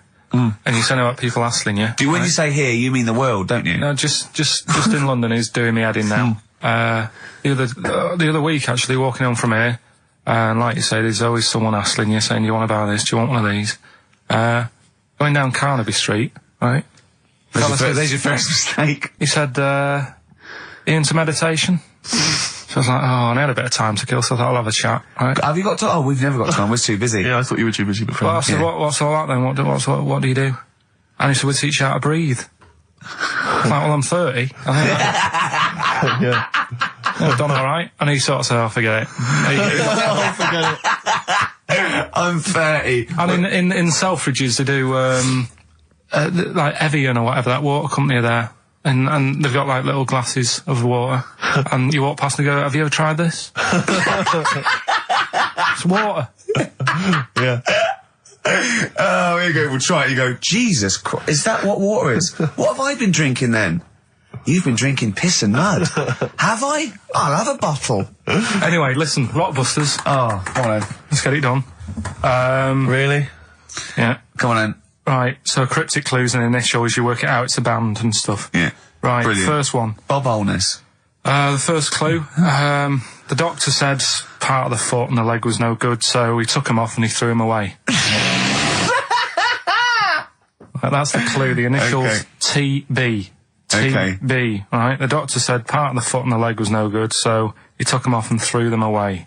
Second one, the Scottish Monster has got a bit of a tan. Right? The Scottish Monster has got a bit of a tan. Okay. That's TD, right? And, the last one, well, the 60s singer had a heart attack whilst he was having it away. We won't be seeing him again. Right? And that's FNM. FNM. Well, the 60s singer's had a heart attack. He was having it away. We won't be seeing him again. Email in ricky.gervais@xfm.co.uk. Remember, this is to save Rockbusters. If people don't get this, right, it's no more. So you better, if you want this feature to stay, you better get the clues. Right? Good work, Carl. We'll give those clues again after the next tune. What are we playing? And listen, yeah. Oh, you love it, don't you? You love it. Good, it's a good stomping pop #1 rock. XFM.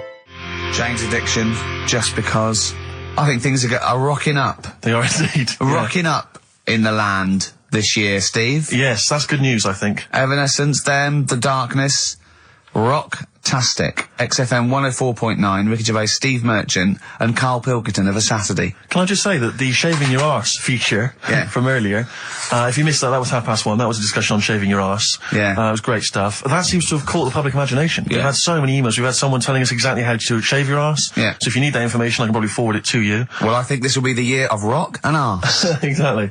But it's extraordinary how, you know, just a simple discussion like that you would think perhaps was crass, crude. Mind you, our listeners do like Karl talking about monkeys. Sure. Do you know what I mean? Yeah. It's not like it's something to be proud of. It's not like we changed a nation or freed a people or found a cure for something. We hit them in their, you know, at their level with monkeys and arses. Yeah, exactly. It's what our listeners love. Yeah. Monkeys and arses. Yeah. We should put that on the poster. And they go together, because I joined the zoo last Sunday, went down and became friends of the zoo, right? Oh, well, I thought maybe you had to sit in a cage for that thing happened. I went straight for the chimps, of course, right? And there's sort of like 3 sort of big sort of adult ones there, and there's people with their kids, and I could see the people just putting their kids away as one of them went up and started putting his face up the other one's arse. Sure. And it was sort of like, I just can't be bothered to explain this to my children. Exactly. So I was just moving away. Oh, come on then. There's the lions. You're going to have a look at the lions. Yeah. What are they doing? They're just sniffing each other's asses. Yeah. Yes. I remember when I used to go to the zoo, I always felt there were certain animals that weren't getting a look in, really, that no one was particularly interested in. The tapir. Exactly. We were going straight to the snakes we were interested in. Yeah. Birds. I don't remember being particularly interested in birds. Big cats, although it's a bit depressing. Great apes. Yeah.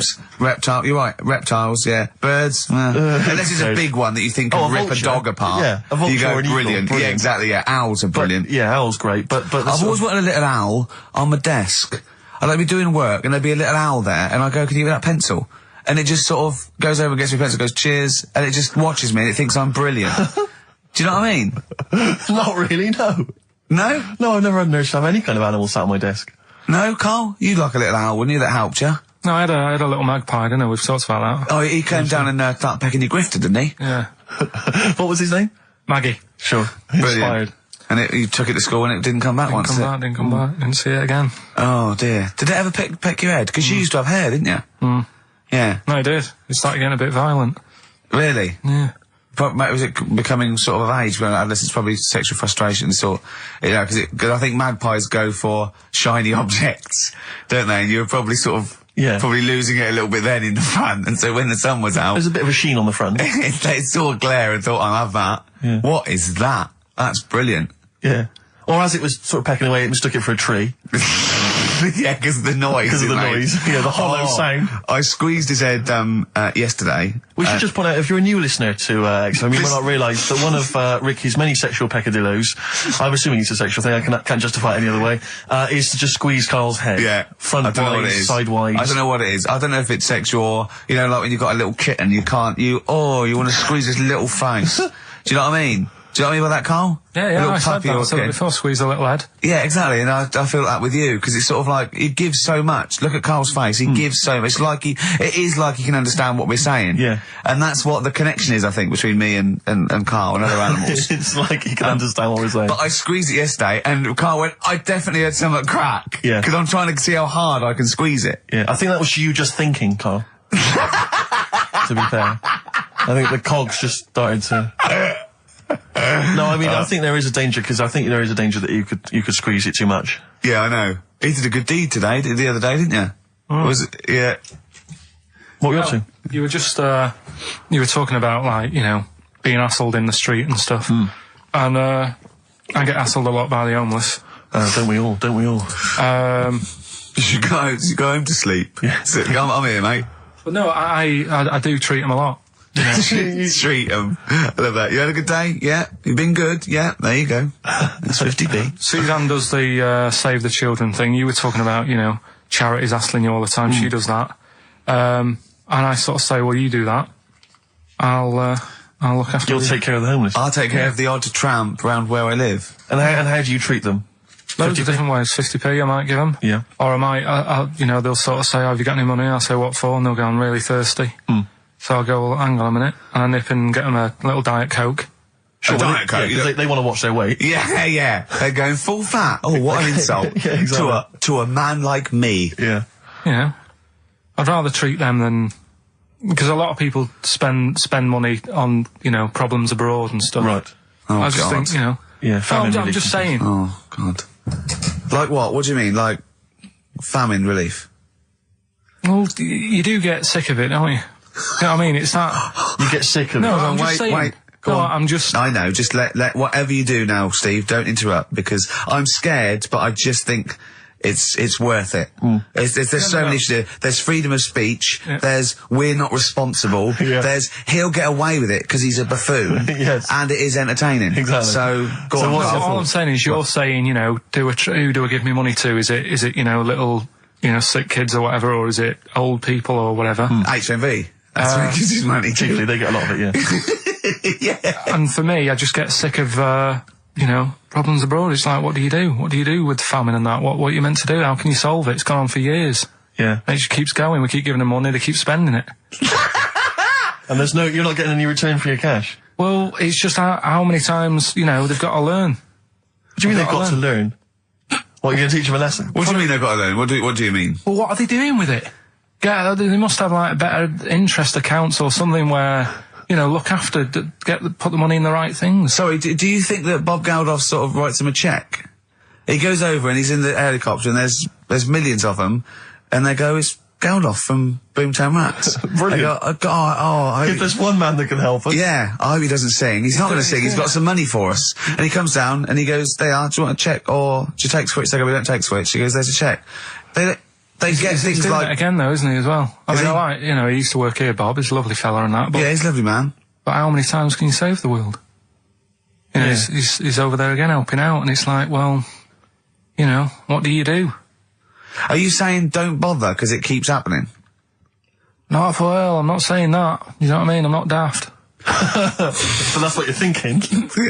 And Carl, you are daft. Yeah, exactly. I don't know what the answer is. Do you know what I mean? So you're just saying wash your hands of the whole affair, leave them to it. Yeah. Sure. Are you really just saying it's sort of, it's nature, it's tough luck, just don't interfere? Like a wildlife programme. Is that what you're saying? Don't interfere. Are you basically just saying it's not my concern? This has got a bit heavy. Can we do Cheeky Freak of the Week?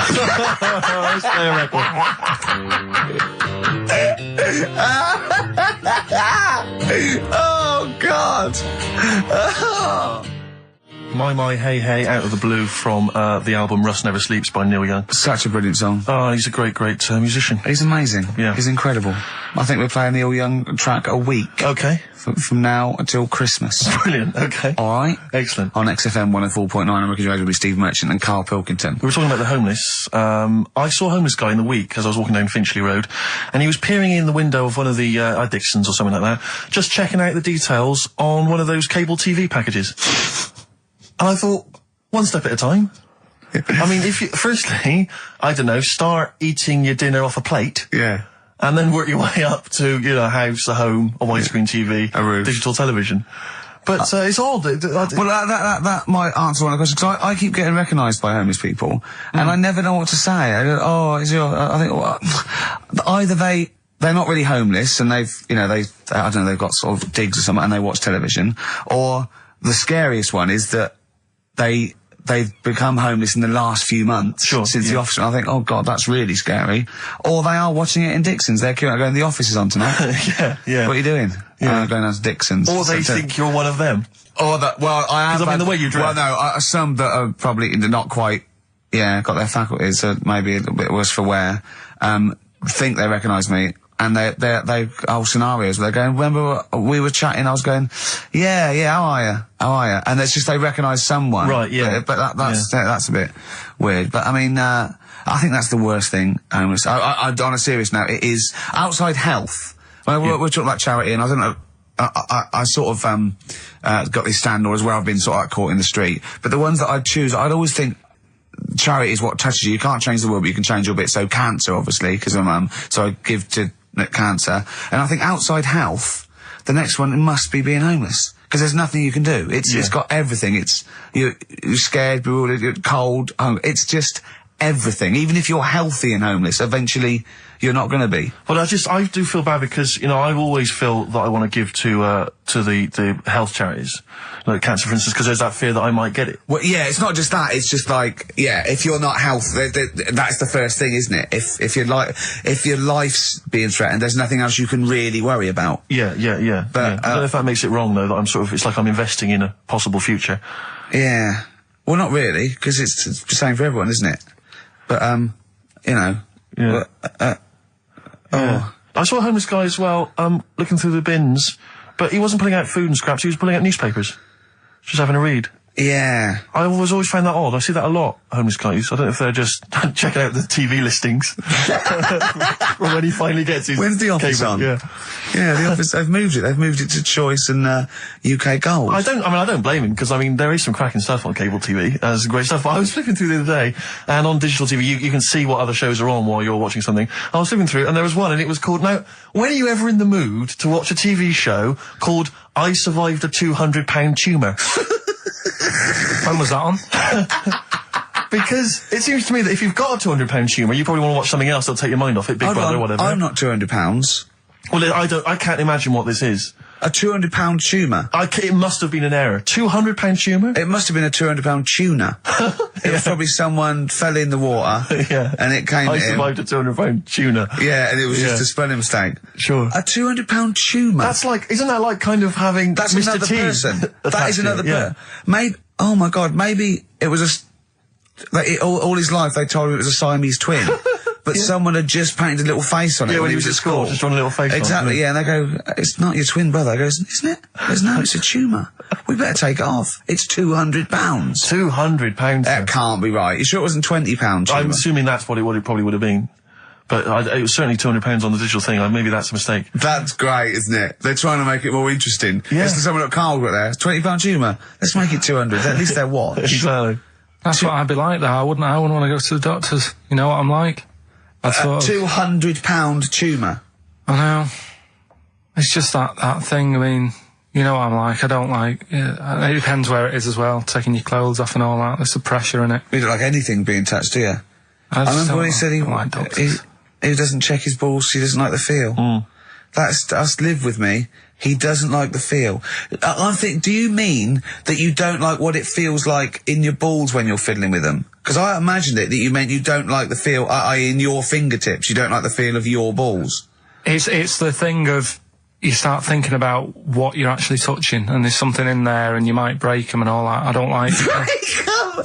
They are delicate. I am scared with the little knobbly bits, yeah. What knobbly bits?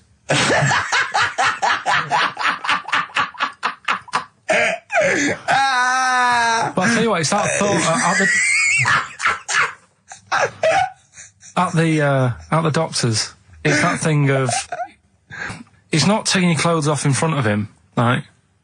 It's the way you've got to take your clothes off, but he asks you to go behind that curtain to do it first. Yeah. So there's more pressure, because then you come walking out with nothing on. Yeah. So it's like, why do you ask me to go behind there? Yeah. Rather than if I just sat there having a chat and he's going, so, how have you been? It's like, all right, I'm just taking the pants off. And then exactly, it's the pressure what was don't take your clothes off, and you came out and he lit a candle, and there was some soft music on. The lights were down. Nice. Yeah. Or he said, if it'll make you feel more relaxed, I'll take my clothes off. Yeah, exactly, yeah. But I'll do it in the form of a striptease. Now, Carl, I'm going to ask you the question, knowing the answer. What do you think of maybe a gay doctor just checking his testicles out? He's a professional. He just happens to be gay. That would never happen, would it? What are you talking about? Why not? Oh, speaking of go on, doctors. No, gay What? people are not. Do you know when we discussed gay-only toilets? Yeah. It's only it looks like it's coming into action. No, it doesn't. Right. No way. It was mentioned again Where? on. Your head. No, I think. Do it you was on- think that people in positions of power are listening to this show getting ideas from you? Tony Blair. Makes you wonder, doesn't it? No, it really does. And the funny thing is, why are they getting upset? Why are gay people getting upset that they might have to have their own toilets? Carl, you don't know what you're talking about anymore. You don't They're know having a what sly look. You don't know what you're talking about. Okay, can we have Cheeky Freak after this? If you want. Placebo. This picture on XFM 104.9. Steve, you're thinking of taking over as producer, aren't you? Well, I just think it's a shambles. I've asked for Cheeky Freak of the Week, and it appears that Carl's not ready. He's not prepared. No, I can sort of remember it. It's just that I like to have all the information. Contempt for But the you've just listener. had about just a whole bunch of adverts and placebo in order to get it ready. We're shouting, we're having a shout and that. Right, do you want to sort yourself out in future? Yeah, someone, this is what we were chatting about. Someone emailed in about they watched the £200 tumour thing, and when it was removed, it was carried away in a wheelbarrow, right? Carl said, what, even when she had it removed, she still carried it round in a wheelbarrow? And he went, I thought it's sort of like she'd become attached to it. You definitely are my favourite thing in the world. It's great. Look at the way he's looking back. But I think they're all the same. The people, I mean, I have had more emails about people saying I watched the £200 tumour And I shaved me arse. than anything else. I know. When we ask questions about science, Shakespeare... we talk, yeah. Nothing, High science. concept, we talk about political issues. One person emailed in, they said, I tuned into the £200 tumour documentary. It looked disgusting, I couldn't watch for long. What were you expecting? Yeah. That they might sing and dance? Do a little show for you? Anyway, so what's these are really your listeners, Carl, now. I think do you know what I mean? You sort of, you find your niche, you attract your... I think me and Steve are pretty much just here. I think the people that we had in the early days, Rick, they've long since abandoned us. They jumped ship. They've got jobs. Yeah. They've got jobs. They're out now. They've been released. Exactly. Yeah, they're getting their life back together. Carl, Come so on then, what's the Carl. situation with Cheeky Freak? I've got like a couple of bits. Like I say, I haven't got the in-depth stuff that I know. Oh no, because usually it's it's Heavily pretty researched. scientific. Exactly, yeah. Do the jingle. We've come up with a new one, haven't we? The Freak, say chic. Cheeky Freak of the Week. Right. Well, couple of bits. I don't know which one to use as the main feature for this week. It's that good, is it? Well, there's been another one born. What? Little kid. Who on? 4 eyes. Insult. Just a guy who wears glasses. Come on. 4 eyes, 2 noses, 2 mouths. That's weird, isn't it? This bloke, did he also have 2 heads, 2 bodies? Sort of born sort of slightly separately? He wasn't stood next to a mirror. No, it's weird, that, isn't it? That's all you've got. is it? I love that. That's weird. That. Imagine the doctor said that. Well, Mrs. Parks, kid's got 4 eyes and 2 noses. Weird, isn't it? Any clues? Yeah. Any clues? So that's it. That's all the one. information. Well, I'll tell you what, No, but that again- shouldn't be the main one. Okay, I've answered but it. like I say, what's the idea of this feature? What do I say all the time? Don't know. I always say, think about it. Think about what that would be like. Okay. What? Giving birth to him? No. Being, I think it's a girl. Being like her. 2 mouths. 4 eyes. What would that be like? Mad, innit? I don't know what this feature is. I don't know why. Is there another one? Is that, you said that I mean, I too? hope everyone took the opportunity there during that silence to just think about what it would be like. I know I was. What? Could she talk with a mouthful? What? Is that allowed? Because she's got 2 mouths. Yeah. Yeah. Would that be alright in her house? She'd be eating Yeah, one, she something can like talk with one mouth and eat with the other, I Right, well, suppose. listen, the main one, right? You've thought about that. That's good. The main Cheeky Freak of the Week. I haven't got all the details. Smallest person ever. Right? How big would you say that is? Carl is now sort of like holding his hands up like a fisherman, long ways. That's about 1 foot. Right. Smallest man in the world. I printed the thing off and I can't find it. There's a little picture of him. Right? The odd thing was... Because why have you asked me how, did it say, or was it a picture of him? I didn't really read it. Of course you didn't. Of course you didn't. Jesus. I just saw it and thought, oh, that's... What, that's you straight away assumed it was natural size? No, it was that big. But what do you mean it was that big? Little fella, like that. But why are you doing that? What? It was a page with a little fella. How do you know that was natural size? No, it was, because he said it's world's smallest man. And the funny thing is, I've read the first line, I always read the first line, it said world's smallest man. Well done. The weird thing is, he got an head like a light bulb.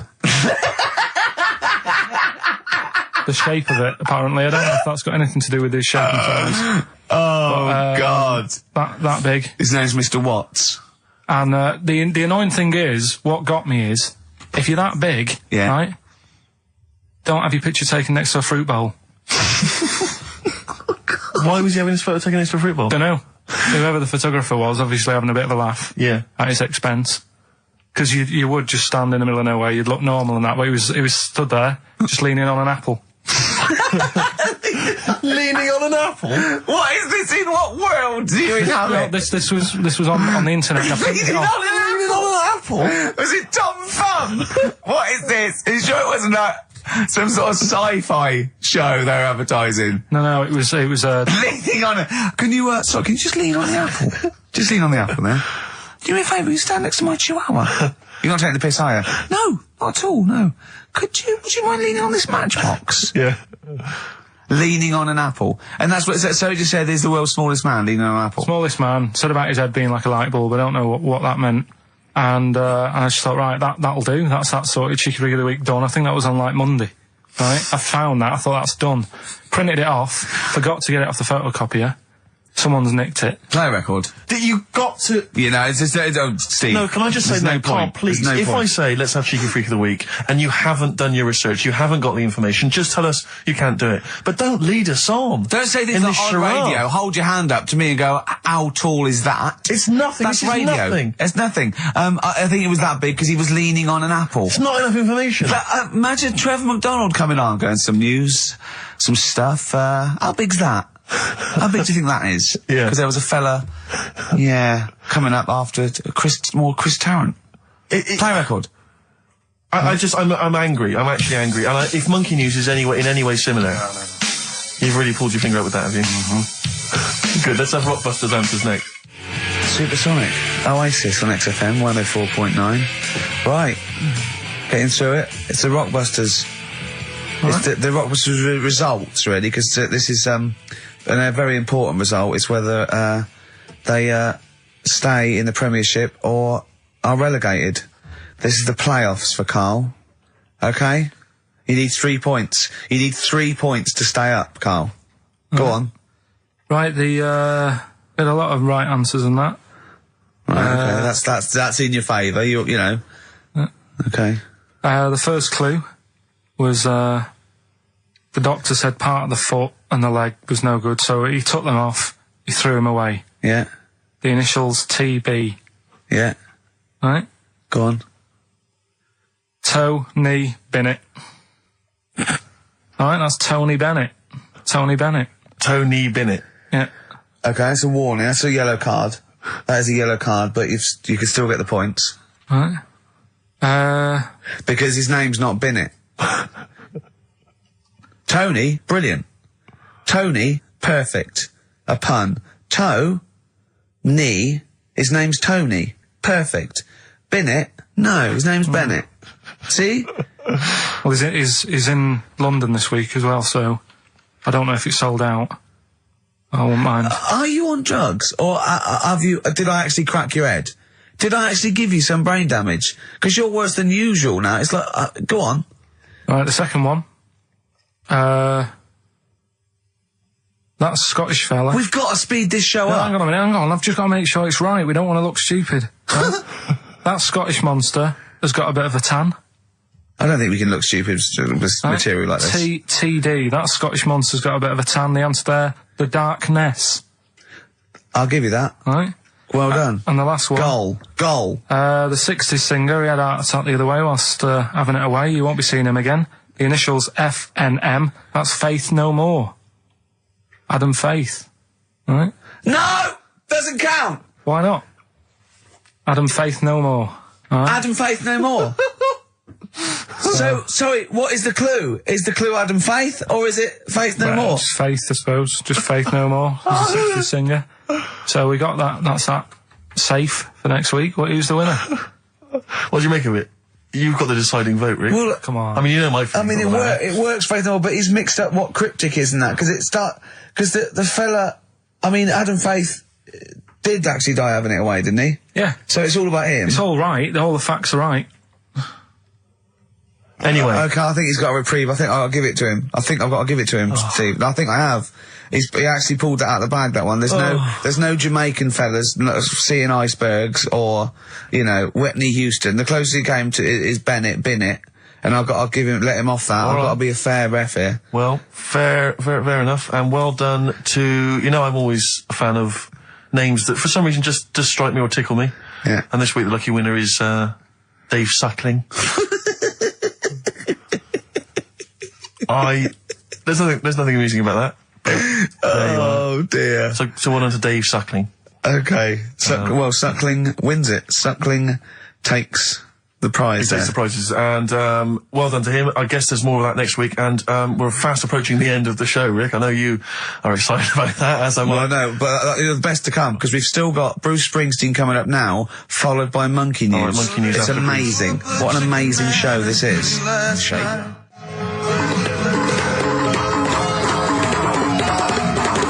Chimpanzees at Monkey News!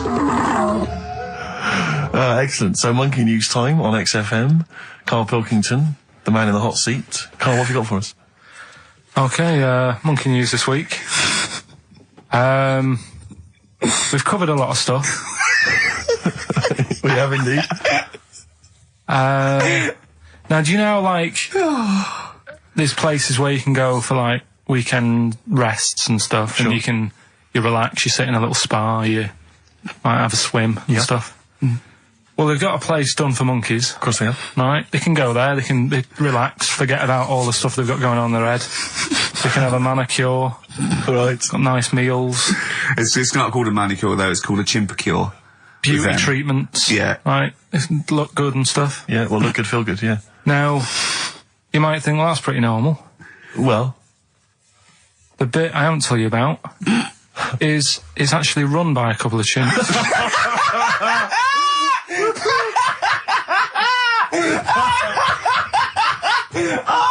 Oh God! Oh God! Oh God! You're a maniac! Right. Oh, for Christ! Let's just. That's like coming a chimp. Of course it's not. No, it is, because think about it, right? Not think about it. What do you mean, yes it is? Of course it's not run by a couple of chimps. What do they do, get a loan? Right, if a chimp wants Yeah. to have a rest, Yeah. where would you go to? A place that's run by humans that don't know what chimps' needs are? No! My point is this, how did they get it together? How did two chimps, Mr. and Mrs. Chimp, went for a loan and said, I'll tell you what we need, a spa. I think it started off quite simple, right? Just basic stuff.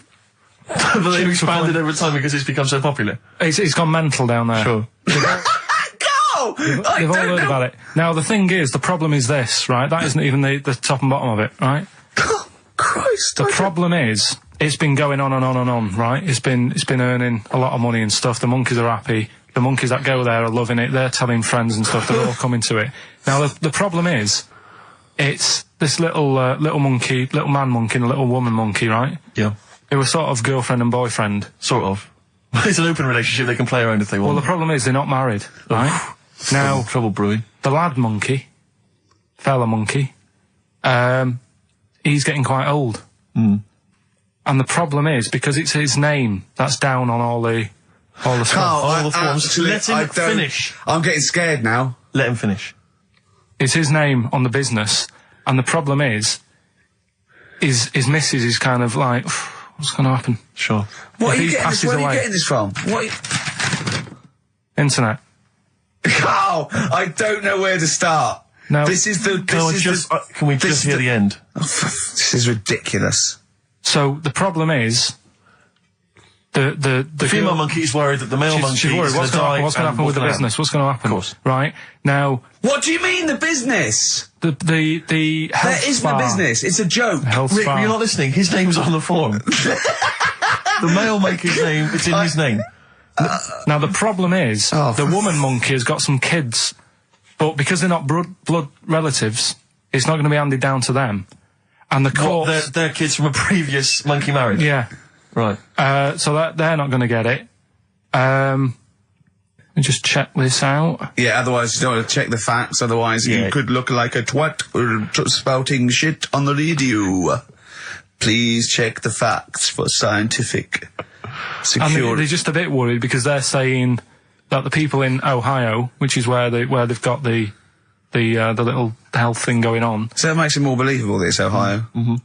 I thought you meant it was Berkshire, in which case it would be rubbish. It looks like the local people are trying to get in there. They've seen the success of it. Sure. And they're trying to go in and take it over and stuff. Yeah. So... Give me the piece of paper. Throw it away. Play a record. That's the worst one I've ever heard. And there's something wrong with you. You're educationally subnormal. Final tune from us. Tim Buckley. Lovely song called Wings. Back next week? Yeah. Yeah. See you, Carl. 104.9 XFM. You alright? This is Karl, producer of Ricky Gervais and Steve Merchant. They're not about today. Ricky's on holiday. Steve couldn't be bothered. So I'm left here with all the DATs. That's a digital audio tape of all the shows they've done since they've been here over the last, I don't know, year and a half or something. So we'll play you some of the best bits. Alright, so here's the first bit. I had some exciting news this week, Carl. You'll be pleased to find out. I'm worried that you might get a little bit jealous because it's obviously going to impact on your world quite strongly. Because I know you think you'd like things to be quite samey. You like the status quo to be maintained. You like the fact that in the past, we've had some crosswords. Because I remember. What did you think of me when I first walked in? When I first came in on the first day of XFM? I don't know why you're making a big deal out of it, because I'm just being honest, though. I'm just being honest about a lot of people who see you for the first time sort of go, well, he's a bit weird. I know that, Steve, that you brought it up, and then you're again. But I'm sure that wasn't what he said before. No, did he say before? Yeah, well, he was a bit weird. Yeah, well, he looked at you, and I knew. I could see by the look on his face. You know when you know your kid, and your kid's sort of scared of something, and they go, "Why's your kid?" He goes, "Oh, he doesn't like pigeons or spiders." Right. It was like that when I saw Karl, and I brought you in, and I went, "What do you think of that, Karl?" I could see the look on his face that he was disturbed. Sure. And then, as he said, you get used to it, don't you? Yeah, you get used to it. And you have changed a little bit. Your hair's a bit smarter now, and you got some nicer glasses and that, I think. Or I might have just got used to it. Whoa, don't bring it up, Steve. Don't look at me like that. So you say that you think some other people in the office thought the same? Do you know that for sure? Karl. Did you discuss it? Karl. Yeah, I think they do, yeah. Okay, leave it there then. But not just in the office, as you walk through the building. Oh, it's worse than you ever thought. Well, no, it's not worse than I ever thought, because as you well know, Ricky Gervais, what did I do on Thursday morning? Oh, is this the thing... For those that perhaps are not of the female persuasion listening, there's a magazine. Apparently it sells quite well. It's one of the sort of female, issues magazines. I think it's called Company Magazine. It's like your sort of, I guess it's a bit like your Moore or your Vanity Fair or whatever. Anyway, they run every year the 50 most eligible bachelors in Great Britain section. Ding dong, hello. Who's in there this year? In the 50, in the top 50 of the entire country. And then they vote, and they put them in order and see who's the most eligible bachelor. But that's 50 people, right? It always annoys me slightly because bachelor, it kind of seems like a more sophisticated word for loser. Yeah, doesn't it? Which always sort of unnerves me slightly. And also they try and do a different 50 every year, so they're getting pretty desperate to get different ones. No, because also a lot of people who are sort of like successful, are married, so there's very little to... No. There's a huge... I don't know if this is international. It could even be international. I'm not sure, actually. So I could be up there with the likes of Justin Timberlake, etc. So Fred Durst... Yeah, that sort of person, So anyway, this is what's exciting, right? Although I'm slightly frustrated because they were telling me that last year, all right, because what happens is the readers of the magazine, they vote for who they think is number one most eligible bachelor, right? Last year, the prize was a 2-week trip in the Bahamas. Okay, this year, I'm rather annoyed because all I'm going to win is a moped. That's the prize this year. That's the prize this year, a moped. Whoa, backtrack. What? Sorry? Last year was a 2-week trip to Bahamas, and this year just a moped. All I'm going to get is a moped. All you're going to win is a moped. Yeah, You've got no chance.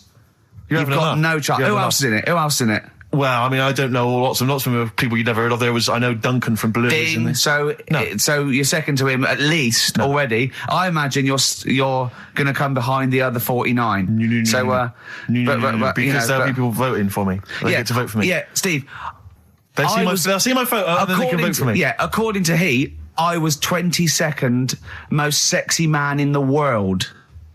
I better take that helmet back. I would. Rick, you may remember that last week we opened with some quality knob news. Knob news, yeah. It was Hitler's knob. Hitler's knob was one of them. That just sparked off into a whole bunch of other kind of knob-related discussions. Yeah. And I'm pleased so far to see that we're almost at the halfway mark for this first hour. And so far we've only talked about nudity and/or todgers. Yeah. So excellent work from us. Well done, lads. Yeah. I'm looking forward to Dr. Fox and the rest of the Sony award committee listening to this one. Yeah. But more knob news. I don't know if there's a jingle for that, maybe. You nearly had the eye out. Knob news. Knob news, excellent. This is an extraordinary story. A woman tried to sue her bosses for £210,000 after finding a cooked penis in a canteen stew. Hospital cleaner Sophie, something, I can't quite pronounce that name, was eating goulash for lunch and could not cut one of the lumps of meat. You can see where it's going. I've got so many questions already. I know. She picked it up and tried to chew it, but it was too tough. Then she inspected it with workmates, who all agreed it was a penis. Imagine that discussion. Yeah. Miss Matlata said she vomited for the rest of the day, instantly became a vegetarian, and had to have psychiatric help. It's not known whether the organ was from a human. The case continues. Well, it can be found out, so that's one thing. Obviously, the doctors aren't confused. They're not going, I don't know, I've never seen one like it. Yeah. Also, why is she eating goulash? I know. I mean, that's my first question. Why? Lunch. What do you want? I don't know, I fancy some goulash. Yeah. Oh, some gooly lash. Gooly lash, thanks very much indeed. Lancashire cockpot. Oh, is on the menu. Brilliant. Only £5.50. Wangers and mash. I'd love some wangers and mash, please. Coq au vin. Coq au vin. It's already done for There's wangers and mash, coq au vin, Lancashire cockpot. That's just off the top of our brains. Yeah. So if you've got any of your own, keep them to yourself. We're not interested. What do you make of that knob news? And he's in a hospital. Yes, it was. No, hospital cleaner. You're right. Oh, cleaner. God. I know how your mind's thinking already. There's been a mix-up. What kind of mix-up? I love that. What, some bloke's gone in, some lesbian's gone in, wanting a sex change. She's got a carrot for a cock. Stew and steak. Stew and steak. Oh, that would be great. So on then, do a film review, quickly. Right. Well, today on Film Review, we're doing classic films, and today we're looking at Elephant Man, John Merrick, one of his better pieces of work. It's a sad film. I've never really been able to watch it all the way through. Sorry, John Merrick's better piece of work was him being the Elephant Man, played by John Hurt. Yeah. Go on then. Sad film. When I was younger. Tell us a bit about it. What is it about? Who's John Merrick? It's about a fella who's got a funny head. Right, tell us this. And, he lives in, I think he lives in London, in like about the 1930s or something like that. And he's being picked on all the time and stuff. And first time you watch it, you'll probably cry a bit. And then the second time you watch it, you're just sort of thinking, God, that would be bad. Sort of having a head like that being picked on all the time. Then the third time you watch it, you might think, how does he get his jumper on? Then, I don't know, I'm probably bored of it the fourth time. but it's well worth watching, so Elephant Man. Brilliant. Yeah, see it. Brilliant. I think if you want to get on TV, Carl, you'd be better as the subject of maybe like an omnibus documentary. Living with Carl. XFM 104.9, Ricky Gervais, Steve Merchant, Karl Pilkington. Tell us about this monkey, Carl. You're going to love this one, Steve, right? So last week we were talking about how, like, a lad left his family because there was problems at home and that. He went and lived in the wood, he got airy. Right? No. Leave it there, Rick. We haven't got time to go into it. Right, so... That's what happened. And that's what happened. He lived with the monkeys. He went airy. That's what happened. Looked into some other stuff about, like, airy kids and all that. Yeah. Came across this story about a bloke, right, who worked in a zoo. Oh, dear. Right? So... Trouble's brewing. Loving his job and that, but it's quite a lonely sort of job because you don't see many people. You're just dealing with animals all the time, right? So, anyway, he gets a bit pally with a monkey because it's the closest thing to a human. Well, that ape is. Right. Yeah, but you can't really go that close to apes.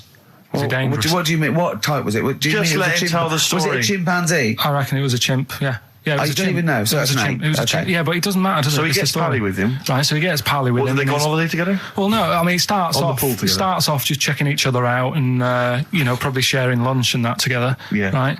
Anyway, this goes on for a while. They're getting on well on that, and then after a while, right, the monkey starts sort of imitating him a bit more and sort of walking upright. Oh God. Yeah. Right. So he thinks, oh, that's a bit weird. Anyway, they get on really better and what have you. So he thinks he could live at home with me. Because we're getting on a storm. Yeah. Right. So he takes him home, and before Is you this know the it, beginning of Beneath the Planet of the Apes? I think it is. I think you've seen this on video. I'm worried because he's already imitating him and they're moving in together. I'm thinking it's maybe a bit like single white female. Single white zookeeper. Oh, brilliant. right. So anyway. So he's moving in, and it's getting used to sort of the normal human life. He's having a cup of tea in the morning. Yeah, PG tips. He finishes the day off with a dear. Finishes the day off with what? He doesn't have to move a piano at one point, does he? Finishes the day off with a little brandy. Yeah. What, he pours himself on. Is he wearing a smoking jacket? I'll tell you what, Carl. You're a maniac, mate. No, this is why it attracted me. It's amazing, right? So he's having his brandy and that, loving his life. Next thing you know, he sort of I don't know if he loses it or he gets shaved, but the top half of his body is hairless. Right, apart from his head. Right, so he's got a nice. So it's the opposite of the kid. Well, no, yeah, this is what I'm saying. That would happen. Right. Well, hang on, but so you don't know if You he don't was even shaved know. or if it's How did it say? Then the hairless. What? I'll bring it in for you, the story, and then you can see if I've gone wrong. Keep going. Anyway, so this is going on, and he's having a great life. Then the zookeeper starts getting a bit annoyed because he's having a better life than the zookeeper. The zookeeper's in the zoo. This is such So the zookeeper's still got to do a day's work. The monkey's at home, he's partying, Well, he's it got gets his to other a point when he says there's no point you coming in to the zoo because the whole reason of you being there was because you're being kept there. Right. And he didn't want to bring the memories back, so he said, you stay at home.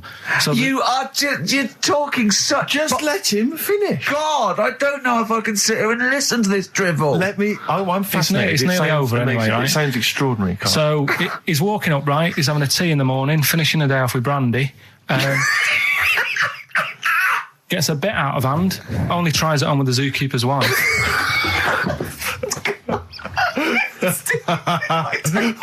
Make him go away, Steve. How does he do that? Well, because he's around humans a lot, he becomes a bit of a charmer. And, But what is it that he could do to seduce her? Pick fleas out of her? he didn't say. He was built. Yeah, he's well done. So what about that?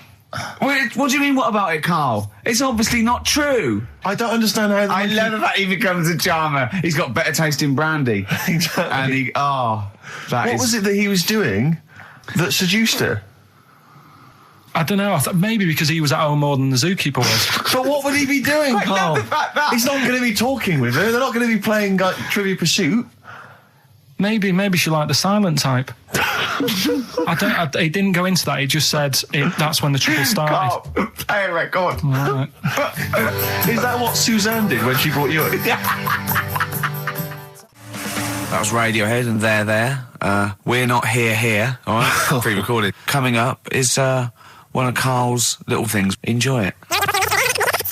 Something else we're giving away. The Shining. It's just more throwing away, isn't it?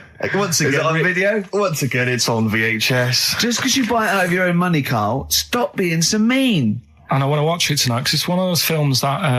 So you're going to watch this video and then you're going to send it to someone as a prize? Yeah, it's one of them films that... Sorry, what you just said yes to that without blinking. Well, yeah. You don't think, like, Les Dennis doesn't have a quick go in the car on Family Fortune before he gives it away? It costs Jim Bowen has $5.99. a go at those his and her towel racks. It costs $5.99, Carl. Okay, this is Carl in the classic The Shining. And what's the question? Well, we might ask that afterwards. Okay, then. Fine. Still trying to write the book, then? Yeah? Yes. Good. Funny, someone told me the other day, weird thing about a typewriter, the top row of letters, the longest word you can write is typewriter. I'll just show you. That's weird, isn't it? It's just the typewriter being... You're not in the mood, are you?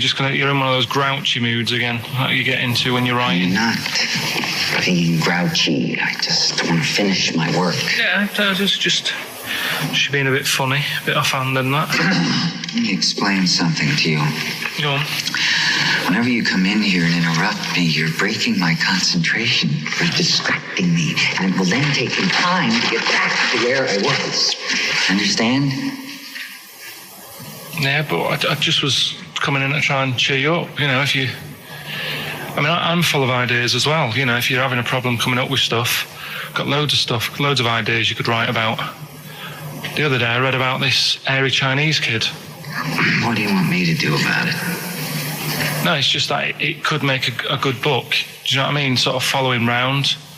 That's swell. Well, I'd buy it. You know. But if you don't want to know, don't bother doing it. But do you know what I mean? It's just airy Chinese kid. It's weird because they're not normally that airy over there. Yeah, this kid caked in it. But if you don't care, I wouldn't touch one hair on his goddamn little head. You don't have to touch any hair on his head. Like I say, he's covered. Leave the head alone if you want. Touch his hands. He's totally covered in it. But I love the little son of a bitch. Well, don't go that far. You haven't met him, but I can sort it out. I'd do anything for him. I don't think he'd expect that much. Just take him to the barbers 3 or 4 times a week. You know, he's a good little kid. In fact, I'll do it. I think I'll write a book on him. Yeah? Do you think you can handle that? Yeah. You're not too busy, are you? Well, yeah, I'm pretty busy. I've got to sort out some monkey facts for the show this Saturday, but I reckon I can still... Why don't you start right now and get out of here? All right. I will. You're going to be like that? Couldn't borrow a pen, could I? See you later. There you Haunting. go. Haunting stuff there. Karl Pilkington in The Shining. You know, in the film, Jack Nicholson goes crazy because the suggestion is he's maybe possessed by demons that maybe are in the hotel. But, you know, if I was stranded in a desolate hotel, removed from all human contact with Karl, I'd go mental with an axe without being possessed by demons. That's more chilling to me, trying to get some work done and you keep wandering in. I'm trying to get Karl to spend a couple of days in the caravan with me, just for the hell of it. And he won't. I've offered him money, won't I? I think it'd be a great laugh, wouldn't it, Karl? Oh, yeah, great. That would be terrifying. No, I want to film it. I just want to film it. Like a little video diary. There's Karl there, he's just waking up. Well, if I was stranded in that would be like being... I may as well be with Freddy Krueger and Jason Voorhees.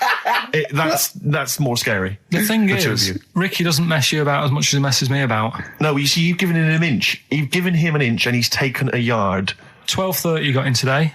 In 30 minutes between 12:30 and 1. The old bin lid on the head. He wanted to do that again. Yep. Squeezing my head, think he had a go at. And karate chop on the back of the neck. Yeah. All in 30 minutes. Yeah. Who else can say that?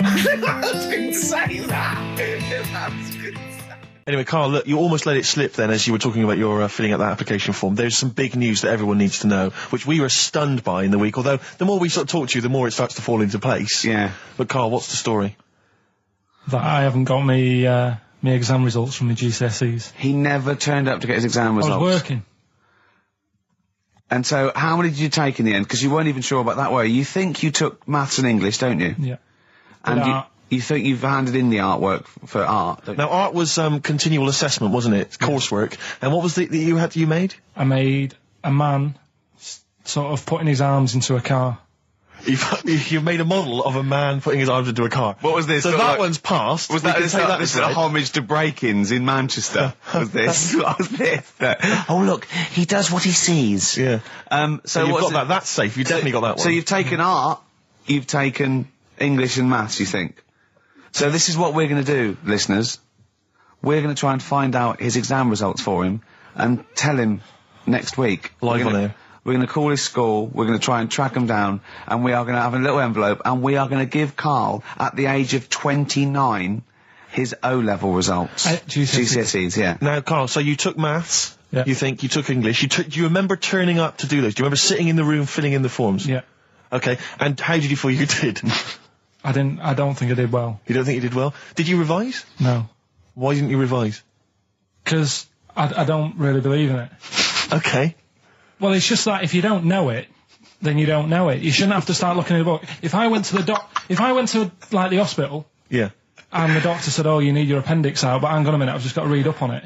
Yeah, that isn't good enough. Okay, he should know, and that's the way I feel about it. To be fair, though, he did do the revision beforehand. Yeah, they don't usually pass on, maybe when they're in practice. Yeah, information they took in by osmosis. Yeah, yeah, and the bloke comes in and goes, "Can I just see what you did with that?" And I goes, "You've passed." Yeah. Phew. That's a good one. Yeah. Good job I watched Casualty. You don't talk to anyone, do you, in the week? You just hide in your little sound booth thing, and you really don't talk to anyone, do you? Much? Not really. No. I mean, you might call up. Yeah. But no, I keep myself to myself. Yeah. Then you don't get bogged down in the office politics and stuff. Yeah. Is there a lot of office politics here? I don't know. I don't get involved in it. Oh, yeah. Proved your point. So when we're away and we're out of action, who, other than Suzanne, who will you talk to of the day? How will you get a sort of feedback from the world? How will you get sort of input and? I always, if ever I've got a question on anything, the internet's sat there and I can just go online and find out. The internet is good. It's brilliant. But it's not all verified. It's not all necessarily factually accurate. Anyone can put things onto the internet. It's it's freaks and things that put on things one, right? Here's one that I read in a week, right? Go on. About this woman. Yeah. She was a bit of a punk. And to get her hair done like she wanted it. Super glue. Right, no. She got lard. Apparently it's a popular thing, you might know. Put lard on your head. Yeah. And you put it in the oven. Oh.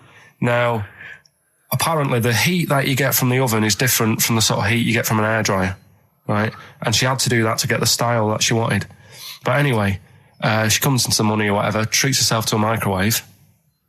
Right? It's not true. Opens the door, jams the things, like the little catch. So the microwave works. She jams it with a screwdriver or a knife or something. Yeah. Puts the microwave on, sticks her head in, boils her brain. Don't be ridiculous. Right? Well, why is that ridiculous? Boils her brain. She boiled her brain. She boiled her brain. And this is what's good about the internet. I went straight from that, and there was a subject about brains. And do you know that Russell Crowe, when he dies, he's given his brain to charity or something, some sort of some people who can do stuff with it. She gave hers to Pot Noodle. Vesta. Yeah. Oh, that's boiling a skull. Yeah. It's not true. It's not true, Karl. No. Just urban myths. Someone made it up. Yeah. For a laugh. They're just too convenient urban myths. Everyone's you can tell an urban myth's not true because it's always this happened to a mate of mine, and when you say what happened then, they go, don't know, that was it. Was it? Was that it? Was it? Someone boiled a brain and that was it. There was no more story. Well, were there any dates, locations, times? I think it was in Belgium. That is a blinding record. And before that, Rick, what do you make of those adverts? They were great, weren't they? I like them, yeah. I'm going to buy all them products on the way home. And that's endorsed by Ricky Gervais. He's won awards. Yeah. Rick, do you remember this? This was a hilarious moment. No, you'll remember this when you hear it. It was when Karl said something that was basic. Well, I think for a lot of people it sounded like a lot of old bollocks. Man grows penis on his arm. I mean, why people are constantly losing their penises around the world? I have no idea. But why? I didn't realise it was a bit. What do you mean why on the arm? It's just a graft, isn't it? Yeah, but put it on, like, your buttock or your side. You can't wear a short-sleeve shirt. Why do they've done that before? I don't understand it. Why not just graph it onto the side of your leg or something where it's high up, close to where it should be? I don't know. To get it used to the environment. Like when you were, like, released a duck into the wild. I've never understood that. If there's a doctor, again, you know, we had a doctor last time, there's someone who can let us know why they put it on the arm. So they can keep an eye on it, presumably. He's not going to work with this knob on his arm. He's probably in a hospital bed and under examination. Right. So what do you think? They pop the knob on the arm, say, come back in 3 weeks. What do you do, by the way? I'm a mechanic. Keep the long sleeve shirt, because the blokes go, why have you got a knob on your arm, mate? What are you talking about? He doesn't go back to normal as a teacher. Sir, what is it, Simpkins? You got a knob on your arm. No, don't worry about that. Do your maths. What do you think this bloke's walking around with a big knob coming out of his arm? Why on the arm? So they can keep an eye on it. So it's not... But if he's in bed, just get him to not put any undies on or whatever and just have a little sly look at how it's going. Even in hospital, if you're in a shared, like, little hospital room, people going, oh, I've had heart problems, what's your problem? He's there with his arm out. He's got his knob out! Yeah, but I don't think it counts as indecent exposure when they're grafting a knob on your arm, sticking that up the bed. Imagine if he's driving, he's just got it out the window. People driving by. Yeah. The fact that at the end is that bloke giving me the finger? At the end of the man grows penis on his arm story, it says, a Moscow surgeon said the man will be able to have sex in a few months. He said, women will never suspect. But what kind of a doctor talks like that? Yeah. I'll tell you, it's his cock now, seriously. The birds will never know. He'll be able to go berserk. Yeah. They'll never realise we grew it on his arm. That is unbelievable. Will he have a little scar on his arm, do you think? Yeah, I don't get it. Like I say, 83936 if there's a doctor out there. Or indeed if you've ever grown... Or a tailor. Making you a shirt. What side do you wear your cock on, sir? It's on my left arm. So let's take us back a few steps, Carl. What's the story? Right, so I did some research. Right. Let's just recap again. There was a guy you read about who had his head chopped off. He was guillotined. Yeah. He had said to the people around him, I'm going to blink once I've had my head cut off to show the brain that life can still... Or the brain can continue to work after death. Okay, so we queried that. So you weren't having any of it? Well, no, possibly for a few seconds till the oxygen stops being fed to the cells because the blood has drained away. But, you know, nothing spectacular. So go on. Well, along the similar sort of lines, right, this is quite a few years ago. This fella sort of upset the royal family doing something. Right, so they said this isn't good. It wasn't Ben Alton at that Jubilee thing, was it? I can't remember what it was. And they said, right, that was terrible. We're gonna cut your head off. You know, you gotta show people like you can't be doing what you've been doing. What was this? The 1970s?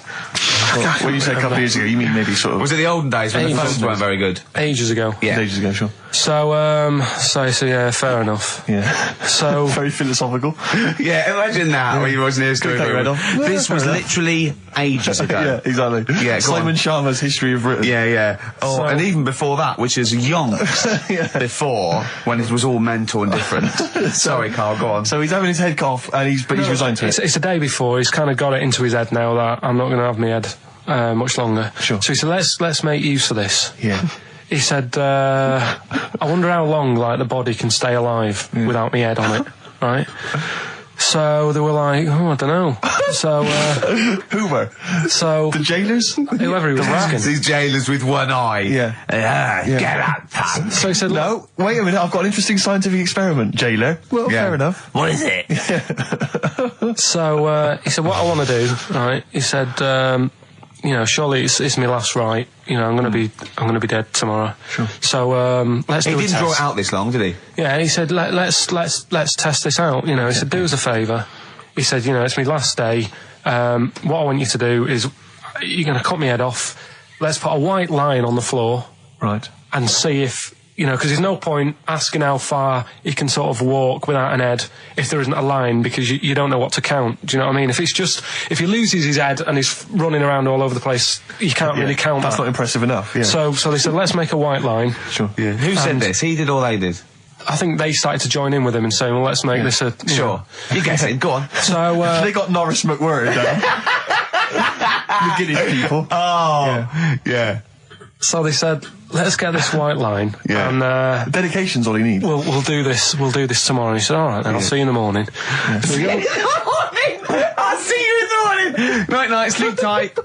Bye. I love the fact that Carl knows exactly what was said. That's beautiful. Yeah. He doesn't know the story or what order it is in or when but it he was. knows exactly what was said. But he knows the introduction. All right then, see you in the morning. Bye. Oh, kissy. Oh, I'm not like that. Oh, you joker. Don't let the bed bugs bite. Yeah. Anyway. So he gets up. Do you want a paper tomorrow? No, I'm all right. Go on. He gets up and they say, right, today's the day and that. And he said, well, I've got used to the idea. So here's a white line for you. Got used to the idea. Go on. So they go, right, are you ready then? And he said, I go on. And they cut his head off. And the body walked 32 steps without a head. Wow. 32 steps. Incredible. And that's the lesson, really. Did it get as far as it walked along the white line, did it? Yeah, it stayed along the white line, did 32 steps, and then started to stumble a bit, and it just fell over. Yeah. But, it was a test that your body can still keep alive for a little bit. Yeah. When you've lost your head. Absolute twaddle.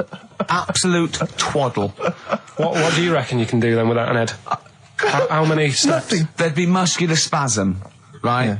It would twitch a bit. It would, yeah. You could not distinctly take 32 steps. The body don't. Yeah. Is the doctor still on the line? Yeah. The fella that bought 6 parrots. Yeah. And you could have 32 steps. Right, so you don't believe that. Doing a bit of line dancing. Right, you don't believe that, but something that you do believe that a cockroach can live a week without an head. It can. Slightly different kettle of fish there. Why? Wow, insect to human is what I'm thinking. Yeah, that difference. There's not that much difference in some insects. Do you know that a snake has a heart and lungs and kidneys and stuff? Go on.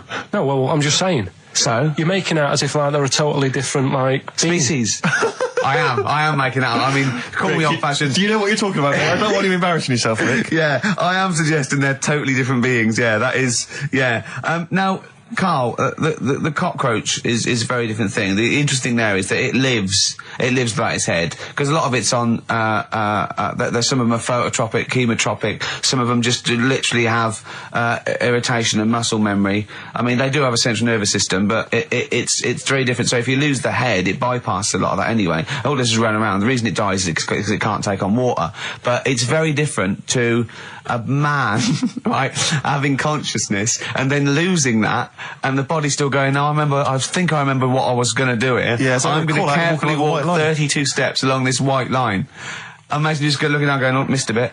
Yeah. Maybe the head was in the corner going, left, left, left, oh, he's now, Well, let's just put it out. I mean, if anyone listening has maybe had a relative beheaded, maybe in a horrendous car accident, but they got up, maybe they went for a walk, they had a little chat before they passed on. Carl. Get in touch. Carl, you are my favourite being. You are my favourite species. Now, you, Carl, may not be particularly different genetically from a cockroach.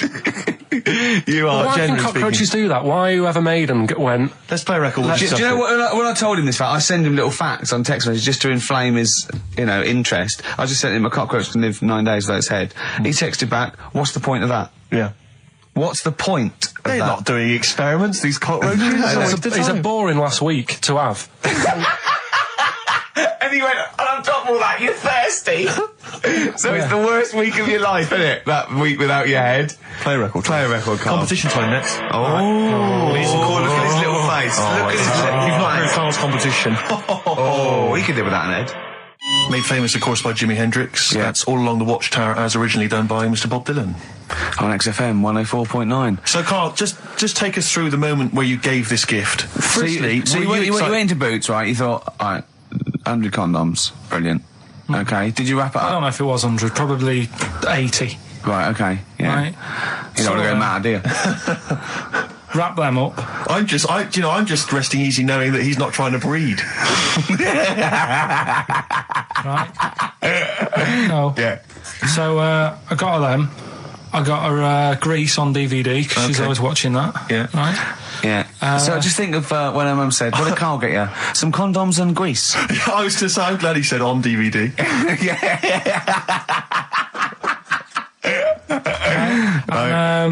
She was surprised anyway, right? Because I bet she was. No, when she got she was thinking like jewellery. No, right? that showed her.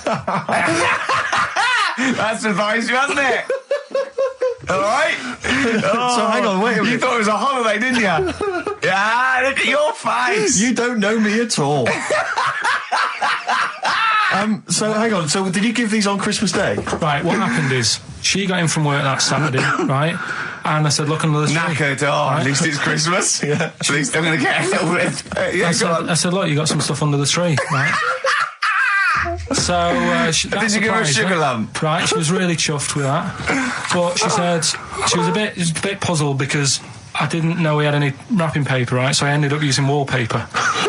You didn't take it off the wall though. You had some. No, it was some left over, right? So she said, "Why have you used wallpaper?" I said, "Well, I didn't have any paper, and you were getting in a bit, and I wanted you to have a surprise." So she said, "Can I have a feel of them?" I said, "The presents." She thought, right, I've got the right thing. Yeah. Right. And then Christmas Day, I said, "No, don't get carried away. It's nothing really good. You know, we said we weren't going to buy each other much. So there you go. Open them." Yeah, go on. And can I just ask, had you received your present from her yet? Yeah. So what had you received? What did he have? Had some shoes. Nice. Right. Getaway game for PlayStation. Nice. I'm just tightening up the value of those. Go on, yeah. And just also think about how much fun and pleasure you get from them. Yeah. Although, of course, condoms, I can see the the appeal. Well, okay. I think but also add to that bit 150 quid for a meal. If you're going to start totting up, 150 quid for a meal. I bought her some shoes, 72 quid. Yeah, that was after the event, though. Doesn't matter. All right, so you received these, dare I say it, thoughtful and nice gifts. You handed over the box of condoms. They were wrapped up. She unwrapped them. Yeah. Go on, take us through it. Walk us through it. Well, it's not something you play with on Christmas morning. Oh God! Oh, right. But when she opened them, what did she say? Well, I wrapped them twice as well, so she thought it was something really good. Extra protection, right? And so she thought it was something really good. And then the disappointment would be doubled. Yeah, go on, yeah. Then she just opened it and went, "Oh yeah, so what's on the telly?" And that was that. Ungrateful. What an ungrateful woman that is. Well, fancy not wanting. I told her a box of economy condoms from Boots. I said to her about the thing about, you know, it's all about the surprise and that, innit? Yeah. You explained that to her? Yeah. What, after she'd unwrapped it? Yeah. Thoughtful. And she was all right about it. Yeah. She understood. Rick, you know I suggested to him that he buy his girlfriend a gift. I'm worried I've done more damage to the relationship by suggesting that than if he had just forgotten. Next time you've got to go shopping for her yourself, Steve. I think I might do. You've better go shopping for her yourself. I'm glad it's all over though. It's mental. Yeah. It annoys me. The whole thing annoys me, and she knows that as well. Yeah. She should know. What? She still insists on having Christmas once a year. Well. Wow. I'm you know. No, but well, anyway, what did you get? I can't think what you bring to the relationship, Carl. I don't know what it is she's getting from you in this relationship. It's like she's doing all the work. 80 times. Oh God! I love it. You're brilliant. I know what she's getting. He's the. What? No, he's not thoughtful. No, but he's thoughtful. He's the best he can do with the brain he's got. Do you know what I mean? Right. He's doing his best. He's absolutely doing his best. There's no... He's working at the limits of his powers. Do you know what I mean, though? He's done as well as he can with what he was given. Sure. Yeah, and that's admirable. Yeah. It's like, I think he's done better than you'd expect. I bet his teachers didn't even think he'd get this far. Do you know what I mean? What, find a girl? No, well, yeah, a job, a girl. Yeah. Do you know what I mean? Clothe himself. He's done really well. What do you think, Carl? Do you think you've done well? I think I've done all right compared to some of my mates. What are they doing now? Probably not that much. Do you know what I mean? Mrs. Matthews said I wouldn't be an high flyer. I think I'm doing all right. Yeah. Do you know what I mean? I have a holiday every year. Got somewhere to live and that. Yeah. Got a new flat, haven't you? Yeah, so where are they then, the condoms? Did she show them to her family and friends? No. Take them into work? Look what Carl I'm surprised she told Ricky, actually. I was a bit disappointed in that. Yeah. Because I didn't go shouting around. Well, she was so excited, Carl, clearly. She was just so pleased and proud. Yeah. All right, play a record, we'll come back to it. No, that's it now. Alright, XFM 104.9, Ricky Gervais, Steve Merchant, Karl Pilkington, not here. It's the best of. You've been voting in all week, sending your emails. So here's the clips that you wanted. Something I watched the other night, that was just good. Again, you know, I learn stuff from the telly. I don't watch the news. Yeah, well, you don't learn stuff from the telly. You told us there's a fat baby in the world. Forget about them. There's a spider eats chickens and there was a fat kid. Forget them in Iceland, right? Yeah. We'll give them Rockbusters later to do, right? Iceland! But what's her name? I tell you what is interesting, Steve. I didn't know that much about it. Autism. Okay. Oh, good. With some more entertaining stuff on XFM 104.9. Just to cheer up people. Go on, then. What? Go on. No, right. Have you heard about it, Steve? What autism? It scares me to death when he comes up, when he touches on a serious subject. We've been talking about wheeling a dead pope round, the Chinese don't age well, and ginger people are hated. And now we're going to touch on a really... I mean, my heart's in my throat. Go on, Karl, then. Tell me your insights to autism. Right, well, there was this... again, Channel 4 coming up with some good stuff at the moment, right? It might have been Channel 5. But what's the name? It was... It's the attention span I like! Oh. These people who, they've got like this autism thing going on. Yeah. And, they sort of take in a lot of information. They get sort of they get so into it that they know everything about that subject and what have you, right? And there was this lad who, he knew everything, right, about EastEnders. Right. He sort of, the cameraman was saying to him, so, you know, why EastEnders and that? And he said, I don't know, I just like it. And he said, I remember when I first watched it, it was a Thursday, it was 5 to 8, Pauline Fowler walked in, she had a pink jumper on, she said, all right, love. And he remembers everything from that moment on. Yeah. Right, and everything, which is great, but then the way the programme was making out, it was almost like they were saying it's a disability. Right. When in a way, it's more like a superpower. Sure. Like Rain Man. But if you can take it's Rain Man. No, he has special autistic powers. Oh God! We must send for Rain Man. I don't know what to do. So he would be a great contestant on Mastermind, sort of autistic mastermind. He'd be what I'm saying is, don't be watching EastEnders though. Sort of, why didn't they give him an encyclopedia and say, get into that? Sure. That'll be useful. Yeah. Keep him away from EastEnders. Wasting his time there. But I don't think it is a disability. No. Yeah, there are other things, and they're not. It's also autism is a matter of degrees. From what I know, and I'm sorry to have to do this, but I feel that I have to at least be the voice of reason, as ill-educated as I am on the subject. But I think there's degrees of autism. I think some are higher performance than others. There's other issues with it. It's not they're just got good memories. They don't go around doing tricks for people because they can remember stuff. There are other issues with it. Do you know what I mean? Well, I mean, they seemed a bit... But you watched the programme, what did you learn? That he knows when Pauline Fowler came in? Yeah, I mean, there was other bits where they couldn't control her emotions and stuff. Oh, that other little bit, yeah. But the main bit of it was he can soak up information and stuff, and I'm just saying, it didn't seem really bad. Do you know what I mean? There's disabilities where people say that's a bad disability. It's like how people say about... This is brilliant. This is just like this is amazing to be in a room with this man. It's incredible. You just wind him up and listen to what comes out. And I'm going to sit back now. I'm not going to defend you or explain anything. Just go on and tell me about the other disabilities that are worse. What I mean is how people can sometimes easily get mixed up. How people are scared of like a cyclop. When at the end of the day, he's got a disability. A bloke. Who's scared of a cyclop? No, it's apart just from Jason and his Argonauts. Where's this cyclop that you're scared of? No, I'm just saying in history and in books and that. No, not in history. History happened. Yeah. What are you thinking of? You're mixing history with Greek mythology and Roman mythology and every other type of mythology. What do you mean there wasn't really a giant cyclop that went round picking up ships and throwing them around? That's not history, Karl. Do you think Batman's history?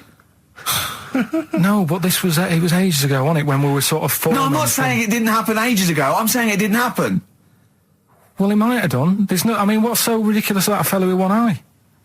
In the middle of his head, and he's big and scary and lives in a cave. Why is he scary? Because if he had 8 eyes, I'd be scared of him. At the end of the day, he's got a disability. We'll talk about it in a bit. That's the sort of thing I think we need now, right? We've covered a lot of stuff. What, education? Teaching, yeah. Well, okay, what do you want to know? Don't know. Have you got something? Can you educate us on anything? I've been reading bits So could we bring back just for one night only, educating Ricky? Oh, I'm excited. Yeah? Do you think it warrants that? I don't know enough about it. Do you know what I mean? About what? It sounds perfect. Play the jingle. Educating Ricky. He's getting smarter. A couple of things happened in the week that I read about. Okay. Keeping up on what's going on in that. Sure. Yeah. One was about that Galileo fella. Okay. Was it about 1636? Was it? I think it might have been earlier. bad. Go on. Did some stuff with light and that. Yeah, he did lots of physical experiments, yeah. Is that it then, Carl, is it? He did some stuff with light and that. What did he do with light? What was that? Well, I think he invented the first... Telescope? Telescope. So I think it's a particular lens, though, and he did experiments where he dropped famously two different weighted balls from Pisa, and they hit the ground at the same time, showing that it doesn't matter, the weight doesn't matter, but air resistance does and stuff like that.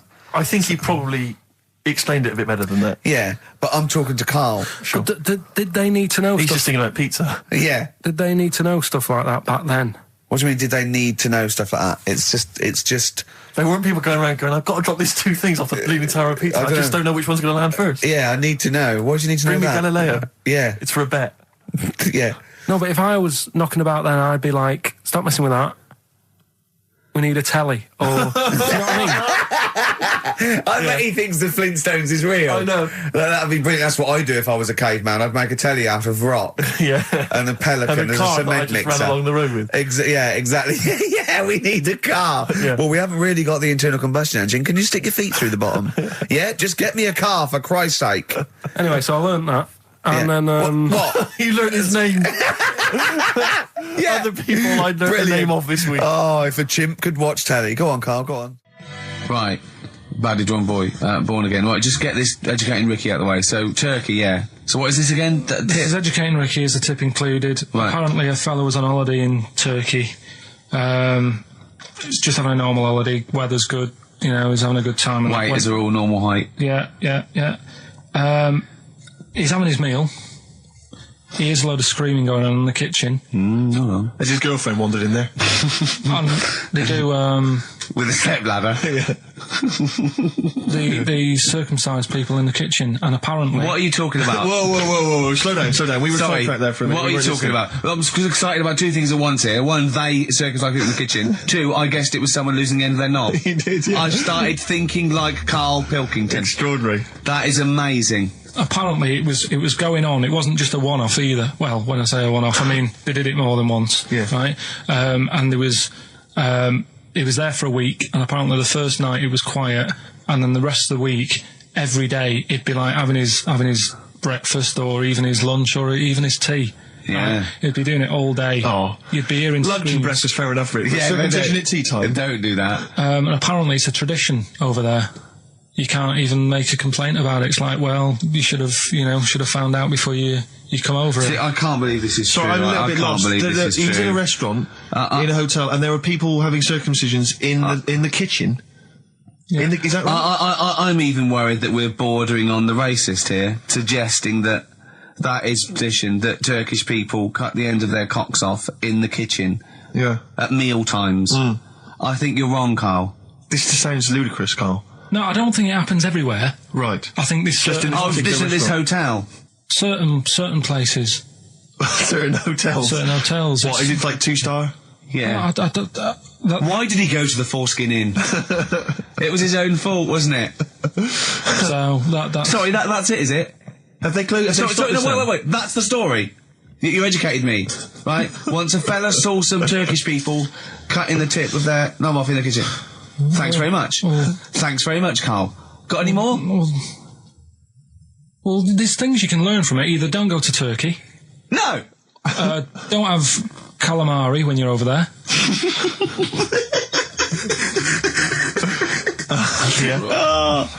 Carl, you've done it again. Well,